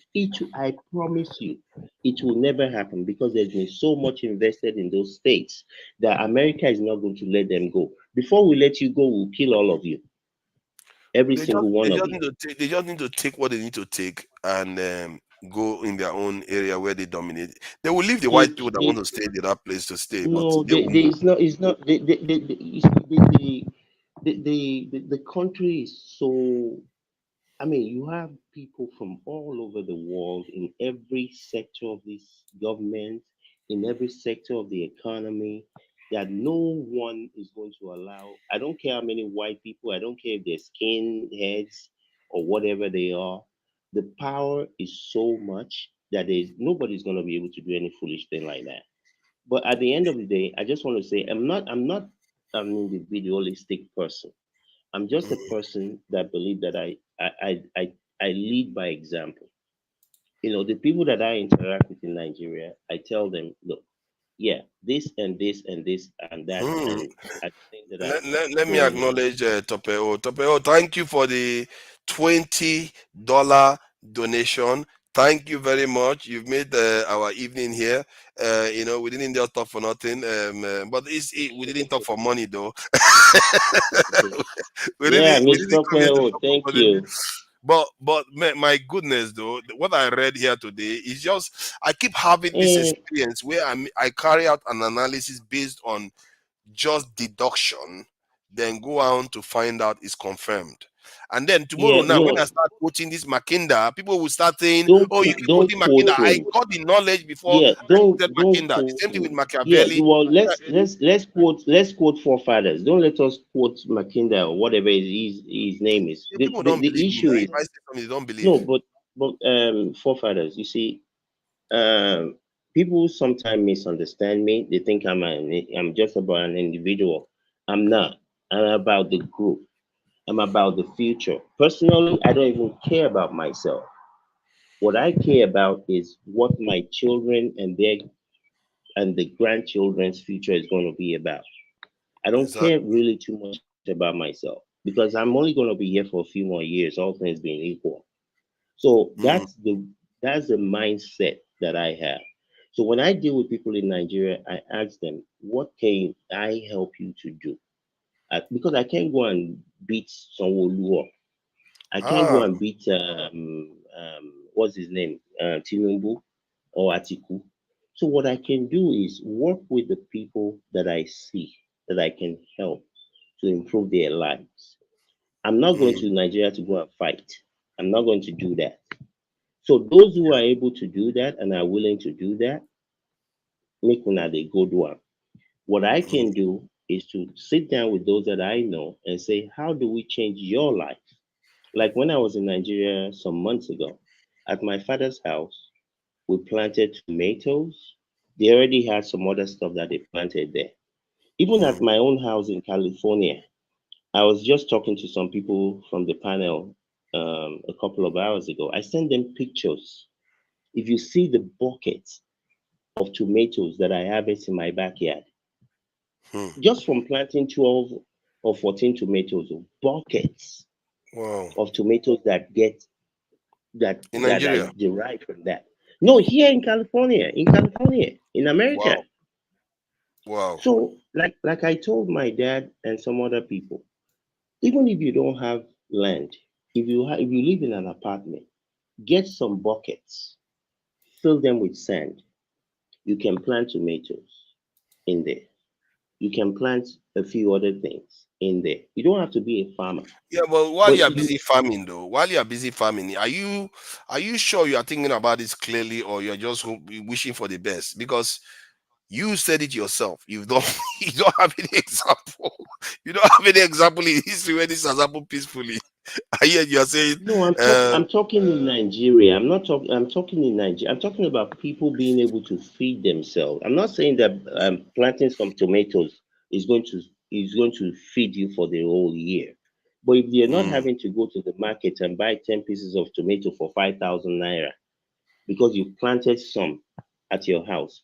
What we used to do at my house is when we collect all these tomatoes, we'll boil them on the fire, and then mm, we buy these glass cans, just like the ones you buy tomato sauce in the store. And after they are mm, boiled, you put them in the can, in the glass. They will stay there for a year or more. mm, So if you have enough of those, when you want to cook soup, you just grab a couple of container of tomatoes. You still have to go and hunt down some meat to put in there. But all I'm saying is, wherever individuals are able to do the little they can, do the little you can do. It's not going to solve the whole problem. But mm. if you can limit your exposure to all of these things. Unfortunately, somebody sent me a picture of three pieces of tomatoes in Lekki, supposedly in Lekki. It has a price tag of 6,700 and something naira. Three. Mm. That's Wow. insane. That's insanity. I saw it. I saw some of this thing, the amount for That is for this. insanity. Even yam is just atrocious, really. It's Even not. People are suffering. yam is way out there. There's a guy that I've seen a couple of his videos. He's in Nigeria. He buys this sack, and he puts soil in them. He grows yam inside of sacks. I'm Mm. not talking about one, two. They're like 300, 400 sacks that he Wow. grows yam inside. Inside of So sacks. That yes, doesn't seem yes. healthy, does it? Well, healthy or not, I mean, I don't know, but they grow. See, you're Mm. just duplicating what happens in the soil. In nature, I guess. It does use some fertilizers and stuff to help, since you're not getting all those You heard nutrients that about are the in the GMO soil. now. You heard about the GMO going on in Nigeria now. And we've had GMO in America for how many years? We've had GMO in America. Look, it is what it is. They are government policy. When this GMO thing started in America, I don't know, 10, 12 years ago, it was all But, over the but you news. see the They're difference going to between kill everybody.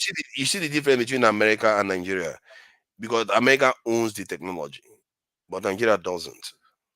Yes, I And agree. so, And I'm not saying that that's what should be the order of the day. But to mm, me, it's not about because the white people have a picture of Tinubu having sex with another guy. It's not mm, about that.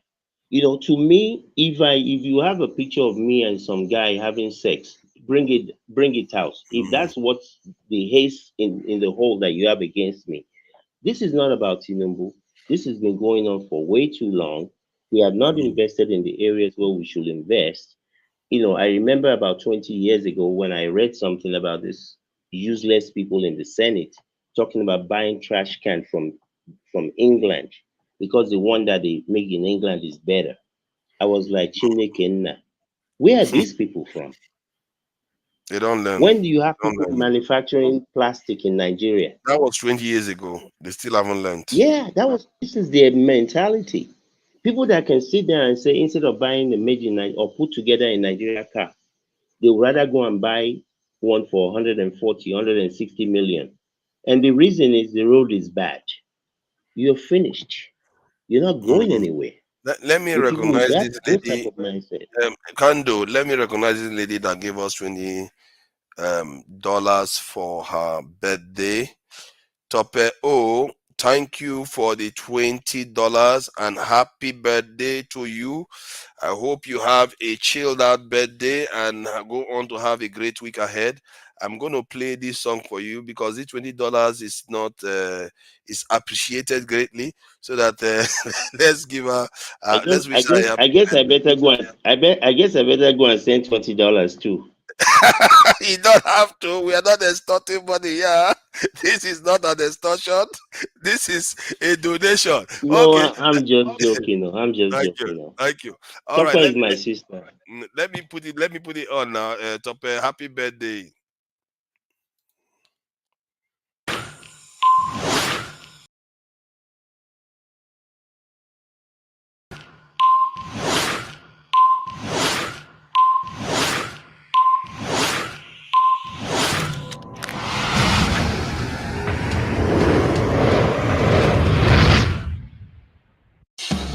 Happy birthday to you. Happy birthday to you. Happy birthday, happy birthday. Happy birthday to you. It's what is that one? All right. All right. How old are you now? How old? No. We don't need that. Yeah, yeah. I'm glad you are there because you would have seen it anyway, even if you left because the video is online. So yeah, you are welcome. You are welcome. You are welcome. I appreciate the donation and all. So yeah, 49. That's good. That's good. You see, we're all getting younger. We're all getting younger faster. What can we say? So there was another stuff I wanted to discuss, but I think we have run out of time. There's a lot of things to talk about. I'm going to be coming online during the week. I'm linked to quite a few channels now, so will be linked to One Man, this one, and Two Niger, and Iroko Post. Iroko Post TV. We need to promote it a bit more because this is Dr. Damages. It's supposed to be for some of the Dr. Damages show. So we need to start moving to Iroko Post, and we'll have. I need to sign up for your stuff. I need to So you sign haven't up for your subscribed? stuff. Oh my No, God! no, I haven't. Please go and subscribe. Oh, please go and let me get the link. This is no me fit. I need subscribers. I need to get at least up to 500. I think I remaining 60 something, 40 something to get up Oh to wow, 500 actually. wow. So That's I'm great. close. I don't have a lot of subscribers because I don't do Yeah, a lot I'll of subscribe shows. tonight. I'll subscribe tonight. Let me get the links out there. And yeah, I appreciate you all for joining. And it's a shame the other link got caught. At Dr. What's his name? Electricity didn't know. He just cut it off before he could stop it. I was in the backseat telling him, "Oh, I hold heard on." you. Wait. Yeah, I heard you. Uh, I heard you. he just still went. I was like, "Whoa!" And he was Yeah, apologizing for it. And yeah. yeah, so I'll put the link up there. So that's the link. It's in the chat too. So for people to subscribe, if you've subscribed before, don't subscribe again because it's just gonna unsubscribe you. Then I will just lose a Yeah. subscriber. And what I noticed is that people want Dr. Damages. When I start streaming on Dr. Damages, everybody just starts showing up. 20, 30, 50 people just show up watching. Mm. Then when I pull the stream off from Dr. Damages and it still remain on Two Niger, I had about 2 viewers. I was like, hey, you see, all these people, you were all subscribed there, but you didn't subscribe to Dr. You didn't subscribe to Don't Two Niger. It's because don't so I mind started them. encouraging people to go and subscribe to Two Niger. So yeah, Don't if mind you've them. not subscribed, subscribe. Every little one matters. We need the subscribers. I can't even believe Dr. Damage was the one talking to me about it today. That we need to start building other channels because this one is Dr. Damage. It's meant to be for his show, and we've Mhm. completely colonized it. We've colonized it and taken over it for this our own discussion. I guess the elections is part of the reasons why that happened. But we Yeah. need to start transitioning, going away to Iroko Post TV, to Niger, and I think 90 minutes Africa, because sometimes we play videos, they get flagged.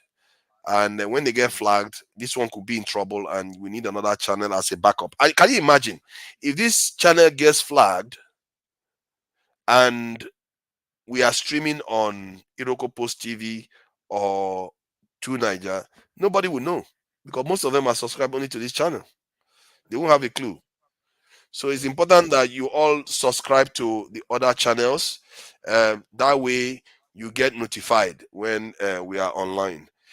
Because some of the work we are doing here is gonna become reasonable. A lot of people are doing a lot of real things out there. You can say whatever you like about electricity. He's doing a lot of work. You know how Oh serious he yeah. is. He's a very serious person.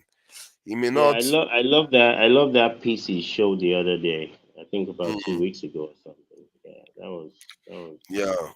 Say whatever I like about him. He's like he believes in action, not too yeah, much talk. one of the things that I've noticed is that, people fail to understand that people have different styles, Yeah. but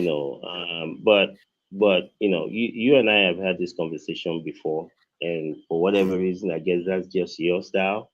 Because yeah. what I've noticed, that I've spoken to you about this in the background before, that what tends to happen is somebody will talk, then you will say something. Then somebody else will talk, then you say something. Then somebody else will Yes. talk, you say something. And then it will be that if you calculate the number of minutes that you spoke because of all those people, you Yeah. end That's up having to have spoken more than all those people put together. And I yes. think that's some people's frustration. But KJ's format is his format. Your Yeah. format is your format. And like I've defended you here so many Mm, times, until people can bring anybody can come and do this thing for 4 hours. But yeah. until you can bring me somebody that can do it for 12 hours, Mm, make yeah, you can always advise anyone that they should do a little tweak here and there. But there is mm, no one, even I've heard Dr. Damages say it many times, that he can do what you do.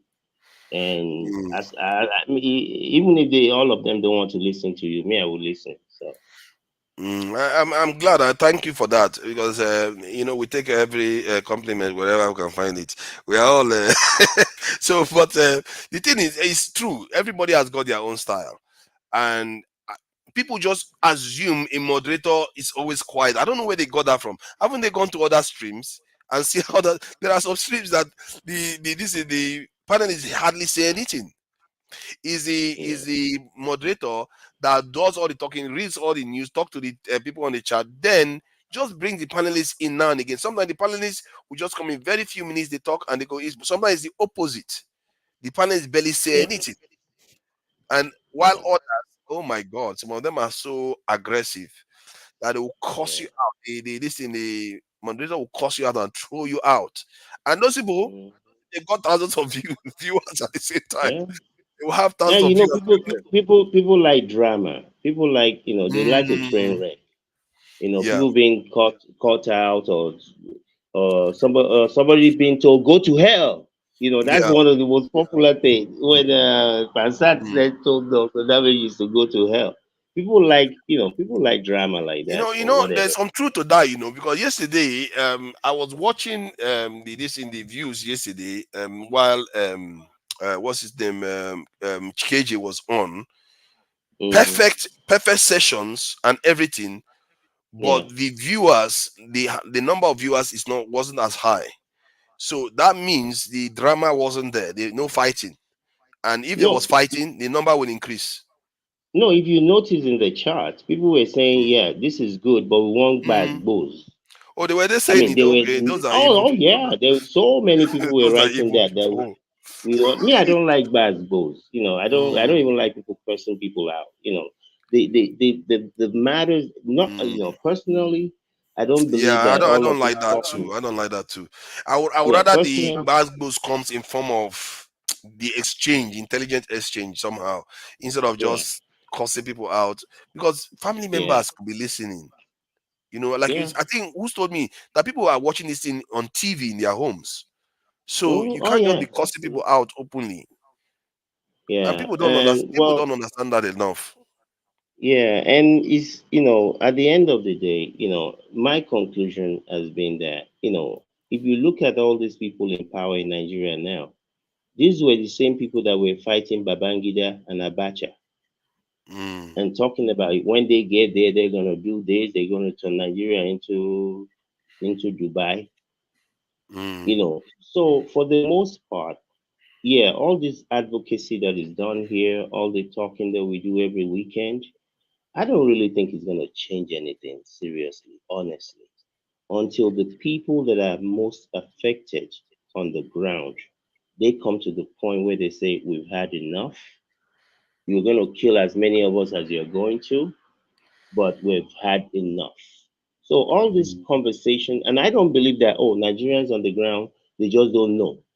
I know a number of Nigerians, even people that are not rich, that have two phones in Nigeria. Even those that have one phone, they can tell you more about what's going on in your part of the world than you that you're there. So they know how Exactly. to access information. To me, this is not a lack of information.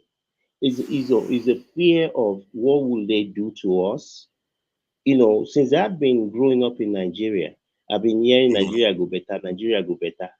It's going to continue to be the same thing, unfortunately. These people have sent their children to some of the best schools in the world. So when a minister for something is going to be needed, it's going to be their children. When this person is going to be needed, it's going to be their children. So I'm a realist. I don't, I don't play around. The reality is, unless somehow they can figure out a way to make this electioneering thing work in 2027, these people are going to figure out a way to rig themselves back in. I'm not saying it's not possible, to me, the probability of being able to vote in a Showore or an Obi, even though he almost got there, I think it's very, very limited, not impossible.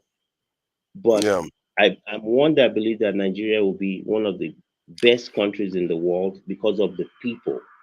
Well, let Nigerians me are ask some of you the though, smartest people. Yes, do sir. you think this government will make it in the next election if the local refineries don't come on stream and Dangote doesn't start supplying the entire Nigerian market?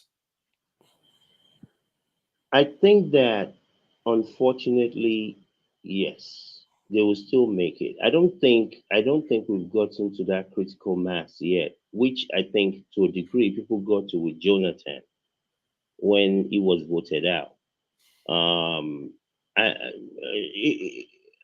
I don't know But, who the but replacement will the thing be. okay, maybe the question I should ask it like this: if this condition that we have now carries on till 2027, you think it's still not going to be enough to remove him? To me, based on based on what I've seen, I think as individuals, Nigerians are very, very strong people. But as a group, we're very docile. I remember one bag of cement in Nigeria was 7 naira. They didn't tell me. I used to go with my mom to go and buy bag of cement, 7 naira. And it went from 7 naira. There was a time you got to it. The last time I remember it was like 1,200 or 2,000, 2,200. And we're still looking. If that happened, I remember in Egypt, the price of flour went up. Even under this Assisi guy, Mubarak. people Oh, were on Sisi. the streets. People were on the streets. You won't kill us, but Nigerians, we are very special people. Somehow we figure out a way around it. We say it will be better. There's nothing we can do. So, to the answer to your question, I think it's very, very difficult. If Obi comes out again, if the situation persists, I think there might be enough people to tilt that space. But the question is going to be, if the situation persists, and you're talking about Tinubu and Obi, who is going to be running PDP? Because if you remember, the number of voters, even the ones that they said were official, the number of people that voted for PDP and Labour is about 16 million or Yeah, thereabout, 14, 60% of the 16 vote, million. 60 plus Yes. percent of the vote. So So it's going to that's what I'm depend. saying Yeah. now. That's what I'm saying. If the condition remains as it is, and then the Labour Party and PDP coordinate one way or the other, then what are the Yeah, omens? if they do, if they even if it doesn't persist, if those two can figure out how to come together, it's just numbers. I mean, there's nothing magical about it. But the problem is this: there is no way on this planet that I can come up with that Obi will go back to PDP. Because if Obi had been at PDP this last time, people would not have voted for him like they did. It's the ideology, not the party. But I think there is something that was being said before that PDP and APC, the PDP and Labour can combine together without necessarily merging completely together. So, in other words, but the leader or the flag bearer for the two parties will be Peter Obi. So, if they can make that kind of structure work, if they can emerge like that, you can see a situation whereby the PDP will be the arm of the emerging party in the north, while Labour will be the arm in the south. Yeah. And you can see how they can get motivated to do that. Let's say if they see the government, the economy remains like this, the refineries don't come on stream till 2026 or 2020, late 2025. You can see that the Labour and PDP will be incentivized to do that because now they know they have a strong chance of winning. And if they do, then it will be crazy not to take it. But if they see that the refinery come on stream and the inflation comes down and Dangote is supplying the Nigerian market, which means subsidy almost completely gone. So you can now start seeing a situation whereby they start thinking, okay, this in short, I'm almost 100% certain Tinubu will win. Then, if that happens, Well, Tinubu will win. No even matter if you have a refinery who working, win. Yes. if even if you have your, you see, this is the problem, and it's a major problem, and I don't understand why these people never Hmm. realized and did something about this. See, I said something the very first week that the court decided that this man was going to be president, that they should go to the bread basket of Nigeria. Just like he said during the election that he will employ 50 million youths into the army. What they should have done, which is what I said then, was employ as many millions of these youths to those bread baskets of Nigeria and start right away, like with immediate effect, planting whatever the normal common goods are. And then what you could do was have the government buy those food. Like when I was in Nigeria, there was a market I went to in Mushi. They told me that that market is run by the state, and the produce that are sold there are cheaper than what you get them outside. So the government, if they had implemented that, you know, 12 months ago, 11 months ago, 10 months ago, whether it is cassava or tomatoes or this, our local, the normal stuff. I'm not saying that you will make everybody else selling in the market to be selling at your price, but you can make the one that was produced with your money, with your resources, bring it to a price. Eventually, everybody else will either have to conform or they will have to go out of business of those food products. I'm not worried about anything else. What I'm worried about people getting fed. When people have food to eat, they can think about reading books. They can think about going to space or wherever else they want to go. But even if Dangote and all these refineries come up, how do you reverse this clock of how many okra being sold for whatever, how many tomatoes being sold for whatever? How do you reverse that? I don't have an answer.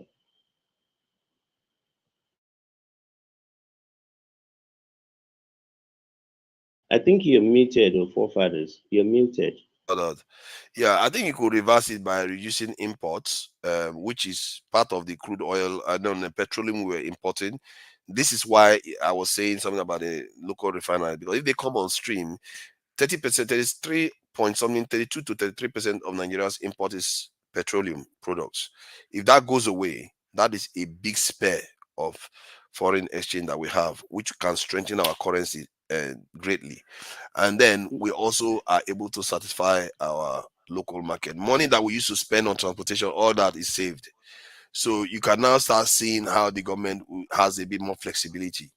the currency getting stronger, and cost of living reducing, inflation reducing, people, when they start seeing signs of things improving, and then they actually see physical assets like refineries, Dangote, rivers, all the local refineries started coming online, they are going to, and security, maybe let's say security remains the same. I think if those other things start coming on stream, student loan is there. The government may have failed now, but in 2 years' time, people will not think about it like that. They will be thinking, you know what? Yes, it was bad. They were stupid. They did a lot of stupid things, but things seems to be going in the right Mm, direction. That's Forefathers, how I'm they're going to look agreeing with you. I mean, I've been in agreement with that. If at it. even if two of these refineries come Yeah, on board, it will reduce the amount of foreign currency that we're sending out. yeah, But again, the question is the food. Yeah, mm, you can assert that part of the cost of the food is transportation. That if you mm, can reduce petrol price, the cost of transportation will come down. And I agree with you on that.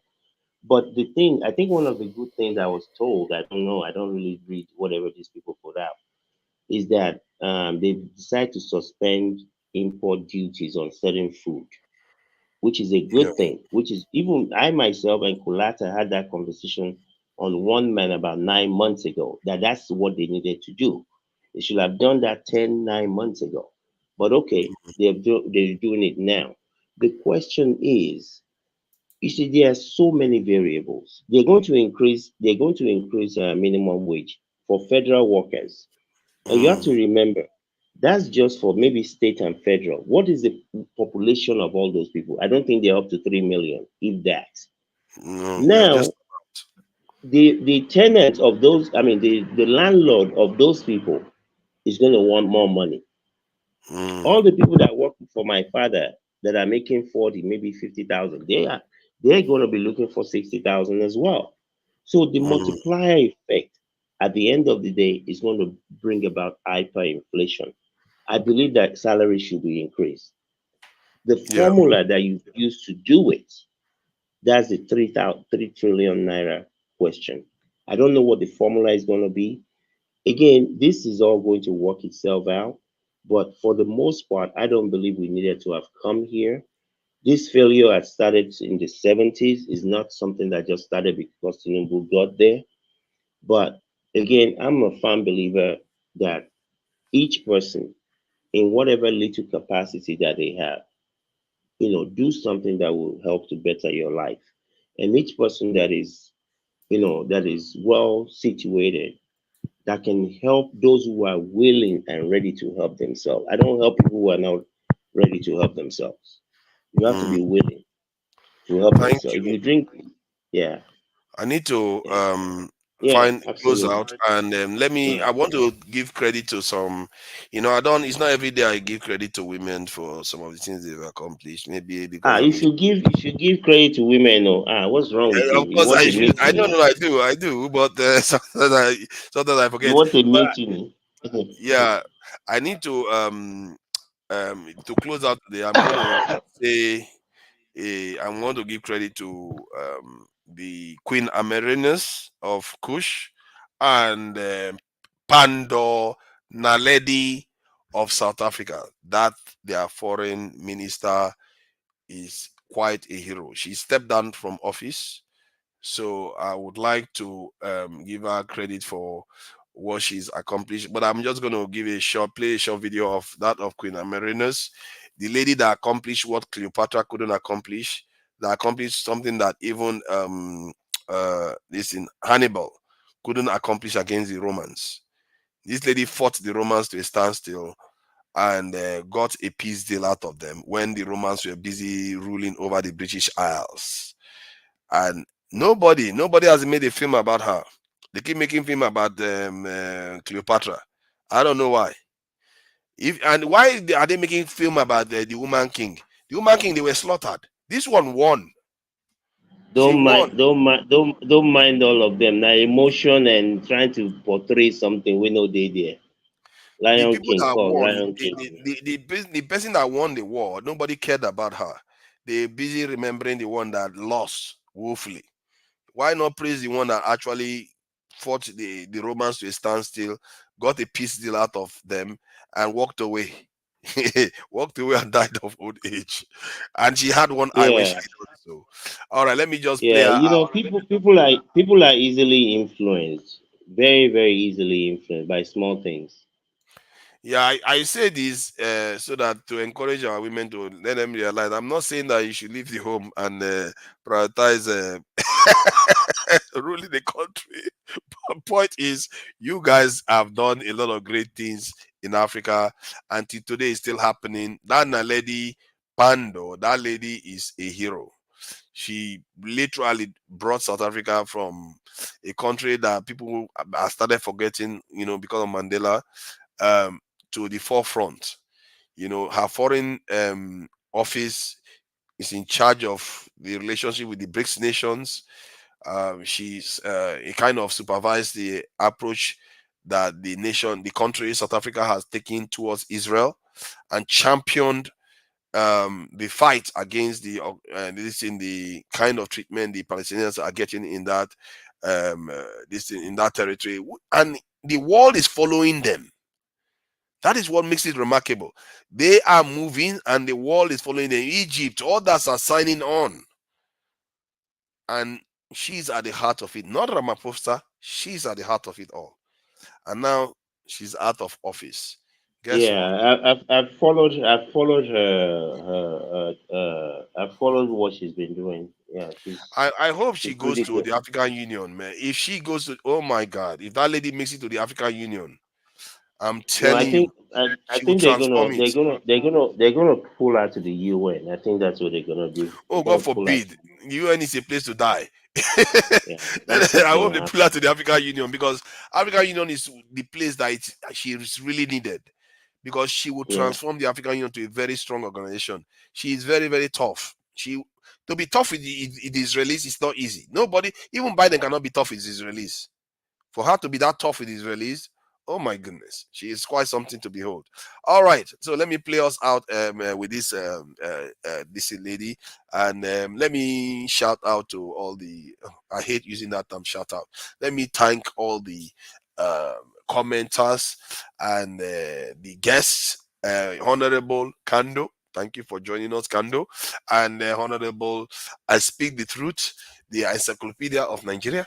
He always has the facts to hand. And I really but is appreciate it you for is it spending so the much same time. honorable like the Nigerian honorable or different type Oh, of oh no, no, honorable? no. This is the real honorable. Honorable. Okay, okay, okay, You know, okay. that the real honorable.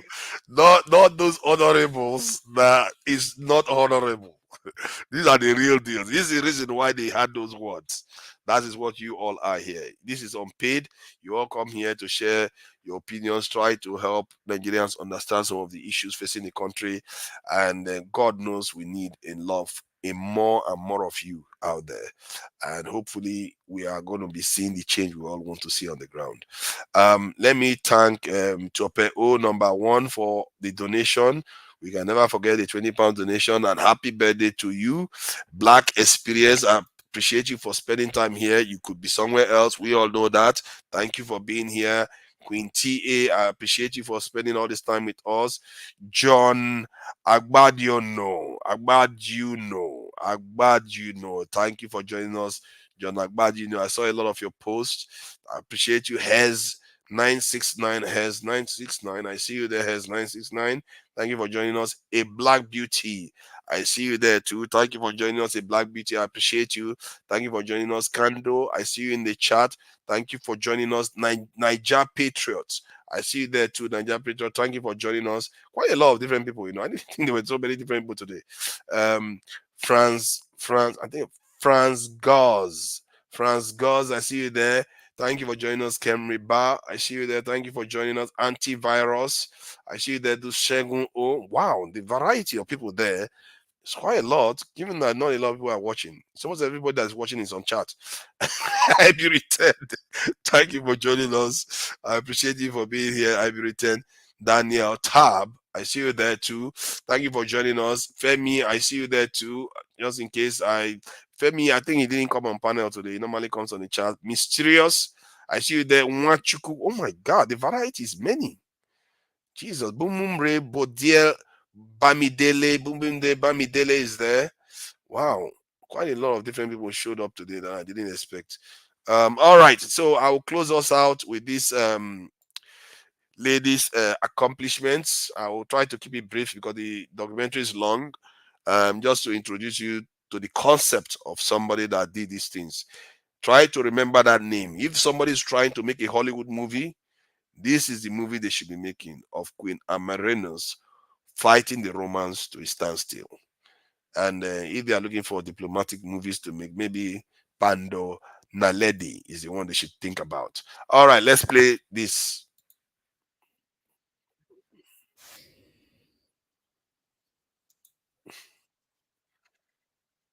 The young queen came of age to not only challenge Rome, but succeed where even the great Hannibal had failed. Whereas Hannibal was and still is celebrated as one of the greatest generals in history, Queen Amanirenas single-handedly took on the most successful of Roman emperors, and in the process set the conditions that protected the interior of the continent for the following centuries.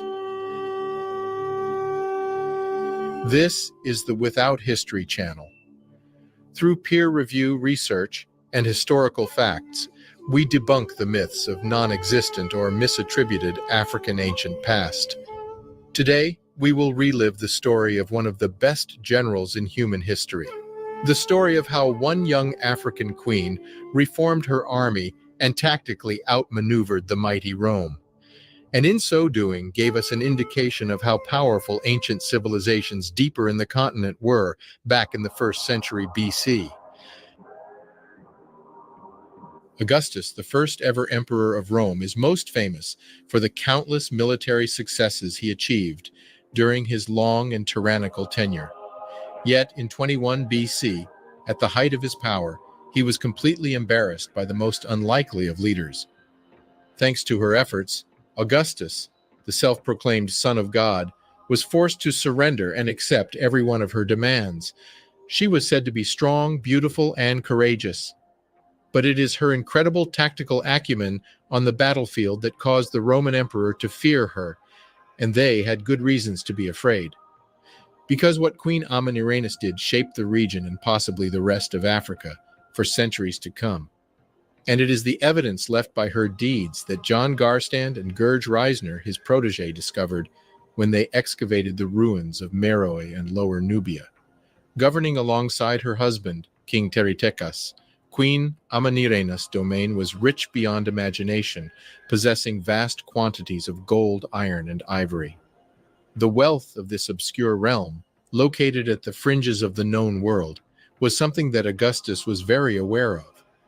Following his triumph against Cleopatra and arch-rival Mark Antony in 30 BC in neighboring Egypt, the Romans were no doubt curious to see and to pillage the fabled palace of Queen Amanirenas, which reportedly had brick-vaulted rooms adorned with enormous blocks of pure gold and ivory. In fact, it would take only a year for the new overlords of Egypt to extend their campaigns south towards the Kush. In 1910, the famous archaeologist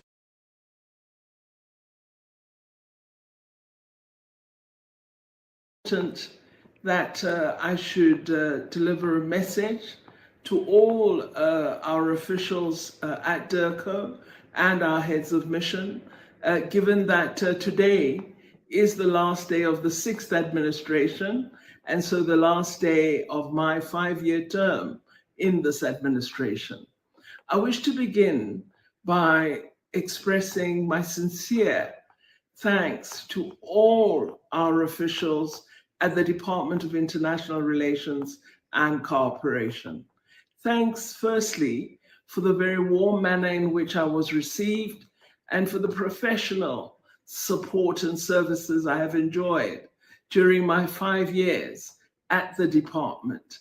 I also wish to thank the heads of mission for the excellent work all of them are doing in support of our country's priorities and objectives.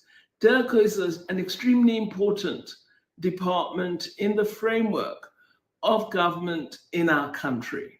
And I think the fact that we are the ones who represent our country, South Africa, outside the borders of our country, and that we essentially present the best face of South Africa is a very, very important privilege that we enjoy. And the manner in which all of you have worked has illustrated to me that in the majority, we understand the nature of this privilege and we appreciate it. In our term, I think I have seen really positive developments through the work that you do. I'm speaking of every official from cleaner right through to the Director General. And my gratitude is being expressed to each and every one of you because everyone plays a role in assisting us to succeed. Let me talk about some of the areas in which I believe there has been progress.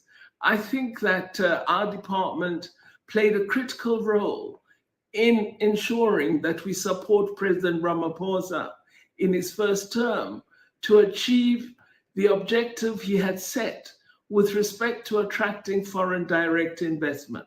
It was our missions that worked hard to identify those business interests that wanted to establish new opportunities in South Africa.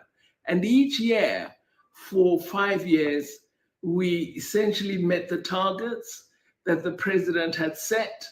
And you could see in the busy atmosphere in many of our missions that they were reaching out, that they were seeking out opportunities, and that they helped in ensuring we get new plants, new companies, new jobs into our country. I hope that you will continue to focus on this aspect of economic diplomacy.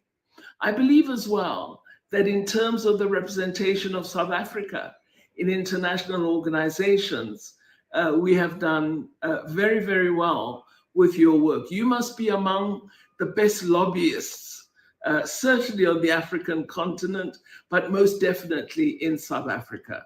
We played a critical role as DIRCO in ensuring we were always ready, always well briefed, always able to articulate clear perspectives when we served in the United Nations Security Council. We also did very well in supporting President Ramaphosa as chair of the African Union in a most difficult period. I will never, never forget the hard work of our heads of mission and our transferred officials, as well as our LRPs, in ensuring that South Africans were protected and cared for as we confronted the dire circumstance of COVID-19. We came through that strong.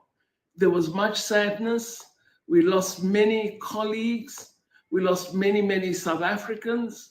But I believe in terms of attention to our work, in terms of support in the consular and other services for South African citizens, I believe we executed our mandate excellently.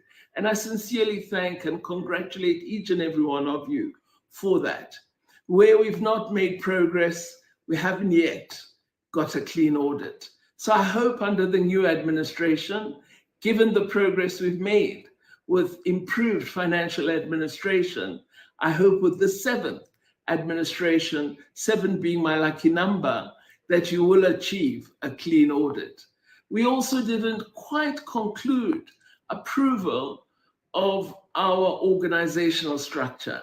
I'm pleased that I think we're 2/3 there, and you are hopefully going to enjoy the implementation of a new improved organizational structure. And I hope the Minister of Finance will be persuaded by our arguments that we deserve the resources to ensure that we are able to make this new organizational structure real and make it work to enhance the work of DIRCO. Another area, we've still got to implement the Foreign Service Act. We've finalized the regulations, and I think the next administration must certainly, through the minister and the deputy ministers, work to implement the Foreign Service Act. It's a very important act. It places the department in a very significant new space, both in terms of policy power we enjoy, but also in terms of the status of the department in coordinating all foreign policy and supporting all foreign relations for South Africa. On success, I mustn't forget that we are serving in the Human Rights Council, and we thank in particular our ambassador, our permanent representative in Geneva. We've also done very well on the Commission for the Status of Women through our permanent representative and all our officials in New York. And I could just go through the list from mission to mission. We have done exceptionally well, and I'm very proud of each and every one of you. In the African Union, our head of mission has really advanced the cause of South Africa. We are now serving in the Commission on Politics, Peace and Security.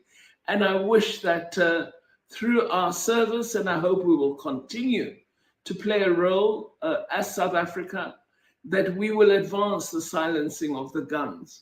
This is the most important priority that confronts our continent, Africa.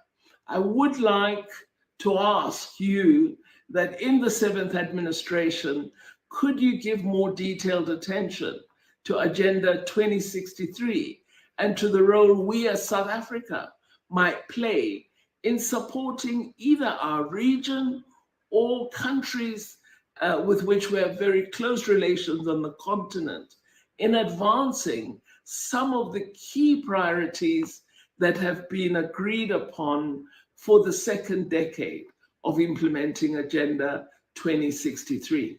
We must always remember, as the manifesto of the African National Congress says, that Africa is a priority for us, and a better Africa is the mandate we have assigned to ourselves. So let me conclude by thanking you for all the fantastic work that you have done. I hope that you are going to ensure that we have at least 1 or 2 commissioners appointed to the new African Union Commission. Knowing your power in lobbying effectively, I really would want to see South Africa represented at that level, just as we've done so marvelously with the International Court of Justice and many other institutions of the United Nations. Let us take our place in the African Union and help to steer our own Pan-African organization to greater success. Once more, my sincere thanks to each and every one of you, and I really wish you well as you continue the excellent work in the 7th administration. And might I ask you to be as professional and as welcoming to the new minister and to the deputy ministers as you were to me. I know you're an excellent team. I know the appointees are extremely lucky to have the opportunity to work with you, and I bid you all great success in the work you will do in the incoming 5 years. Thank you very much, and see you all soon.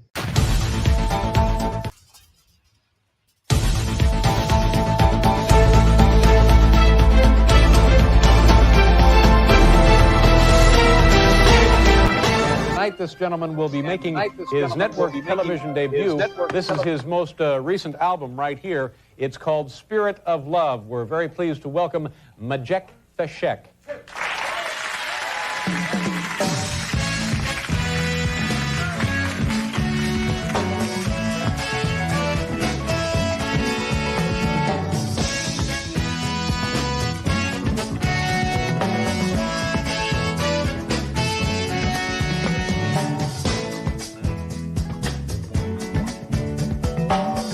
Arise from your sleep, Africa.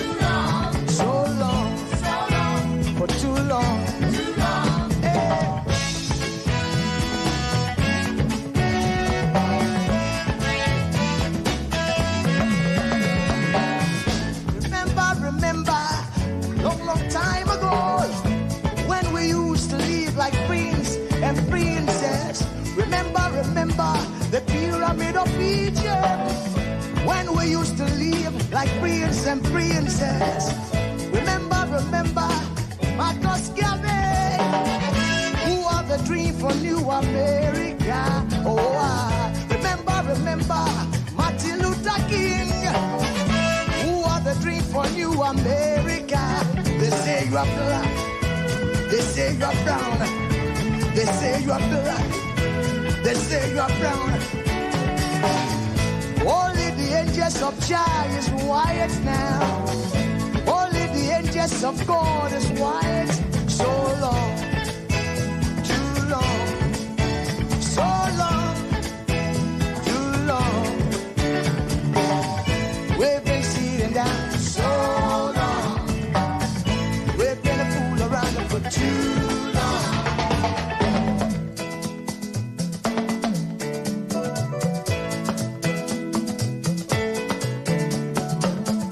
Arise from your sleep, Africa. Arise from your sleep, America. There's work to be done, Africa. So much work to be done, America. But if we unite, hey, we will